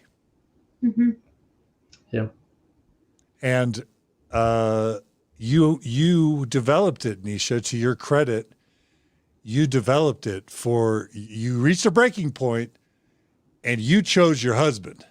Yeah. And that was the beginning of you saying, well, I guess and even if you had bad intentions, or not bad intentions, but even if your intentions were to reconvert him, I mean, how many people have gone down that road of, I'm going to reconvert my loved one by studying the problems with the Mormon church, and then they lose their faith. But it began with the desire of yours to be empathetic. And that's so problematic because on the one hand, we're all frustrated that Orthodox Mormons are like, don't tell me the issues. Don't talk to me. I don't want to hear it. And that's what you were doing, Neesha, year after year after year. Don't tell me anything about it. Don't talk to me. I don't want to hear. Read your scriptures, pray. We're not going to talk about it. Yes, of course you're doing that. That's frustrating for those of us on the outside. But look what happened when you were empathetic, right?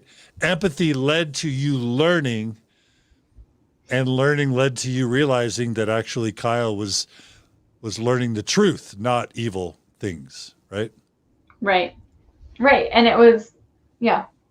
I don't even know what to say to all of that because it just builds up and it just brings up all of our emotions of, I feel like our whole faith journey was like in hyperspeed almost. Because there was times during Kyle's transition where I was like, it's COVID. We're not even going to church. Like, don't worry about it. But it was because we also had we had time on our hands that we could give this the time that it needs, because this isn't something that like I didn't just wake up one day and be like, okay, today's the day where I'm not going to believe anymore. It took like months of reading and months of praying and months of talking about it, to really come to the conclusion that that staying in was not going to be beneficial for our family. And even though Kyle offered to continue to stay in for as long as we needed to be a support to me, I just realized, with what I'm learning, that wouldn't work either. How long could that actually work? And we have kids. And as I continued learning and searching, I think one of the biggest aha moments for both of us, and for me too, especially, was I did want this eternal family, but I wasn't going to risk the family I had here on earth to get that, because I wanted to value him and I wanted to value my children. And as I kept reading, I thought, I can't teach my kids some of these doctrines. I cannot. One of our kids is a little bit more, we have 3 little boys. One of them is a little bit more feminine, and we were always deep down a little bit worried that he might be gay. And after I learned some more, I couldn't feel good about teaching him that a lifestyle that maybe he would choose would be wrong, or deny him a family, or deny him love in this life, or heaven forbid, have him be one of those poor kids who decides to take his life because we were telling him God didn't appreciate or accept the way he was going to live. So much of me learning about the church just solidified that I need to protect my family here and love them today and do the best I can today and not worry so much about what's going to happen in the end. That was it was really hard while we were believing. So I mentioned that I've studied psychology. So having a child, and we have no idea where he'll go, what his identity will be, but having a child and having this conflict of knowing on one hand that he is born and biologically however he is, and that there is nothing that I could do to change that part of his identity, but at the same time feeling like if his identity stayed that or becomes that his salvation and exaltation was at risk, was this constant conflict as a parent of, I love my child, I want this eternal thing for them. I feel pressure to change them so they can have this eternal thing, but I know logically that there's nothing I can do to change them. So how do I show them love? How do I deal with this, like these two totally opposite things that just can't coexist? Was really hard as members. And that was one of the greatest reliefs in coming to the conclusion that it's not true, was to say, I don't have to feel any of that anymore. Right. I can just love this kid for everything that he is, and not feel this weight and this pressure to change him or make him something that he's not. Right. And that carried over not just to our kids, but our marriage, in terms of being able to say to each other, I can just love you for everything that you are. I don't need you to be something else. That was big. That was one of the best things in losing our Mormon faith, is just being able to love and support people for who they are. So beautiful. So beautiful. So inspiring. This journey has been a really beautiful one for us. And we talk a lot about the terrible parts of it because it was really hard. It was really hard. And like we've talked about before, there were just some things where it didn't need to be that hard. Right. Some of those teachings didn't need to be that toxic. And it's been nice, though. The end result of this and where we're at now has truly been a beautiful story. Yeah. We are all so inspired and moved by the story. I'm just speaking on behalf of the 800 plus live listeners that are joining us. It's a huge audience. Yeah, thank you. People are loving your story, and I'm just super grateful for it. So Kyle, so Neesha, you were saying, why are you doing this to us, Kyle? You guys got through that. And Kyle, what was your answer? Why were you doing this to us? What did you say? What is the answer? I think the answer is because I cared. I cared. And I think this is something that's really hard even now. We know that some of our closest friends and our deepest loved ones don't feel safe around us as ex-Mormons. And that's really hard because the only thing that's not safe around us, I think it's hard because they are safe. Like I just care. We care. And we're not out to destroy anybody's faith. We're not out to destroy anybody's family. We're not out to destroy anybody's identity. We're not out to destroy anything that matters to them. We just want them to be able to make good decisions for themselves. We want them to be able to recognize when a belief or a practice or a teaching is not helping and is harming. We just want them to be able to see those things because we care. And so knowing that people don't feel safe around us because we care so much about them being able to live their own courageous life is a really hard thing to deal with. But that was it all along. The only reason I did it is because I cared. Mm. And Neesha, now that you can see that what Kyle was doing was trying to care for your family, what do you say to Kyle, or what do you feel about Kyle now? I mean, obviously, I feel just immense gratitude that he was willing to take a risk, because that was a huge risk. Not only was it just, I mean, if you're thinking in Mormon theology, a risk for his salvation, but it was a risk for our entire family, because he had no idea how I was going to respond. I could have easily said, like, okay, after this first conversation, we need to be done. Or don't ever talk to me about it again. But what a wedge that would have put into our marriage. And I felt like we had overcome purity culture. We had overcome, hardships, financial hardships, and going to school and miscarriages. And I mean, I feel like the overall foundation of our marriage was good. And I do love Kyle. So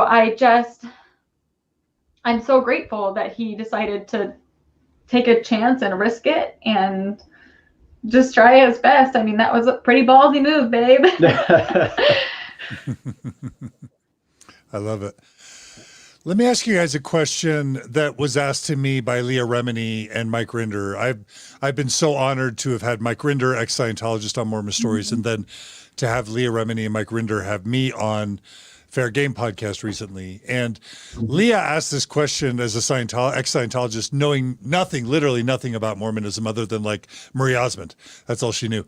And she said, what's wrong with Mormonism? Like, nice families, happy families, big families, smiley people. What's wrong with Mormonism? What's wrong with the way of life? Why would Mormonism need a John DeLynn or a Mike Rinder? Why would Mormonism even need that? It's not like Scientology.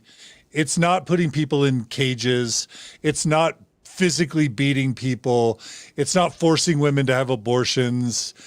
It's not Scientology. It's this good, like on the South Park episode, it's this good, clean, happy, loving, committed family that sings songs for family home evening and that reads their scriptures and loves each other. When you talk, Neesha, about him being courageous and this potentially putting your marriage at risk, I want to ask you both to really take your time to answer this question. Why is it worth the risk? If Mormonism is, as Leah Remini says, this beautiful, idyllic, smiley, happy people, or even if it's just not Scientology, but it's just a decent way of life, why is it ever worth questioning? Why was it worth Kyle risking the marriage? And why in the heck are you guys happy now that you've left it? If it's as idyllic as kind of the Osmonds would have wanted us to think it was, why was that a good thing at all? Why was it a harmful thing? Can you answer either of those questions? And each of you take your time. So the first thing that comes to my mind is, I don't know, there's probably some irony here, but the first thing that comes to my mind is honestly agency. So you may not be shackled, you may not be beaten, but the way that Mormonism is taught, the way that knowledge is shared in terms of coming down from or through other people, the way that emotions are taught, for me, robs people of their actual agency. Yeah. It steals people's voices by telling them that certain emotions mean certain things, that certain emotions are harmful or bad versus other emotions are good or indicate truth. So for me, it's all about, one, how much agency can you actually have when you have guidelines put on who you can be and who you have to listen to and how much knowledge or information you can have about something? And then how much agency can you have when you are so deeply indoctrinated about how thought and answers and emotion actually work, that you buy into a set process. You don't get the freedom, the agency to learn your own voice, to learn how your emotions work and what they may be telling you about your own life, your own experience. So for me, the harmful piece is not, I do think that there are some beautiful teachings in Mormonism, and I do think that it's good for some people at some points in their life.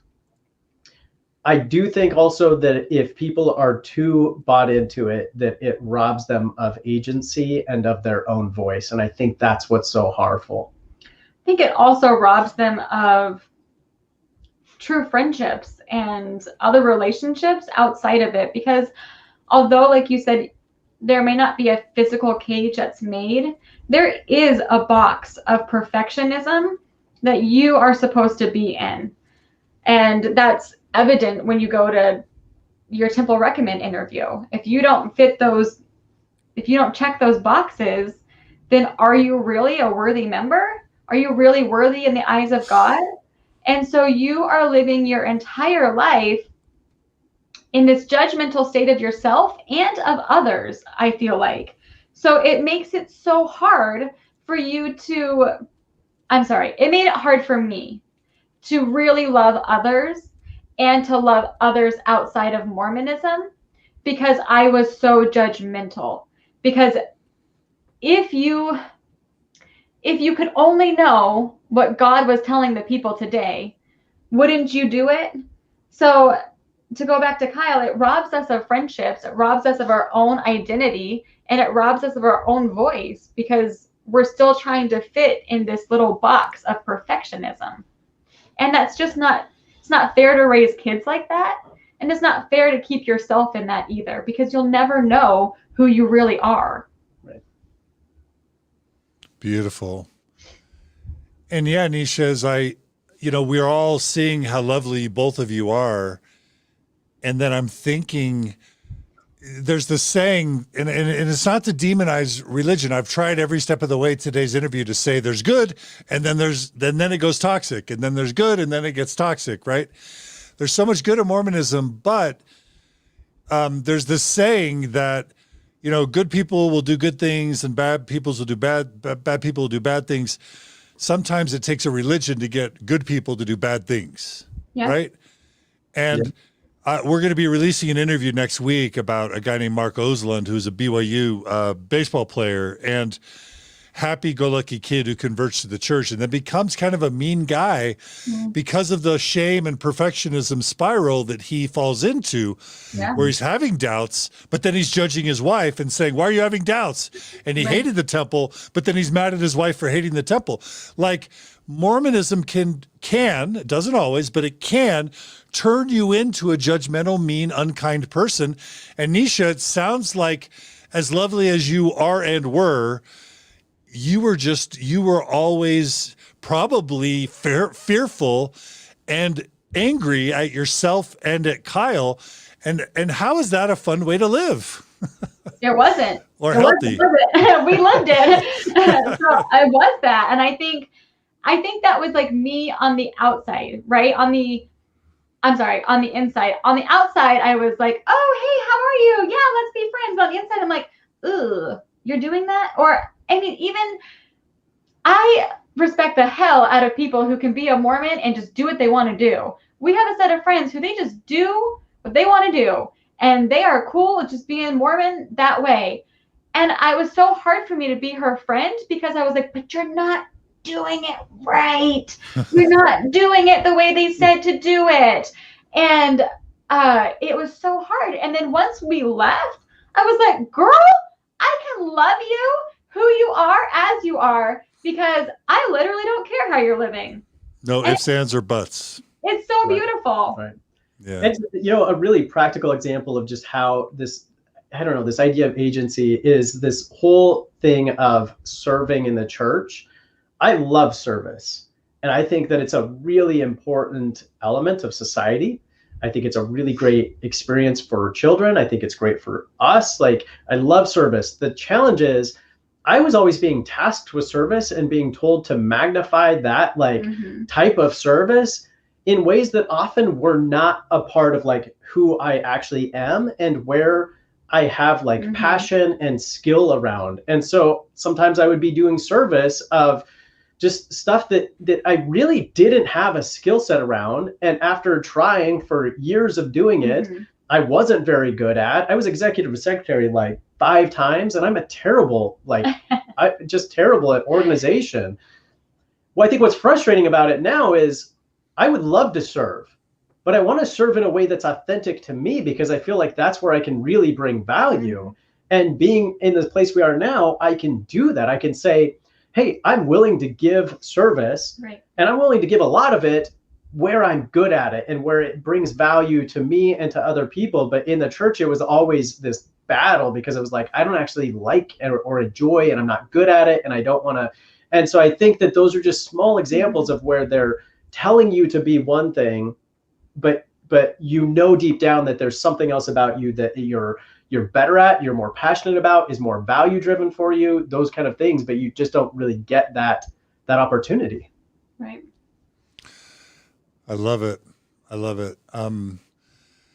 Yeah, it's almost like you graduate. And this is Richard Rohr. There's a book called Falling Upward by a Catholic wisdom leader named Richard Rohr. We've talked about it with the Janice Spangler podcast and others, but it's almost this idea that the church, and tell me if you guys are okay with this, that when your families are messed up, when you're poor, when you're struggling, when you don't have direction, the church can be like training wheels to kind of give you structure, community, motivation, financial support, whatever it is you need. And in many ways that can be good.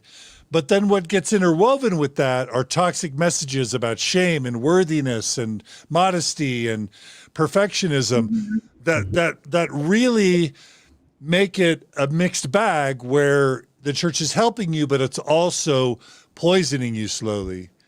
And then at some point, hopefully, you mature to the point where you start to see the church for what it really is and how it's poisoning you. And this isn't everyone, but for people like us, you get to the point where you realize how the church is poisoning you, and then you graduate, and then you say, hey, thank you.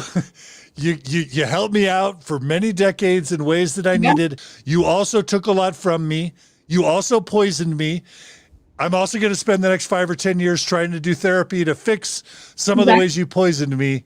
And it's time to graduate to level 2, level 5, whatever it is, like a new level where truth matters, reality matters, kindness really matters, and relationships are real, marriages are more real, communities are more real, and you're living a real life instead of in the tower, instead of in the tower, instead of in Pleasantville, instead of in, the Truman Show, instead of in the Matrix. You break out. Yeah, it's spiral dynamics. Yeah. I remember that episode.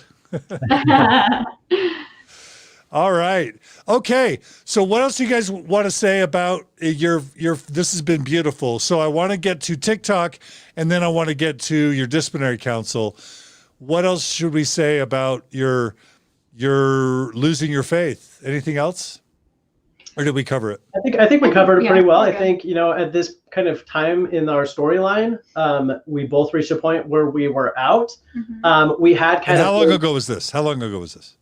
So this was probably November of last year. Okay. So we're talking 5 or 6 months. Yeah, kind of. I officially decided to be out, I think, the beginning of this year, January. Like right beginning of January.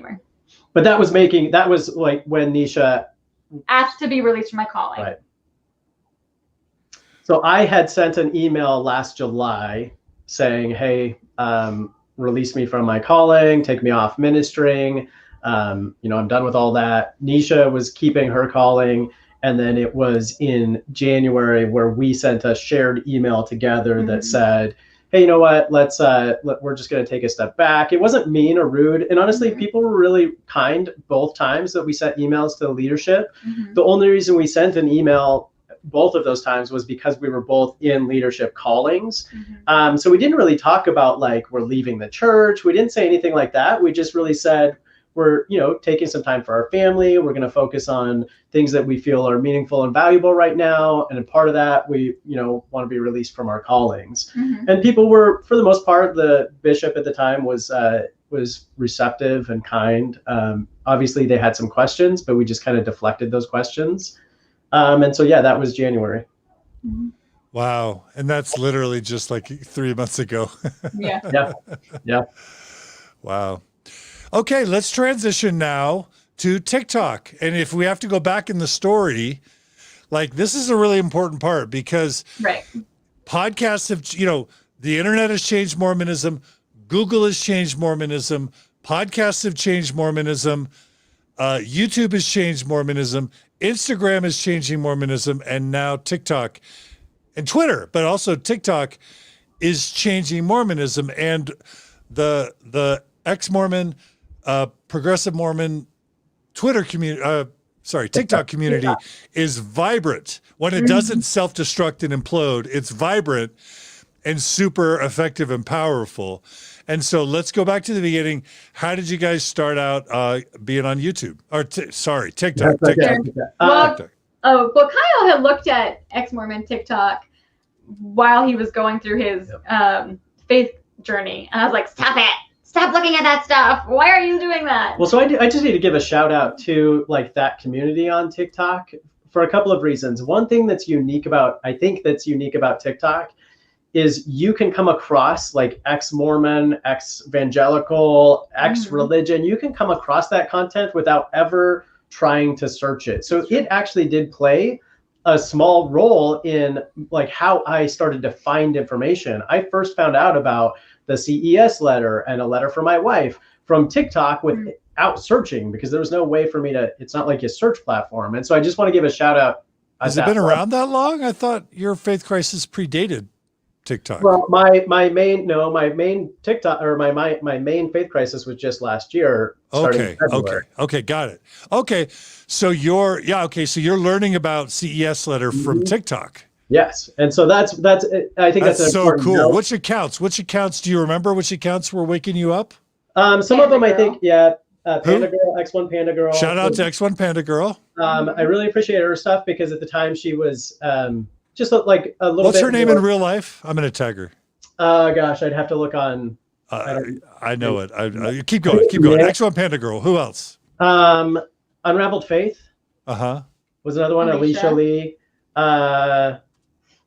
Geez, I'm trying to think of some of the other ones. There's some funny ones that I appreciated, like Jack Mormon. Yeah. Was one that I really appreciated. Those are the ones that come to mind right away. Okay, that's fine. So those are some I had come across. I'm sure there are a lot of others, so I apologize for anybody that I'm leaving out. Those are ones that I kind of like navigated toward and appreciated their stories and the way they were approaching it. I had kind of talked to Neesha about like, I think I kind of want to do like some TikToks. I kind of want to share like some storyline. One thing that as I had gone through it that I hadn't seen was a couple get on and like really just share their story. A lot of what I saw on TikTok was like the doctrine stuff, right? Getting into details about polygamy or about the first visions or about race in the priesthood. And I just hadn't seen that many. I'm not saying they weren't there. I'm just saying I hadn't seen that many who just shared their story and that did it as a couple. And so I just approached Neesha. I was like, what would you think about sharing our story just as a couple? And we had no idea. I mean, we didn't know what we were doing. Right. We literally just started the camera and just started blabbing for. So first of all, people are saying it's Jessica Tucker. And yes, I've talked to Jessica. She's great. So shout out to Jessica Tucker, who's X1 Panda Girl. She's an OG. She's a ex-Mormon TikTok OG. Okay, for those who have no idea, what is TikTok really quickly and why is it interesting? So TikTok's just a social media platform with short videos. So every video is less than 60 seconds. It's meant to be like really entertaining. It's very quick. One thing that's unique is you don't really swipe to like different profiles that much. You just have a For You page and you just kind of like scroll. the reason that matters is because you can come across all sorts of random stuff as you're scrolling TikTok. And I think part of the reason we chose TikTok is because there's a certain level of like, we didn't think our family would be on it. We didn't think some of our friends, because it sometimes is a younger audience. So we just didn't think people that knew us personally would be on it and see it. And that was part of the original appeal. Mm-hmm. So you can be, you know, I'm on TikTok. It can be cooking, like how to cook sirloin steaks, or it can be, you know, a young woman or an old guy dancing, or family members dancing to certain songs, or someone philosophizing, or some news, or then boom, all of a sudden something about the CES letter, and you're like, whoa, or an evangelical or ex-evangelical. And so, yeah. So okay. So short little videos scrolling through. Yeah, that's super valuable. What else? I mean, we got there because we were just like, let's just tell our story. Maybe somebody will hear it. Well, to go back a little bit, I think the driving force for me was we had started telling family members that we were going to be out. And then I had a dear friend, she didn't come to me for the story. She went to a different source for the story, and for our story of leaving. And it just hurt my feelings because I thought, well, why don't you feel comfortable coming to me? And then number two, I don't know what that person said to you, and I don't know how they're relaying that story. And I feel that it's going to be undervaluing my experience. And I need you to know from me how the experience went. And so I felt a little bit of a push to be like, okay, if people are going to talk about it, then they're going to like know it because I said it, and they can watch my video. So then we were like, it was a way to own your story, kind of, exactly. and not let someone else own your story. Exactly. Yep. Okay. Yep. And were there any ex-Mormon? I know there's at least one other really awesome ex-Mormon couple in the Ogden area that does, and I'm going to be interviewing them soon as well. Were you guys the first ex-Mormon couple that you knew of on TikTok? We were the first we knew of. Okay. Okay. I didn't get on TikTok, so I didn't really know what it was. Okay. So I wouldn't say that definitively. I would say we were the first that we knew of. Yeah, that's all I'm saying, that you knew of. Yeah. Yeah. So you hadn't seen another couple. Okay. Yeah. And so you just wanted to own your story and be authentic. Yeah. And were you in a mixed faith marriage when you first started TikTok? No, we were both. Okay. We hadn't made it like super public, and we still considered ourselves kind of culturally Mormon. But we, again, just wanted to share some of the story. Also, just to be clear, we still don't. We never attack the church. We share some of the stuff that was harmful and that we still think is harmful. We have never told anybody to leave? Yeah, we never told anybody to leave. We've never shared anything. We have shared 2 images that could be controversial, but everything else we've shared has been publicly available on the church's website. So I just want that context out there. We honestly started it and tried to be as respectful as we could. And we never thought that the church would take issue with the content that we've been creating. Mm-hmm. Okay. And so if you haven't been, quote, anti-Mormon, which is an offensive term to many people, there's a kitty cat joining us. That's awesome. She's quasi TikTok famous. Yeah. That's great. What's her name? Mishi. Mishi. Okay. So hi, Mishi. Okay. So if you weren't trying to take down the church, if you weren't being anti-Mormon, again, you've already said this, but what were you trying to do? What were your goals with TikTok other than owning your story? I think it's more than that, right? Honestly, 1, owning our story, and then 2, we knew we were not the only ones experiencing these things. We couldn't be. Right. Yeah. And there needed to be somebody there needed to be somebody out there that people could relate to and feel like, okay, what I'm going through is all right. And to validate some of those experiences, to validate some of the anger associated with it, to validate some of the depression that comes with it, the sadness, the hurt, all of it. And we just wanted to be a support for people. Yeah, we wanted honestly, we sat down and we were like, if one person, and I know people say this all the time, but we did, we were like, if one person sees this and they feel heard and they feel validated, that's enough for us. And so we just shared our story. So that, you know, that's kind of like the Mormon Stories motto, where stories heal. Stories make people feel like they're not alone, like they're not crazy. It helps them learn tools and tips, helps give them motivation to have faith that things can work out. And that's what you guys wanted to do. Yeah. Yeah. Okay. And so let's go ahead and take a few minutes to share some of your favorite or most popular TikTok videos. Is that okay? Yeah, go for it. And let's see. I'm going to go ahead and share.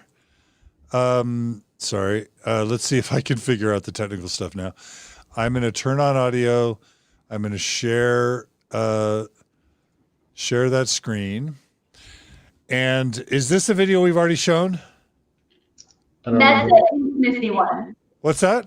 That one introduces our intimacy PDF that we made for an intimacy vision. Okay. Have we shown that yet? We did not.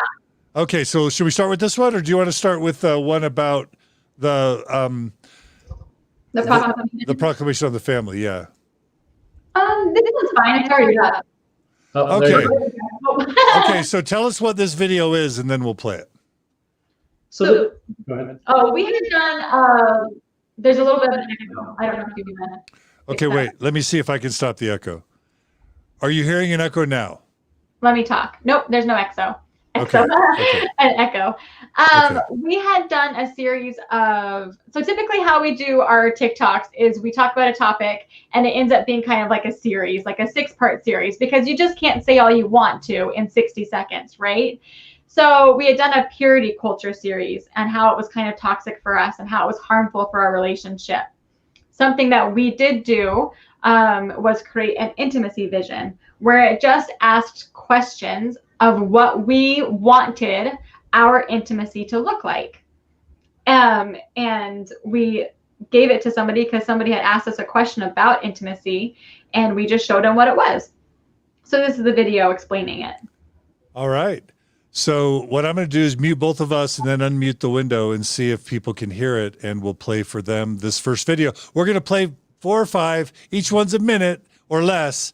So audience, be patient with us. We're going to be getting to your disciplinary council or your church discipline and, the purge. We talked, the whole point of this episode was to get to the spring 2021 purge. I want to tell listeners we're going to get there.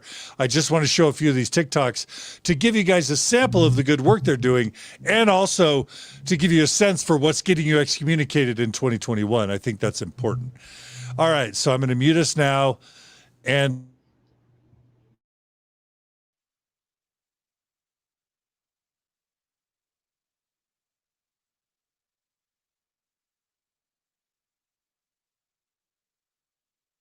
we did see a marriage counselor early on.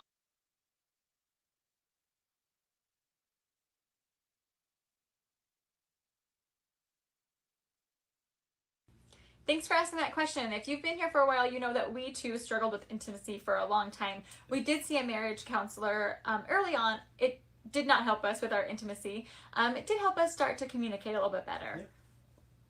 So something that is important to know about Kyle is he researches for his line of work, and he often finds issues and problems, and he builds frameworks for how to solve these issues and problems. So something that he did for us was build us an intimacy vision.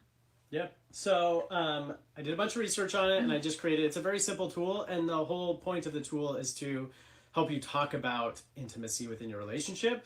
So you can pause the screen and kind of read it. Hopefully you can see all of that. We also have this as a PDF, so if you message us, we can send you this PDF. We'd be happy to share because it's helped us. It has, and it's really, it's just to get you talking and communicating, because that's the biggest thing for us when it came to intimacy, was to talk about it. Thanks for asking that question. okay, so that's beautiful. So the first video is literally instructions on how to get better, emotional intimacy in your marriage? Yeah, so it's just a tool that we created to help us. And again, our goal is to help other people and support them. So if we can something that might be other people, we will. Got it. Okay, well so far not excommunication worthy. Let's keep going. let's keep going. Maybe we'll find something. How does that sound? That sounds good. Okay, what's this next video we're going to be showing people, Neesha and Kyle? What's this next video about? Yeah, that is us taking down the family, a proclamation to the world. We felt like that with our new understanding and new eyes, that we couldn't read that and teach those things to our children and believe that that was the only way a family could look. So we took it down. All right. So here's that video. Let me mute you guys.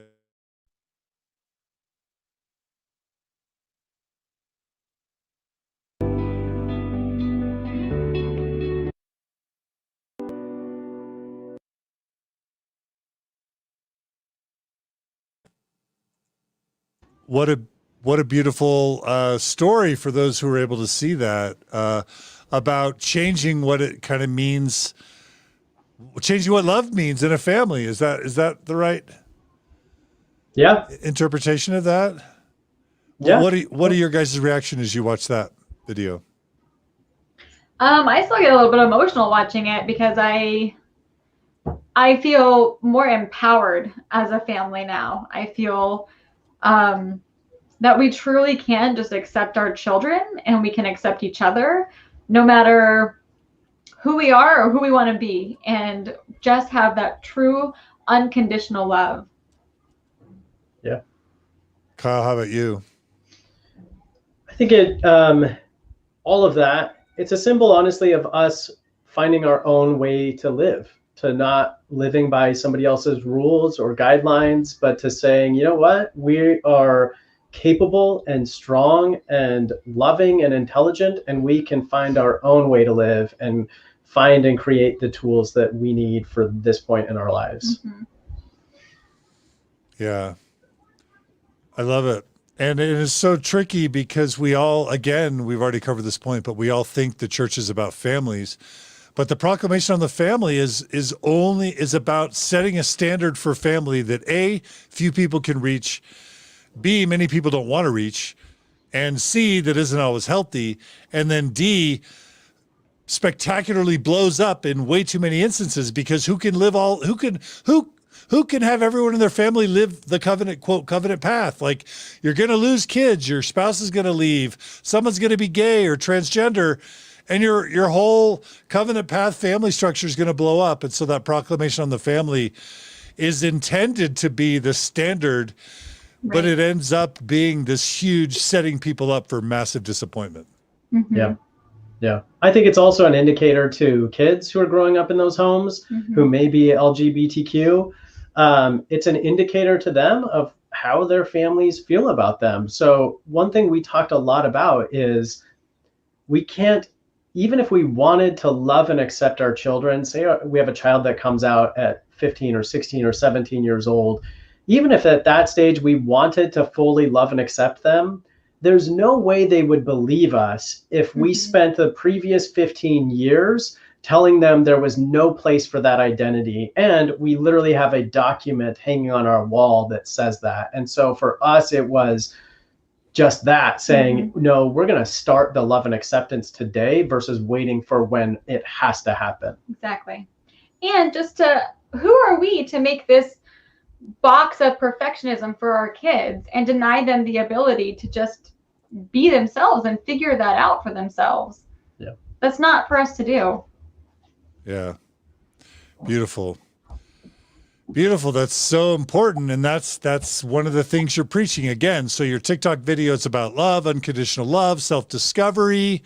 I'm waiting for, like, Joseph Smith was a pedophile, or the church is so far, patriarchal prick. Like, so far there's no super offensive stuff. Now, maybe we're cherry picking. I don't know, but I just want to see what types of things are getting people excommunicated these days. So let's go to this next video. And you want to tell us what this one's about? This was like a pivotal moment in my leaving the church, where I realized that for so many years, I never thought critically. I never had a voice. I never was Neesha. I was the Neesha the church wanted and needed me to be to thrive in their community. But I wasn't the true me. And so this is just a little snippet of me. I had a great day. I had been listening to this music artist named Kesha, and she was just singing her heart out, and she was saying bad words, and she was doing it with power, and she didn't care that anybody was listening to her say these words, and I was like, oh, I want to do that. I can say that if I want to. Like, it's okay. It's not going to be a sin anymore. I can say whatever I wanted. And so I went on this run. I listened to the song, and I came home to Kyle, and I was like, oh, I want to say this bad word. And it was just this cool moment of me being like, I can do it because I want to, and I'm going to see how it makes me feel, because I am now entitled to trying things and judging, and just knowing me and knowing if I feel okay with it right now. Like, if I want to drink coffee now, I'm going to try it. Not to be rebellious, but just to know, hey, does Neesha like that? Neesha's been boxed in for 33 years, and now she's out. And it was just me expressing that, sharing this moment with my TikTok family. I love it. I love it. Okay. And should we give a content warning on this one? We bleeped the word out, so I think it should be okay. But okay. I mean, the word you're going to be dropping you're going to be dropping an F-bomb here that it's bleeped out. Is that right? Oh, yes. Okay. All right. Here it is. This is Neesha dropping an F-bomb bleeped out, everybody. And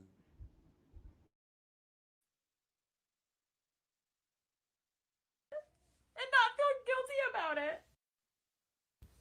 So now I feel like this free agent of myself who can actually process my thoughts and say, hey, Neesha, what do you want to do? And something I've always wanted to do, which is really silly, running is my therapy. And the other day I was running and I was listening to the Rainbow album by Keisha, I don't know how you say her name. There's a song in there called Woman, and she just yells, this is so silly, I want to say mother effer. I've never said it before.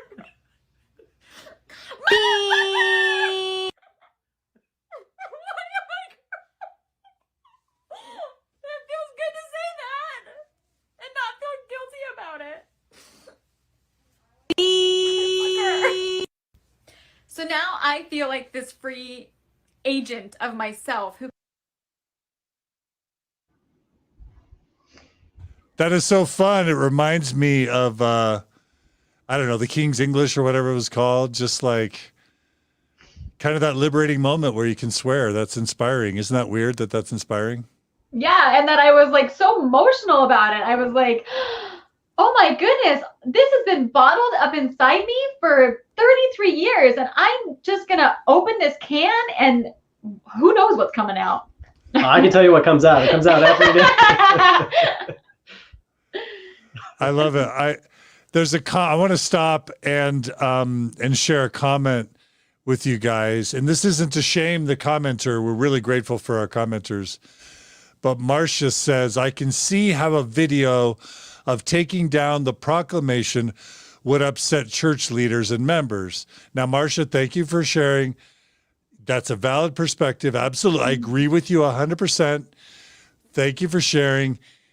And I just want to have us step outside of our Mormon bubble for a second, because Marcia, the context you made of that comment was the context of saying that Neesha and Kyle were literally pulled into some sort of church disciplinary action with the threat of excommunication. Okay. And so I just want to ask you, yeah, the church might not like pulling down the proclamation of the family and doing that on social media. But let's say it's the Catholic Church and it's the Apostles' Creed, or, some Trinitarian thing, or some, what churches are going to excommunicate somebody for taking a picture off their wall? And us in Mormonism are yeah, I can see why that might happen, and that just illustrates how crazy it is that that we still in 2021 are like, oh yeah, Natasha said a bad word. Natasha called, people, LGBT people are ending their lives by suicide. Transgender people are risking death. Marriages are being torn apart. Like people's lives are, being taken from them in the ways they didn't give consent. And Natasha's in trouble for getting angry at the leaders for not changing. Yeah. So she has like one moment of like 1,000 posts on Facebook. In one post, she says patriarchal prick in response to people dying and families being torn apart. And that's why she's excommunicated. And people are going to go, oh, John, you're being reductionistic. She was being reductionistic for what?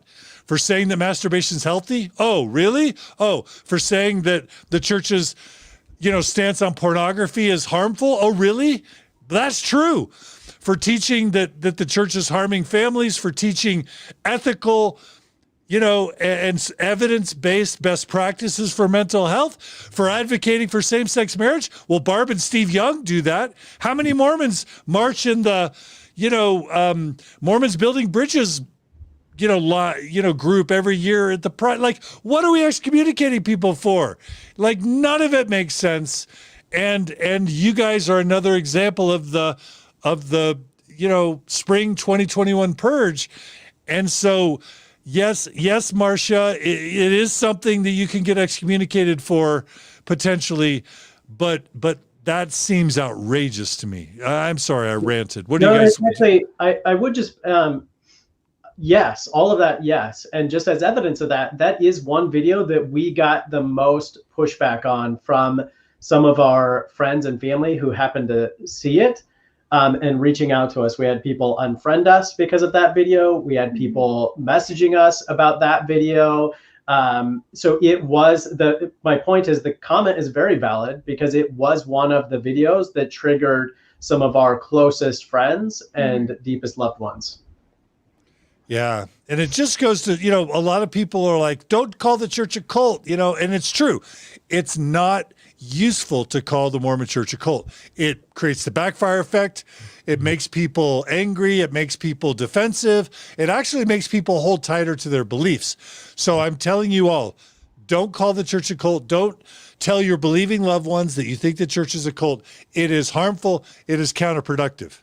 Yeah. And the fact that you can't criticize a church leader publicly these days, you can't support legal same-sex marriage and openly speak about it. As a mental health professional, you can't criticize the church's stances on pornography and masturbation, even when you know they're leading to death, and that you can't take a photo down from your wall, that these types of things are leading, or that you have a TikTok channel and you speak publicly about it, and these types of things are getting people excommunicated. Does anybody share the bewilderment and or outrage?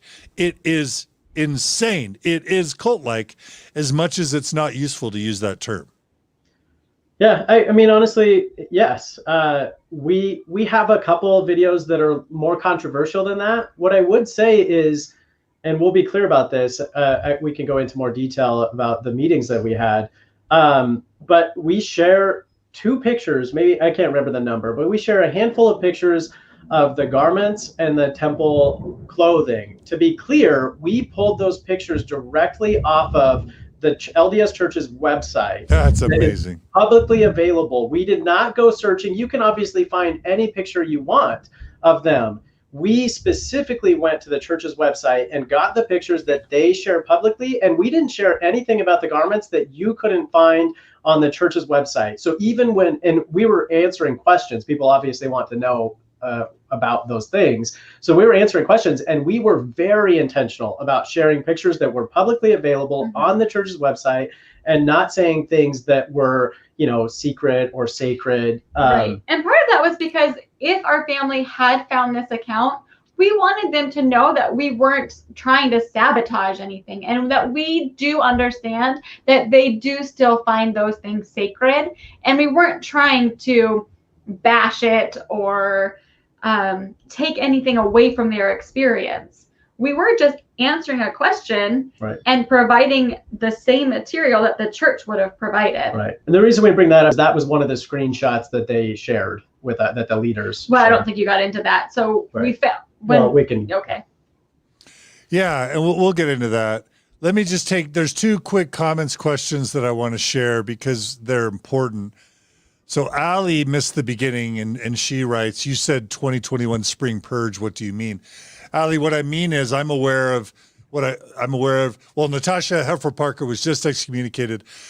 I've been made aware of 5 same-sex couples, LGBT individuals who are legally married, who have been attending churches in their wards faithfully for the past year or 2 or several years. 5, I've been told, have been called into disciplinary councils to have their church membership tried for being same-sex married. That's right now in April of 2021. And then now Kyle and Neesha in Kansas were also called in to be tried for disciplinary council or to have their membership tried for excommunication. And I'm hearing on Facebook and on Instagram and on email, many people are reaching out to me saying that because of what they said on Facebook, because of what they said on Twitter, Instagram, whatever, because of things that they say, they're being called in. So my understanding is that somehow, somewhere, a memo has gone out to Mormon bishops and branch presidents and stake presidents saying it's open hunting season on anyone who speaks out publicly in disagreement with the brethren or the church and or same-sex marriage. It's hunting season. And so that's what I meant, Allie. And then David McKay says something super interesting as well. David McKay says, John, it's about doing a video about it, not about taking the proclamation down. And then I'm going to add, he says, and I hope I'm not getting him in trouble. I guess we'll see, David. But he says, we took the proclamation down years ago in our household, and we are still members.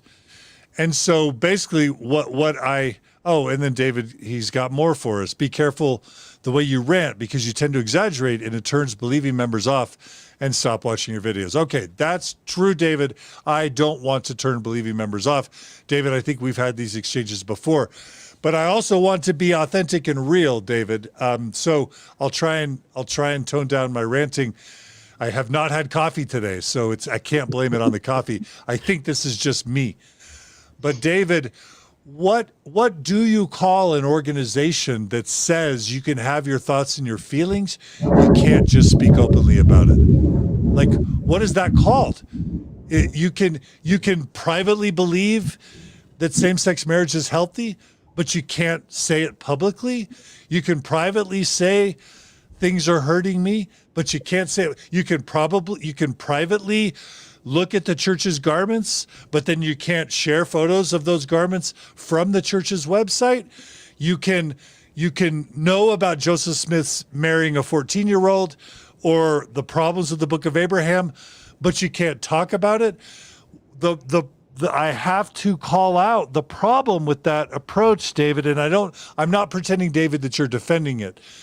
But this is what my stake president said to me. He's like, hey, I don't care what you believe privately. I don't even care if you believe in God. Just shut down Mormon Stories podcast and don't ever speak publicly again. Don't ever advocate for female ordination. Don't ever advocate for same-sex marriage. Shut your podcast down and don't ever say anything again that criticizes the church. And I'm like, what is the criteria of a cult?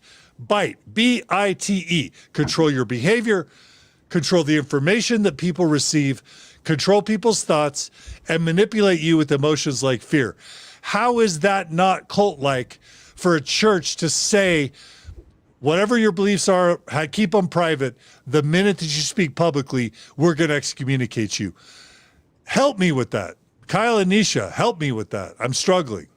Well, I don't think we're going to be much help because we're struggling too because we felt like we tried our best to keep it fairly respectful. I still talk to Kyle. I don't feel like there are accounts out there that are way bigger than us And so for us to get noticed and for our voices to be silenced seems really silly to me. And it's frustrating that they even thought that they had to silence us, because that's what is so sad, is that they felt like for some reason that by us talking out, they could have consequences, which seems so silly. If you're so sure that your church is the right and true church, then you should not be scared of a little TikTok family in Kansas. Yeah. Yep. So David, I want to always invite you to help me tone down, because I always want Mormon Stories to be a podcast that believers are comfortable watching. And I hope believers are as outraged as I am that the church is excommunicating people for simply being truthful and authentic about serious things like the destruction of families, death by suicide, misleading history, problematic practices around mental health. I hope you're as outraged as I am, even if I'm trying to calm down as I say that. Well, and just a little context, we have members comment and reach out to us saying thank you for your videos. Active believing members who say, I have no intention of leaving, but I value your TikTok and I appreciate this so much. Neesha's Miscarriage one was a great example where we had a lot of women reach out and say, I'm an active believing member and I felt all of this same stuff. Thank you so much. So apparently you can never figure out where the line is between who you're going to offend and who you're not. But I just wanted to be clear that there are some active believing members who follow us and engage with us and thank us for our content. So it's not so provocative and controversial that every member would objectively say that it's bad. We're towing a line that is appropriate for even some members to say, I value and appreciate this content. Yeah. Yeah. And you don't hear the Catholic Church excommunicating people for disagreeing with the Pope or saying I use birth control publicly, or, even supporting abortion rights, even though those things are against the Catholic Church. Like respectable, modern religious institutions don't excommunicate people for just exercising the right of free speech. Yes. Right. So, okay. Let us move to the Disciplinary Council. So how is it that you guys go from being non-anti-Mormon, respectful, loving, healing, marriage-saving, mental health promoting TikTokers? How do you end up at the bishop's office or the stake president's office? And just tell us that whole story. So I got an email on a Tuesday that the bishop would like to meet with us. It was totally out of the blue. And that's basically all it said. And so we sent him an email back saying, hey, it was kind of vague. Like, we're happy to meet with you, but it depends on what you want to talk about. Right. So I can just quickly read the reply. So he sent the vague email asking to meet with us. We asked what it was in regards to, and this was the reply. And we'll obviously keep any confidential stuff out, but it just says, thank you for the reply. I guess I was a bit vague there, wasn't I? I wish this was purely a social visit, but I am on assignment from the stake presidency to clarify where you are at with the church in light of the feelings you have expressed in your TikTok videos. I am also worried about what may have been done by any members of the church that may have led to any of your frustrations with the church. I would prefer to have this conversation face-to-face if you are willing. Developing, maintaining a good relationship with you, no matter the outcome, is important to me. This is meant to be in the spirit of love, reconciliation, and cooperation, not any kind of condemnation or preaching. My intent is not to debate or challenge your views, but more to understand better where this leaves your relationship with the church. Right. And so this is kind of how it starts. It's the same type of stuff that Natasha's experiencing, where a bishop or a stake president sends you a text, sends you an email saying we need to meet. Now, I just want to highlight what I see as kind of problematic in this is, number one, that a church is monitoring people's social media.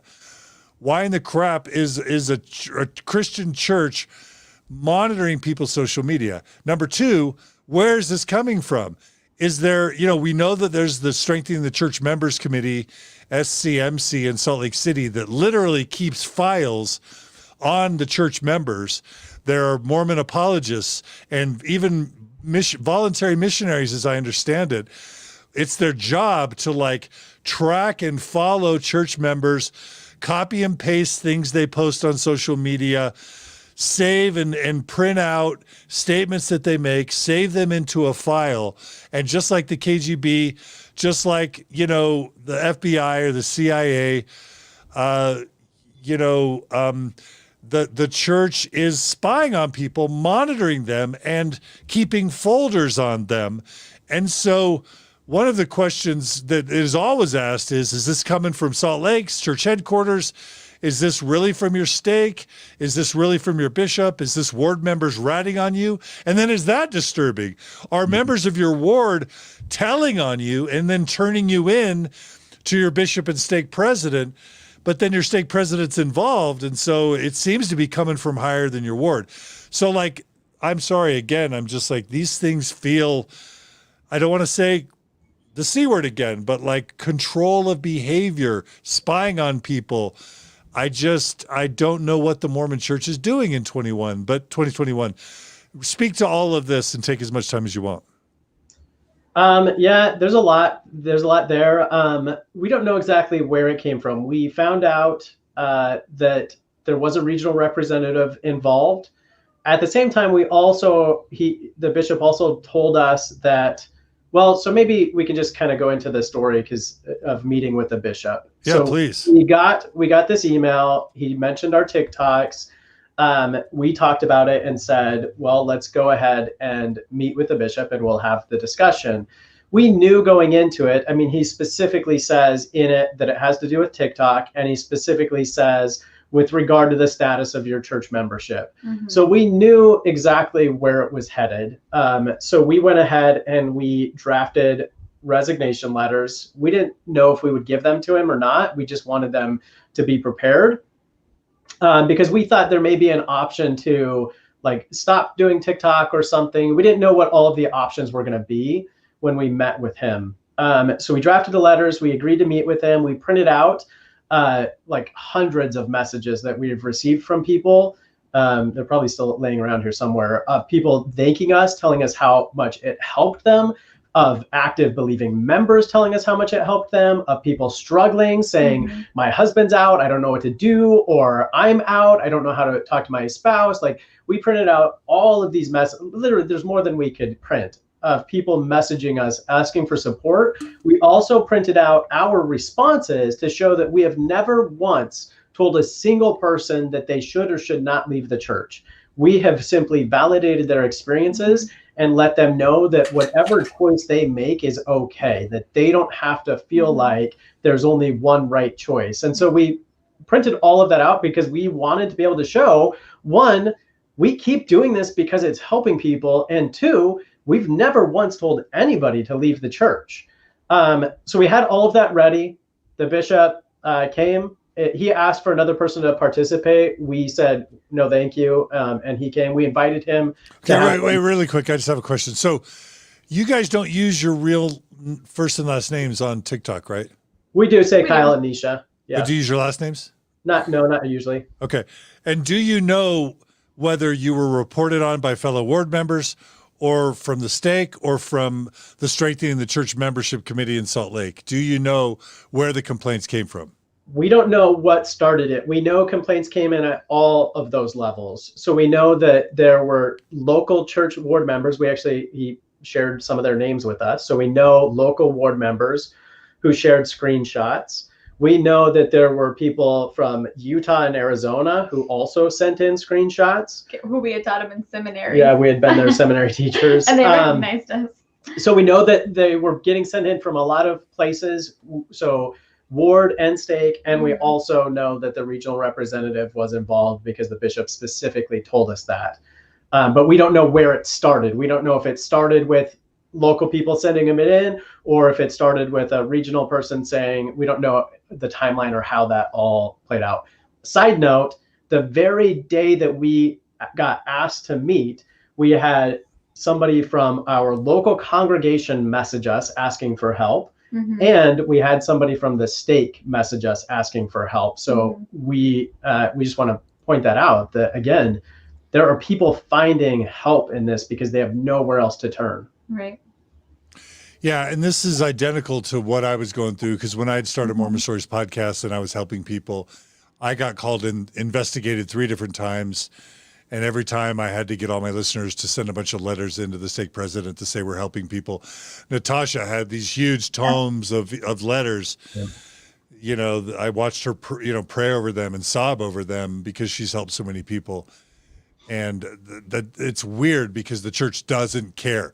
If you're saving lives, if you're saving families, if you're alleviating depression, if you're helping sexual dysfunction, if you're keeping marriages together, none of that matters. It's did you publicly advocate for same-sex marriage? Did you publicly say criticize the brethren in some way? And that's what's going to get you in trouble. Okay. Yep. So, and you may have to refresh. So the bishop says we want to meet with you. And so you're going in feeling kind of defensive, like you need to be prepared to defend yourself. Is that right? Yeah, I mean, based on the email saying, he specifically says, with regard to the status of your church membership and about your TikTok. So when you say with regard to the status of your church membership, it kind of alludes to the idea that your membership's at risk. And so, yes, we went in prepared to be able to defend ourselves. And how does it feel to, number one, have a bishop reaching out to you when right now you're not attending? Number 2, tell you he wants to meet with you. And 3, to find out you're in trouble and that your membership's at stake. How does that, I'm just curious what that feels like. And any answer is good. If it's like hilarious or if it's creepy or sad or scary. Honestly, it was sad. I didn't feel like we had done anything wrong. And I think I was confused.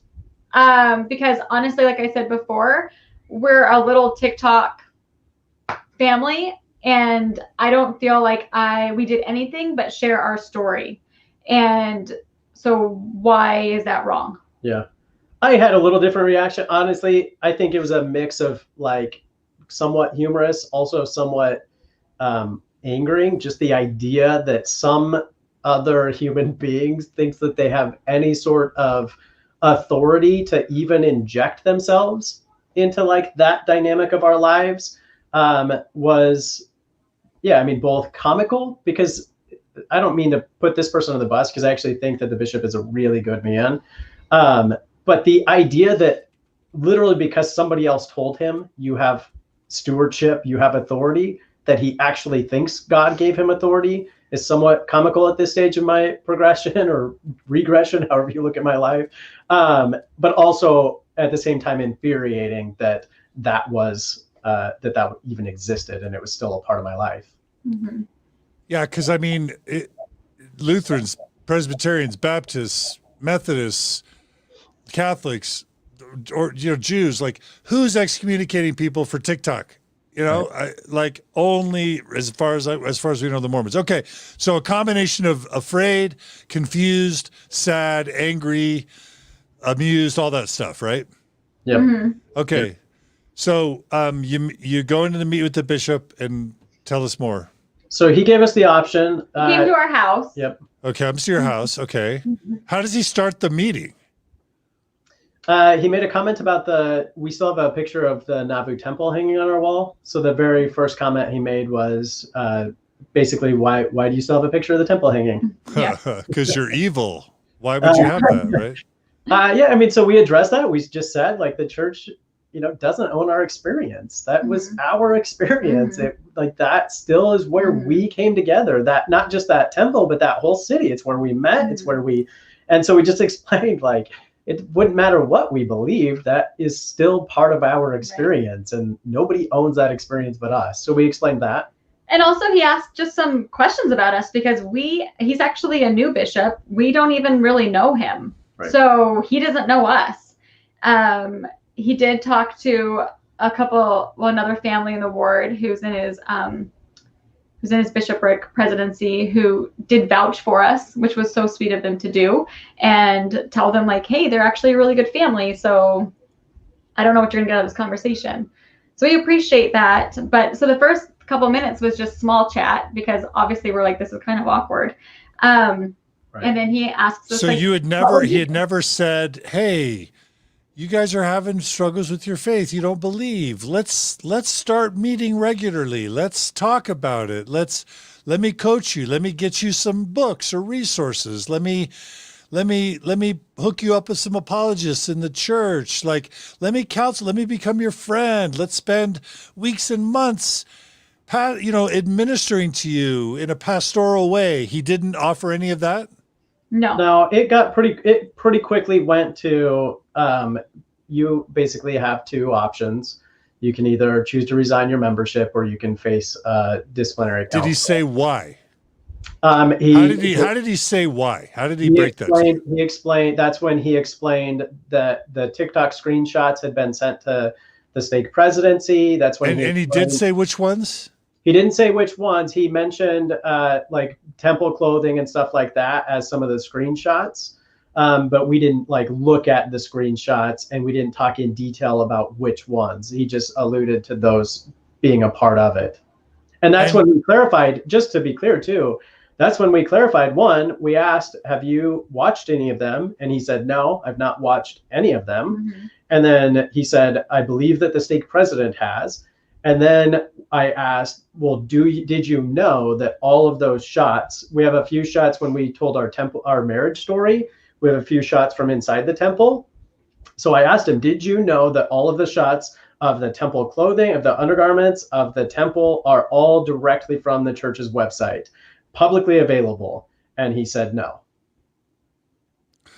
And, there is a thing on TikTok these days where some of the more prominent TikTokers are dressing in full temple garb with the veil and with the green apron and the robes, and they're dancing around or doing, cartwheels or silly things.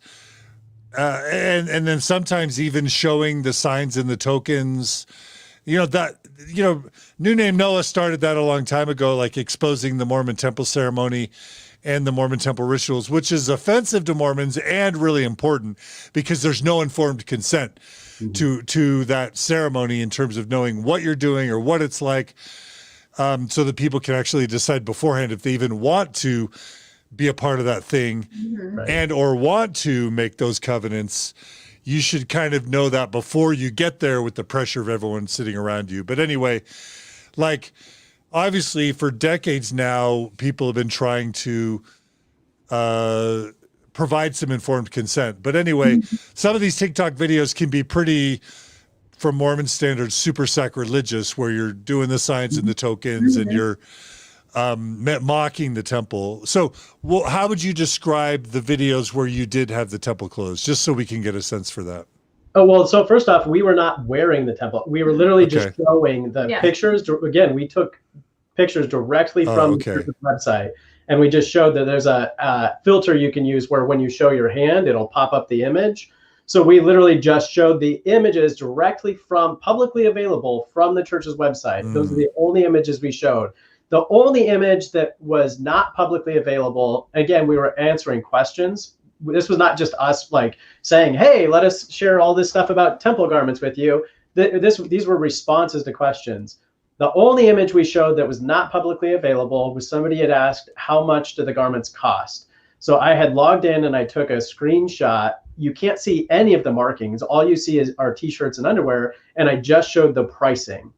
But everything else is like publicly available. And we never put them on and got in front of the camera. We weren't trying to be provocative. We never said anything. We didn't poke fun at them. We didn't, we call them Mormon magic underwear.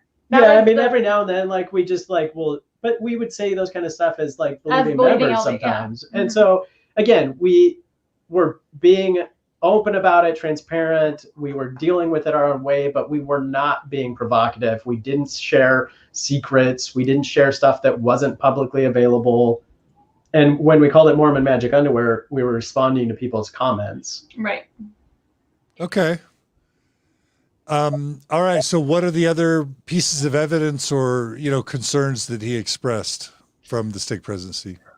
Those were the big ones. Some stuff about, we have a series where it said, somebody had asked us what were the things that caused you to leave. So we have a series that is like what we've kind of talked about is LGBTQ stance, race in the priesthood, first vision accounts. Like we have a series where, again, we're not lying. We're not trying to, like, we're not even saying it in a way that is harmful. We're just saying we came across this information and it was hard for us to deal with. But those and the temple garments were the big ones that they called out. Okay. So what's it like to have him kind of listing off evidence as if you're on trial, and he's basically listing this creative work that you do out of an act of love with the desire to genuinely help people, and he's in your home listing these items off as offenses that puts you at risk for prosecution? How did that feel? I don't, you can. Honestly, it was such a mix of emotions. Number one, he hadn't watched them. So I felt like, who are you to come in here and tell me what to do when you don't even know what I'm doing? Number two, I just got a little bit frustrated that he still thinks that he holds any power between me and God. Like he still feels like he needs to interject himself. And I was also just a little bit sad because I just wish he could see. I wish so much that he could see from the other side of how this could help somebody, how we're not tearing anything down. So it felt belittling almost for him to come in here with kind of no knowledge and give us a slap on the hand. Yeah, it was a kind of a contradictory conversation because he kept saying like, I know that you guys are really good people. I can feel your goodness. I feel like your good intentions. So he would say that kind of stuff, but then on the flip side, still be like, but you're kind of either going to resign or you're going to face a disciplinary council, membership council. So it was this like weird conflict of emotions where on one hand, we would sometimes feel like we were on the same page, like we could connect with him and we could say like, I mean, at one point he admitted, he's like, I meet with an LGBTQ woman and I have no tools for her. And I pleaded with him. I was like, if you don't have any tools for this person, like drop your pride and go find some tools, like get her some tools that she can, I literally, these are the words that I'm telling him, like give her some tools. If nothing else, like refer her to us so we can help her find tools. So there were moments where it was like we were almost able to have an intellectually and spiritually honest conversation, but it was always this like membership council that it kind of went back to that held us up from having that open, honest conversation. It almost honestly felt like there were moments where he was like, yeah, actually, maybe I should help her in a different way, but he just couldn't get himself there to trust us enough to do that. And I mean, we talked about so many issues. We talked about, you know, he's like, I think he mentioned at one point if we could still attend. And I was like, we can't, because we cannot share these topics with people at church. Church is not a safe space for anybody to raise these concerns and these questions. And he, you know, he acknowledged that. And he's like, you know, I'm trying my hardest here in Kansas to change some of those things. And I can appreciate for him like trying that. But he's also just so unaware. I think that's what was so infuriating when we would talk about certain topics. He was so unaware of any of the harm that it can cause. And I wish that he could be more educated. If he's supposed to be responsible for this little flock of people here in Kansas, give him the right education and the right tools, and don't think that God is going to talk to him all the time, because it's not how it's going to work. Right. And, you know, it was so serendipitous for there to be a global pandemic with a virus, because this parallels the truth virus within the Mormon Church, and that is, well, it's the truth and social justice virus, which is that, you know, learning factual Mormon church history leads people to leave the church. Developing empathy for LGBT people, people of color, women, women's issues, transgender people, etc., leads people out of the church. And so the church is in this bind because it can't train its bishops to be sympathetic to historical issues or LGBT issues or women's issues or racial issues, because it will then start them down the same road that Right. Neesha, you went down when you were trying to be empathetic with your husband, Right. Kyle. And so the church is in this bind where it's putting all these men on the front lines, and they are men, although I'm sure women sometimes have these interactions too, where the church doesn't train them. They don't even know what the issues are. That's partly why they shrunk the disciplinary councils, by the way. They used to have just not only stake presidency, but all the 12 members of the High Council. They changed those rules to make it so it could just be the stake president, maybe one counselor, because they didn't want the truth and the social justice virus to spread to all the top stake leadership in the stake. When Sam Young or Bill Reel or me or Natasha do their diatribes during the disciplinary council, or Leah and Cody Young. And so, like, bless the brethren. They're trying so hard to manage this, but they have to do it where Peter's not telling Paul, the left hand isn't telling the right hand what's going on, because heaven forbid we spread the truth virus, right? I know, and it's so difficult because, like you said, I feel sad for the bishop. He's like this little pawn in this whole scheme of things. And it's so surprising to me how easy it was for him. Like, if you are a believing member and you tell me that I need to resign, or I'm going to have this disciplinary council, and you know it's going to lead to excommunication, why is it so easy for you to say that, like, my salvation is void? Like, why is there no love in that? Why is it so easy for him to just rip that Band-Aid off of me? Because even though I know for myself that the church isn't true, for him to come into my house and then just tell me, you know, all of the things that you've done in this church are no longer valid, is so hurtful.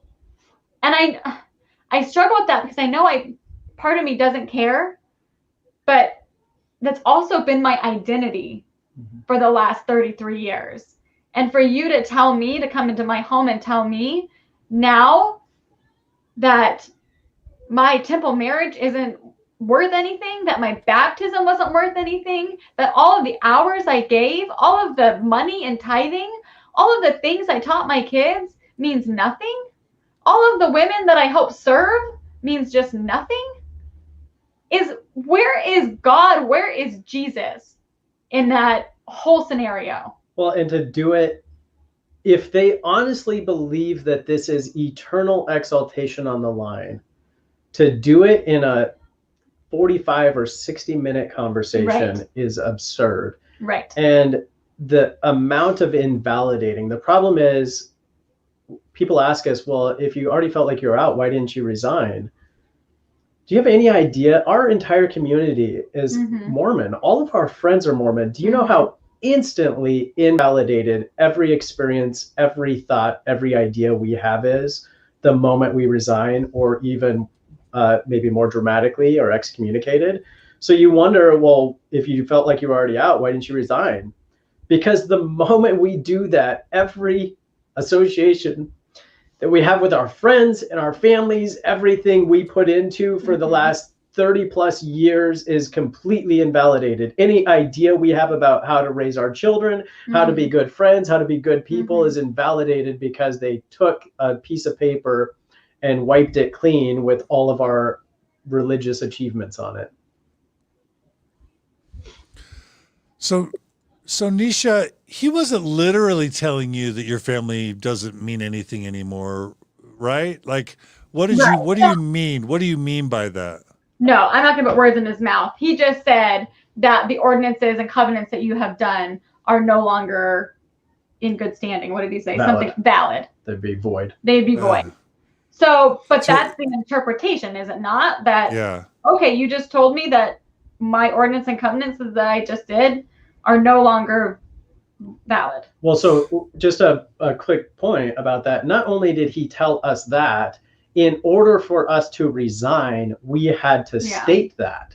So we had to acknowledge before them on a piece of paper that we recognized that all of those ordinances were void and invalid in order for our resignation to be official. And I feel like I feel sad because they just don't know. They just don't know all of the emotions that are tied into a faith journey like this, a faith transition. Because like we've said before, all of our experiences were not bad in the church. There were some good experiences. So we're still wrestling with coping with how do I maintain these good experiences, but also acknowledge the bad, and how do I heal? How do I heal from all of that? And then I just feel like you should allow that person some time to resign when they're ready. Or, I mean, it takes so much emotion and control and thought to go into those steps. But it wasn't even on our own timetable. It was just demanded of us. Right. Yeah, it's kind, the Washington Post journalist that did the article on Natasha Helfer reached out to me and tried to ask me, is excommunication a bad thing? And it's actually really hard to explain because, number one, you guys don't believe anymore. Number two, you're not attending church. Mm-hmm. Number three, you don't believe it, right? Were those three or two? Anyway, okay. But also to a journalist, they're like, this is all dumb. Like, go to church if you want. Don't go to church if you want. And if the church excommunicates you, who cares? It's all, to a non-Mormon journalist, they're thinking it's just a crazy church anyway. And then it's all make-believe. So why do you even care? And it's just really hard to communicate to someone who hasn't been through it what it feels, how violent it feels to be threatened with excommunication or excommunicated. And I just ask you guys to say this again. Devil's advocate, you don't believe anymore. You're not going. You don't think the ordinances matter. So why do you, are you just like, whatever, do whatever, I don't even care. Well, I guess you've already answered it. It's because of what socially excommunication means. They're branding you as an apostate.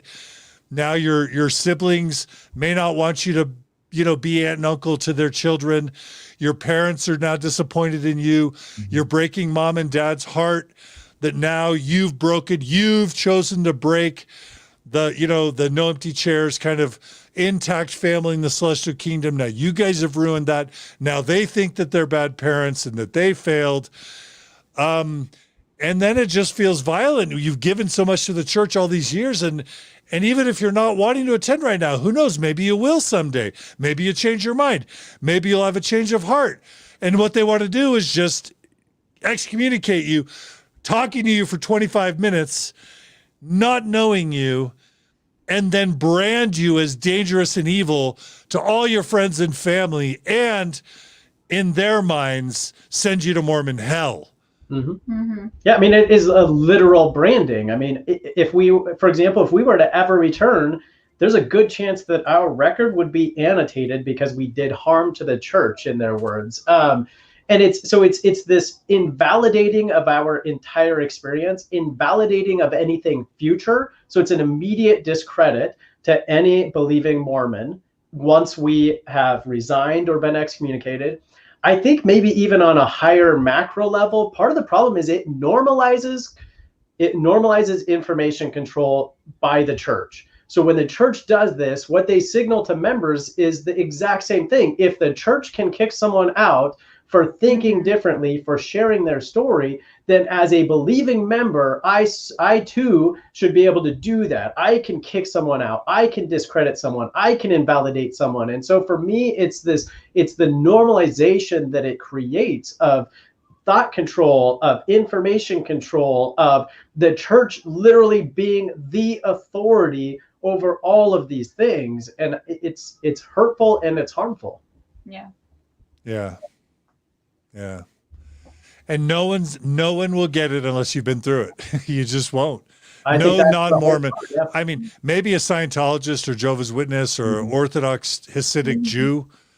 But other than that, there aren't many religions where you're going to ever understand this unless you go through it. No, we did have somebody from Amway reach out and say that leaving Amway was pretty similar. Yeah. Okay. So so he basically, in that 45 minutes or whatever, he delivers an ultimatum? Yep. And what's the ultimatum? Resign or face a membership council. And then what did you say in that moment? We were pretty, I mean, we had made the decision beforehand that if the option was resign or membership council, that we would resign.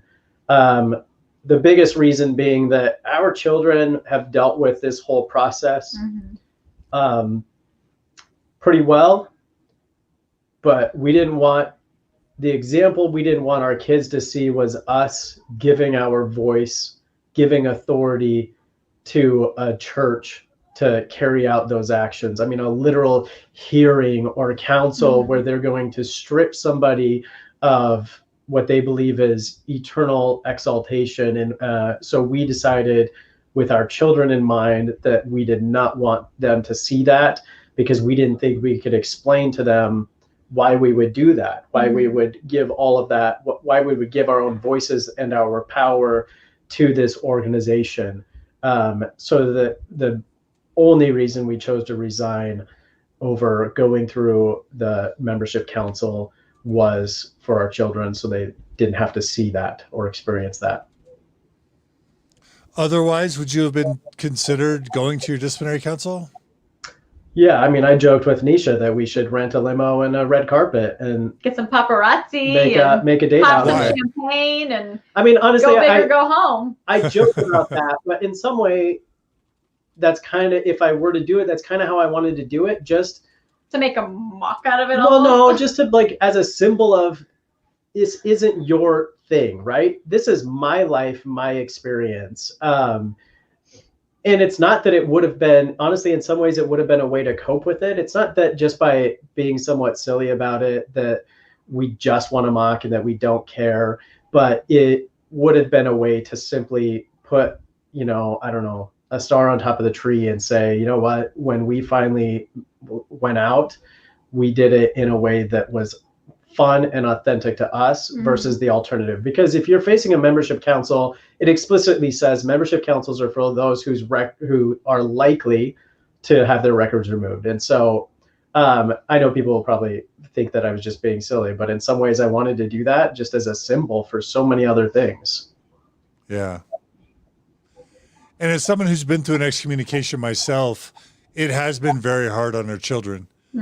It affects their relationships with their cousins, with their aunts and uncles, with their grandparents, and just all their friends and they're looked down upon, they're pitied, and it ruins so many relationships. Like my kids are close to almost none of their cousins because because of the rift that's been torn between us. And I have to forget sometimes. I was in my interview with Leah Remini, I was trying to describe how Mormonism isn't as bad as Scientology. And I'm like, yeah, they don't put you in cages and they don't torture you.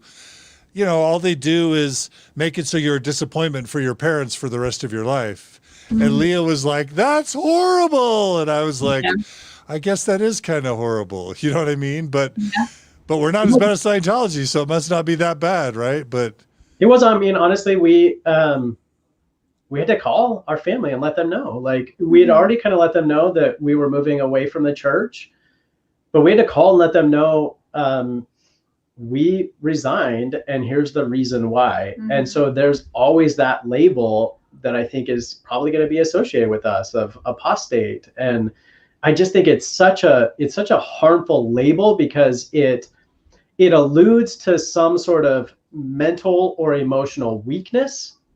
Like you're an apostate because you weren't mentally or emotionally strong enough, versus the reality of it, which was it took every piece of mental and emotional power we had to go through this process. And so just that label and all of it, all of the implications, even resigning, created was a burden.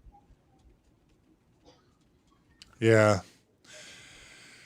Yeah, it really is. And the church doesn't allow you this sort of dignity of like keeping it confidential and private. You have to tell your parents and grandparents and siblings because their tithing settlement statements at the end of the year, your name won't appear there. It's not a confidential matter.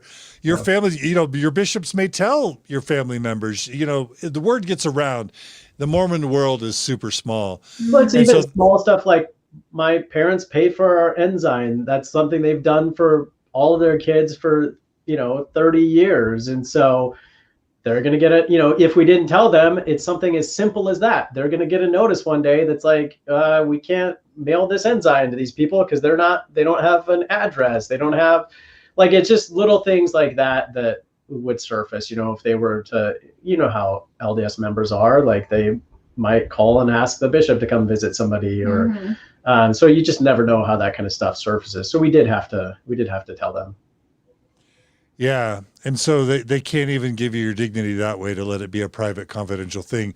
You have to break grandma's heart, break grandpa's heart, break your mom's heart, break your dad's heart, disappoint your siblings, basically fail your entire multi-generational family. It really is barbaric. And it's, it's hard again, because like there are real problems in the world, like police brutality on people of color or starvation or, natural disasters, child abuse. Like there are really awful things. And this is awful too.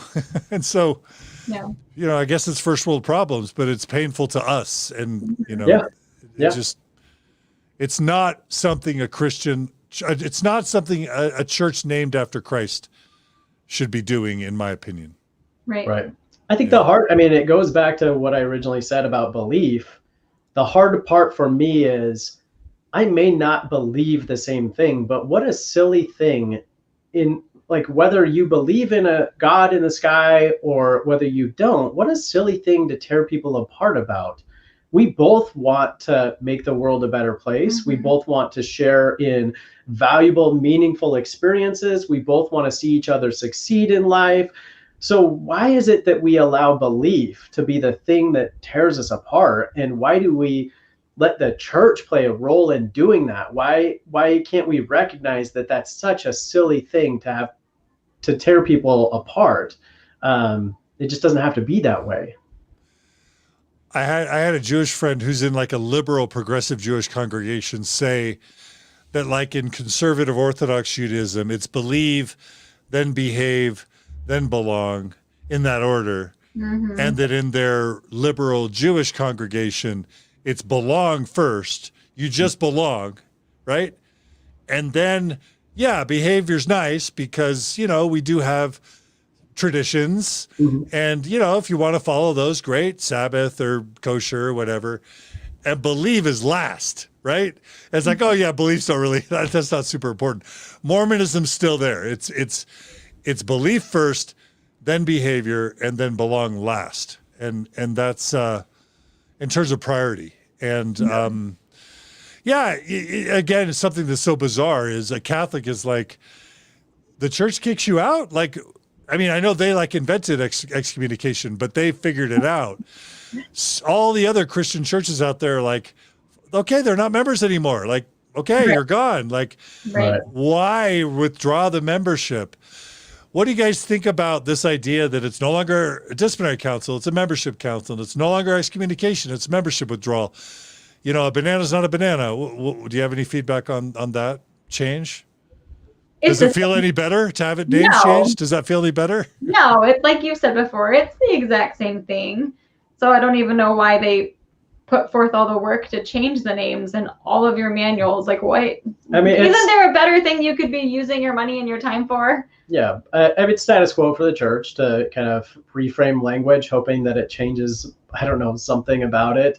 What's interesting is in the discussion with the bishop, he straight up acknowledged, it's a disciplinary council and it's excommunication. Like, we didn't mince words. We didn't he didn't correct me. I know what it's called, what they call it in the handbook now, but he didn't try to correct me because it doesn't change anything. Mm-hmm. Yeah, it's just PR, which is gross when it's supposed to be prophets receiving revelation from Right. God. Right. To Right. just be doing PR games to rename things as if that's meaningful is Right. Right. Yep. yeah. So if somebody were to say to you, okay, somebody just made the comment, oh no, like in Tasha's letter, it's like, hey, you can rejoin in a year. All you Yeah. got to do is come back to church and counsel for a year and follow all the commandments and stop doing all the things that are wrong. You can just rejoin. What if somebody says, look, no matter what you say, you've not been excommunicated. You're just no longer a member, and you can rejoin at any time as soon as you want. No harm, no foul. They've taken out the stigma. I think it's a fair argument. You're no longer excommunicated. You're just not a member.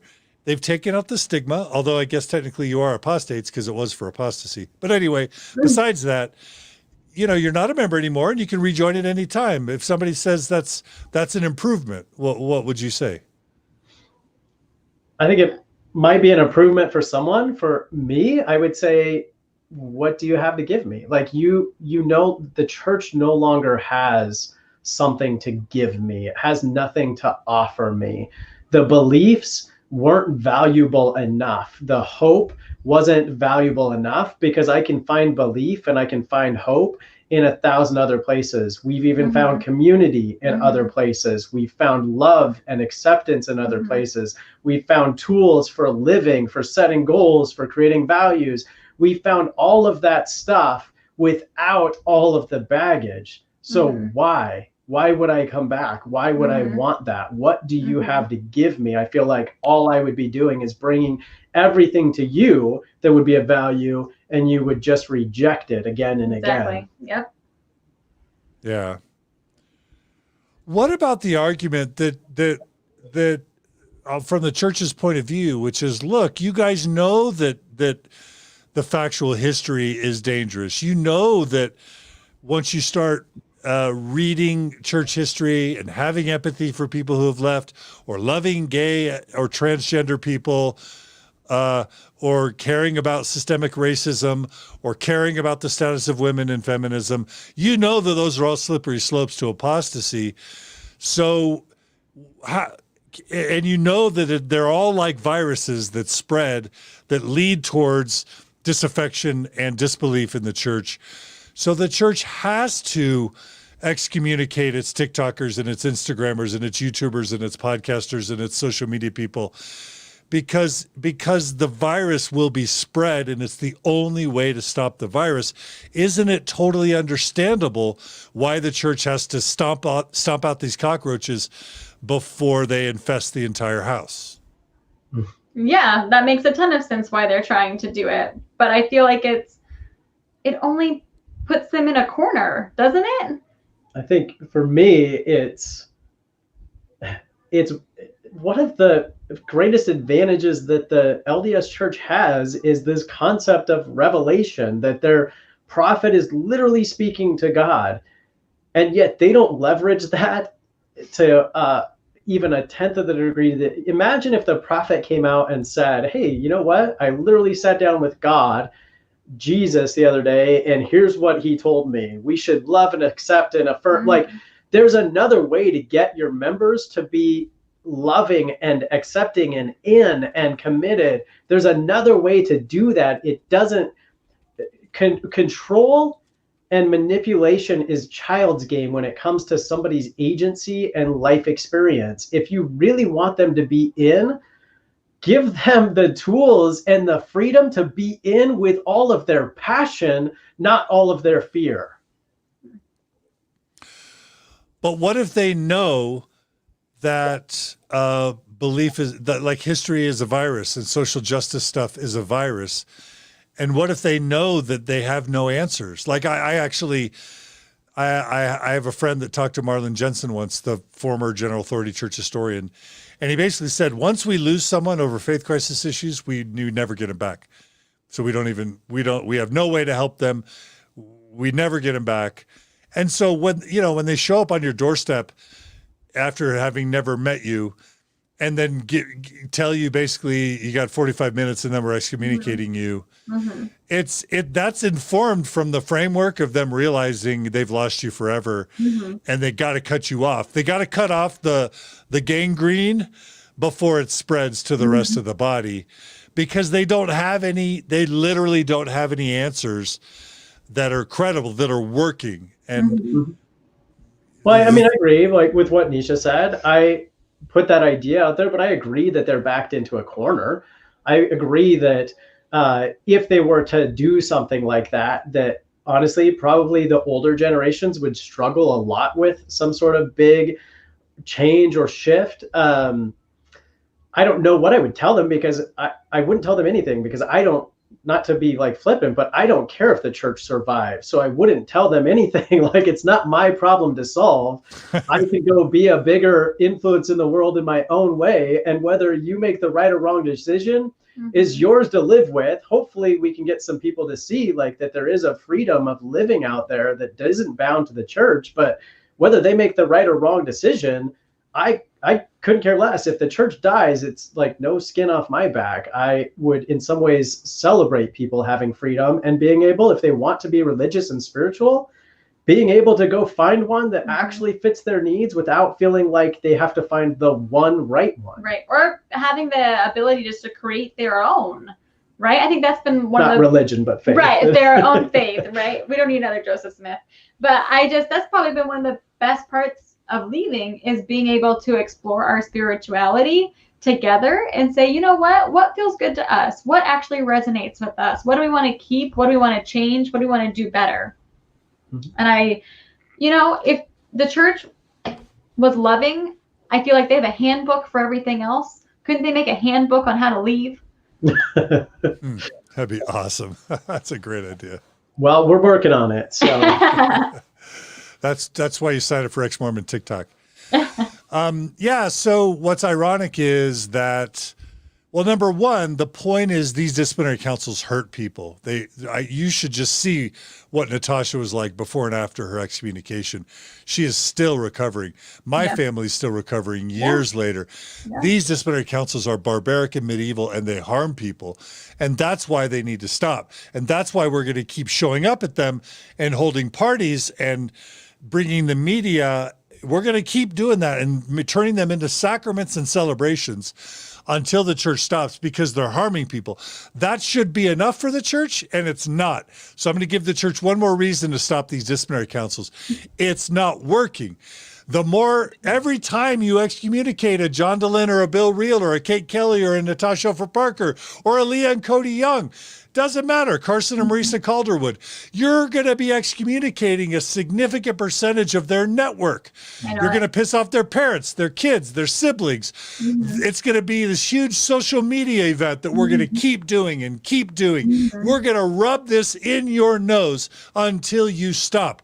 And so if you don't want to stop because it's the right thing to do and because it's harming people, you're going to stop because we're going to make it so you realize that you're accelerating your demise by excommunicating people and shaming them and harming them in this way. Find another way to deal with it, Mormon Church, than excommunicating people with these, by spying on people, by holding excommunication, these stupid disciplinary councils, and excommunicating people. Find another way.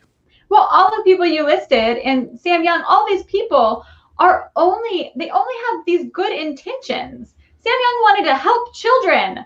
Like, why would you kick somebody out of your church for wanting to help children? Didn't Jesus love the children? Like, it just makes no sense to me. Well, and just to your point, John, we had two people reach out to us two friends reach out to us asking about our story. And when they found out our story, they said, that's the push I've needed to resign.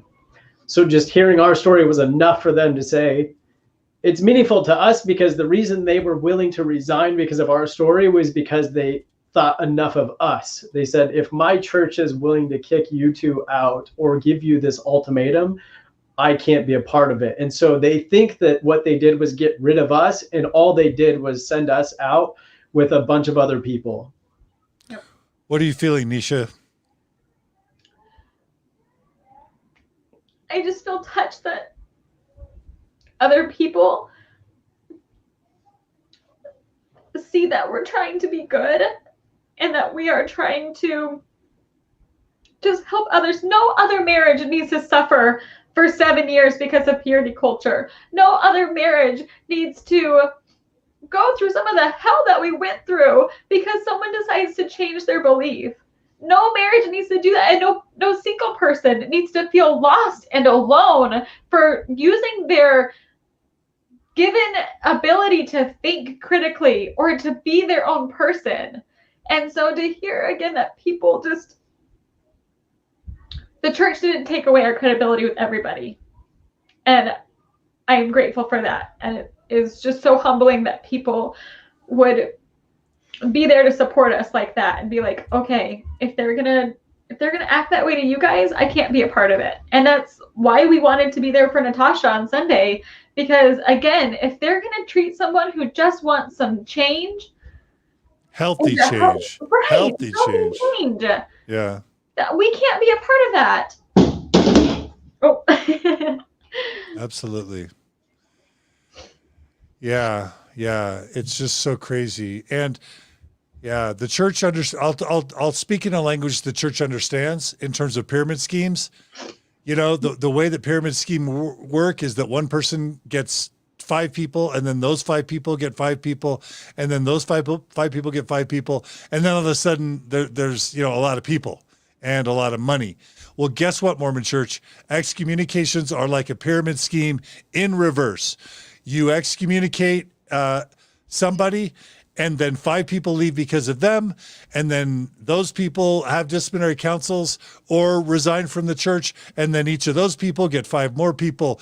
And church, you're actually accelerating your own demise. And so I guess some of you would say, well, John, we'll stop telling them. But honestly, I want less pain. If we can make the church be less barbaric, I actually want that for the remaining 2 or 3 million people that remain in the church, even though they claim 60 million. We want our family and friends who are still in it to have this good experience. So if more people or whoever wants to speak out about the harmful things that are there, it can help change the church. Because like we've talked about before, we see that the church eventually does change, and they will change some of these teachings. It just might take 10 to 20 years, which sucks, but they will change. Yeah. And the more people speak up, the faster we can encourage that change. But if nobody speaks up, I mean, it's the way of the world. If nobody speaks up, they have no incentive to change. And so just by sharing a voice and sharing a story, you can make a difference. And that brings it back to TikTok, because what the church is excommunicating people for is raising their voice. What allows the ignorance, what allows the lack of informed consent, or as agency, as you call it, what allows the LGBT suicides, the marriage destruction, what facilitates all that is silence. Yeah. Silence is the killer. Silence is deadly. That's why silence is what the Mormon Church is depending on, that its members stay silent. That's what's so beautiful about YouTube, Facebook, TikTok, Twitter, Instagram, and social media, is that people have the ability, the option to raise their voice and to speak out. Again, our goal at Mormon Stories is never to take down the Mormon Church, even though some people close to me want that. My goal is not even to take people out of the church. It is to enlighten and awaken as many people as possible to the realities of the church, to help people find healing and growth, to transition out if they want to find community, and as like a 5th or 6th goal, because it's not my lane, if we can help the church be less barbaric and inhumane and hurt less people, that'll be icing on the cake. And the way that happens is by people lifting and raising their voice. You guys have done it. TikTok, Ex-Mormon TikTok is amazing. And that's why we wanted to celebrate you guys. Thank you so much. We appreciate it. We honestly, when you asked us to be on your podcast, it was a really exciting moment, because you never would know unless I talked to you face to face how much your podcast helped us, right? And the community you made for us in a time of doubt and fear and struggle. So we appreciated it so much to be able to be here on this platform and share our story, because again, just like TikTok, I know there's somebody out there who can relate to our story. And I just hope that they know that there's there's goodness and joy and hope on the other side of all of those, angry feelings and sadness. And Yeah, it's beautiful. Okay, so we want to show that last video as we close. So how did you end the meeting with your bishop? We walked to the front door. I handed him our resignation letters. We had 2 drafted up, one that we could each sign that included our children's names. And then I made one last plea to him that if he was meeting with somebody and his tools weren't working, that he would please reach out to us. Please give us a chance to help somebody who is struggling. I tried to reassure him that we would not try to convince them to leave the church, but that we would simply be there to hear them, and then we let him leave. Mm-hmm. And unfortunately to him, that would be like saying, oh, you guys have COVID? Yeah, I'm going to put you with my grandmother to watch my grandmother while you guys are COVID, because obviously you're the last people at that point that he's going to recommend to help someone who's struggling, which is all the more tragic, but all the more inspiring as to why, as to what you guys are doing with TikTok and your channel. So should we show the last video really quick? Do you guys want to set this? I don't know. Want to set this video up and tell us what it is? What we posted right after. Yeah, so this was just our emotion, and honestly, we wanted people to see a mix, because as we talked about, this whole experience has been a mix of emotion, and so it's not.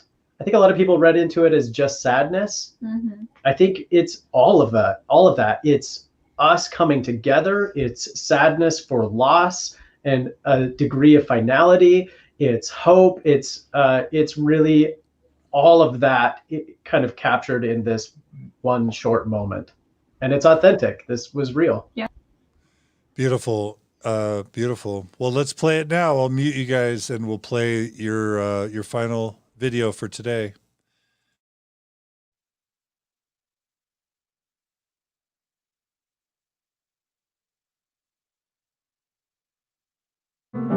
Imagine there's no heaven.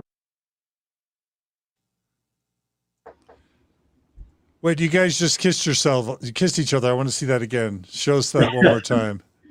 That's beautiful. No, that was super beautiful. And that's just the beauty of TikTok. You can make someone cry or laugh in 15 or 30 seconds, right? Right. Yep. Yeah. Well, I want to talk to you guys forever. It's 5 hours now. I thought this is for sure going to be a 2-hour interview, and that's how awful I am, but I have not regretted a single minute. What do you guys want to say in closing? That if you are struggling, if you are questioning, we love you. Give yourself grace. Trust your own intuition and love who you are, because I think that was one of the most beautiful things of this whole process, was understanding that we can love who we truly are, and that we can love each other for who the other person really is, and that we're going to give our kids an environment to be their authentic and true selves, and that life can be so beautiful and so fun and so good when you're not trying to live up to someone else's level of perfection. I would echo everything Neesha just said. And one, for whatever it's worth, I would just give you permission to be your authentic self. If nobody's done that yet, I would give you permission to be whoever it is that you feel deep down inside you need to be. It's okay. You can be that person, and you can find beauty and love in your own life in whatever way you see that you want to do it or need to do it. And you don't have to be restricted by how someone else is telling you you have to do it. So I would just give you that permission to live as authentically you as you can. Mm-hmm. And let me just ask you, we're all conditioned as Mormons with this phrase, wickedness never was happiness. And then there's these talks by people like Jeffrey R. Holland, which is, basically say you can't raise healthy kids without the church. You'll never be happy without the church, blah, blah, blah. Stay in the boat. If somebody were to say to you guys, can you have better mental health leaving the church? Can you have a better marriage leaving the church? Can you have a better sex life leaving the church? Can you make better friends, have a better community? Have you traded up or down in those areas? I would say unequivocally, with every fiber of my being, that all of those things have been better outside of the church for us than they ever were in the church. So I joke a little bit, but sincerely, life has been better outside of the church in every way than it was inside for us. Amen.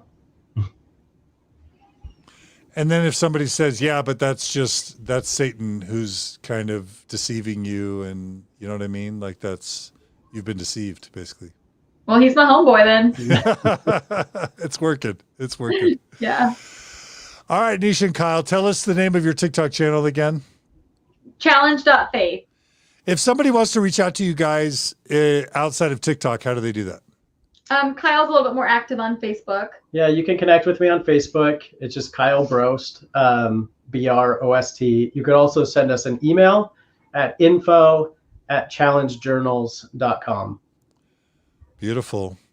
Well, you guys are just super lovely, and your story was heartfelt and epic and meaningful. I know this is going to help a lot of people. So on behalf of all my listeners, just, thank you, Neesha and Kyle Brost, for coming on. Thanks for telling your story. Thanks for your TikTok channel. Thanks for what you do. Keep it up. Stay in touch, and prepare for the tsunami of people reaching out to you to thank you, to show you their love and appreciation. There may be a little bit of shunning going on, but you're never going to avoid that. But by almost every person I've ever interviewed, they're glad they did the interview because of all the doors and opportunities and relationships that it opens and or improves. So I wish you guys all the best. Thank you. Thank you so much. Yes, we appreciate you so much. Absolutely. Keep up the good work. You too. Thank you. Stay in touch. And listeners, thanks so much for joining us today on Mormon Stories Podcast. 5 hours, and we've still got like 700, 800 people here joining us. So it's been amazing. Thank you. Please, I want to say thank you to everyone who supports us, who donates to the Open Stories Foundation.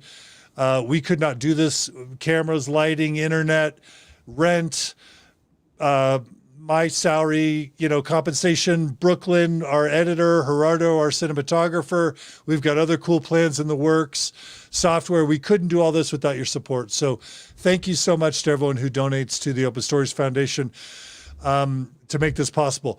One quick favor or request.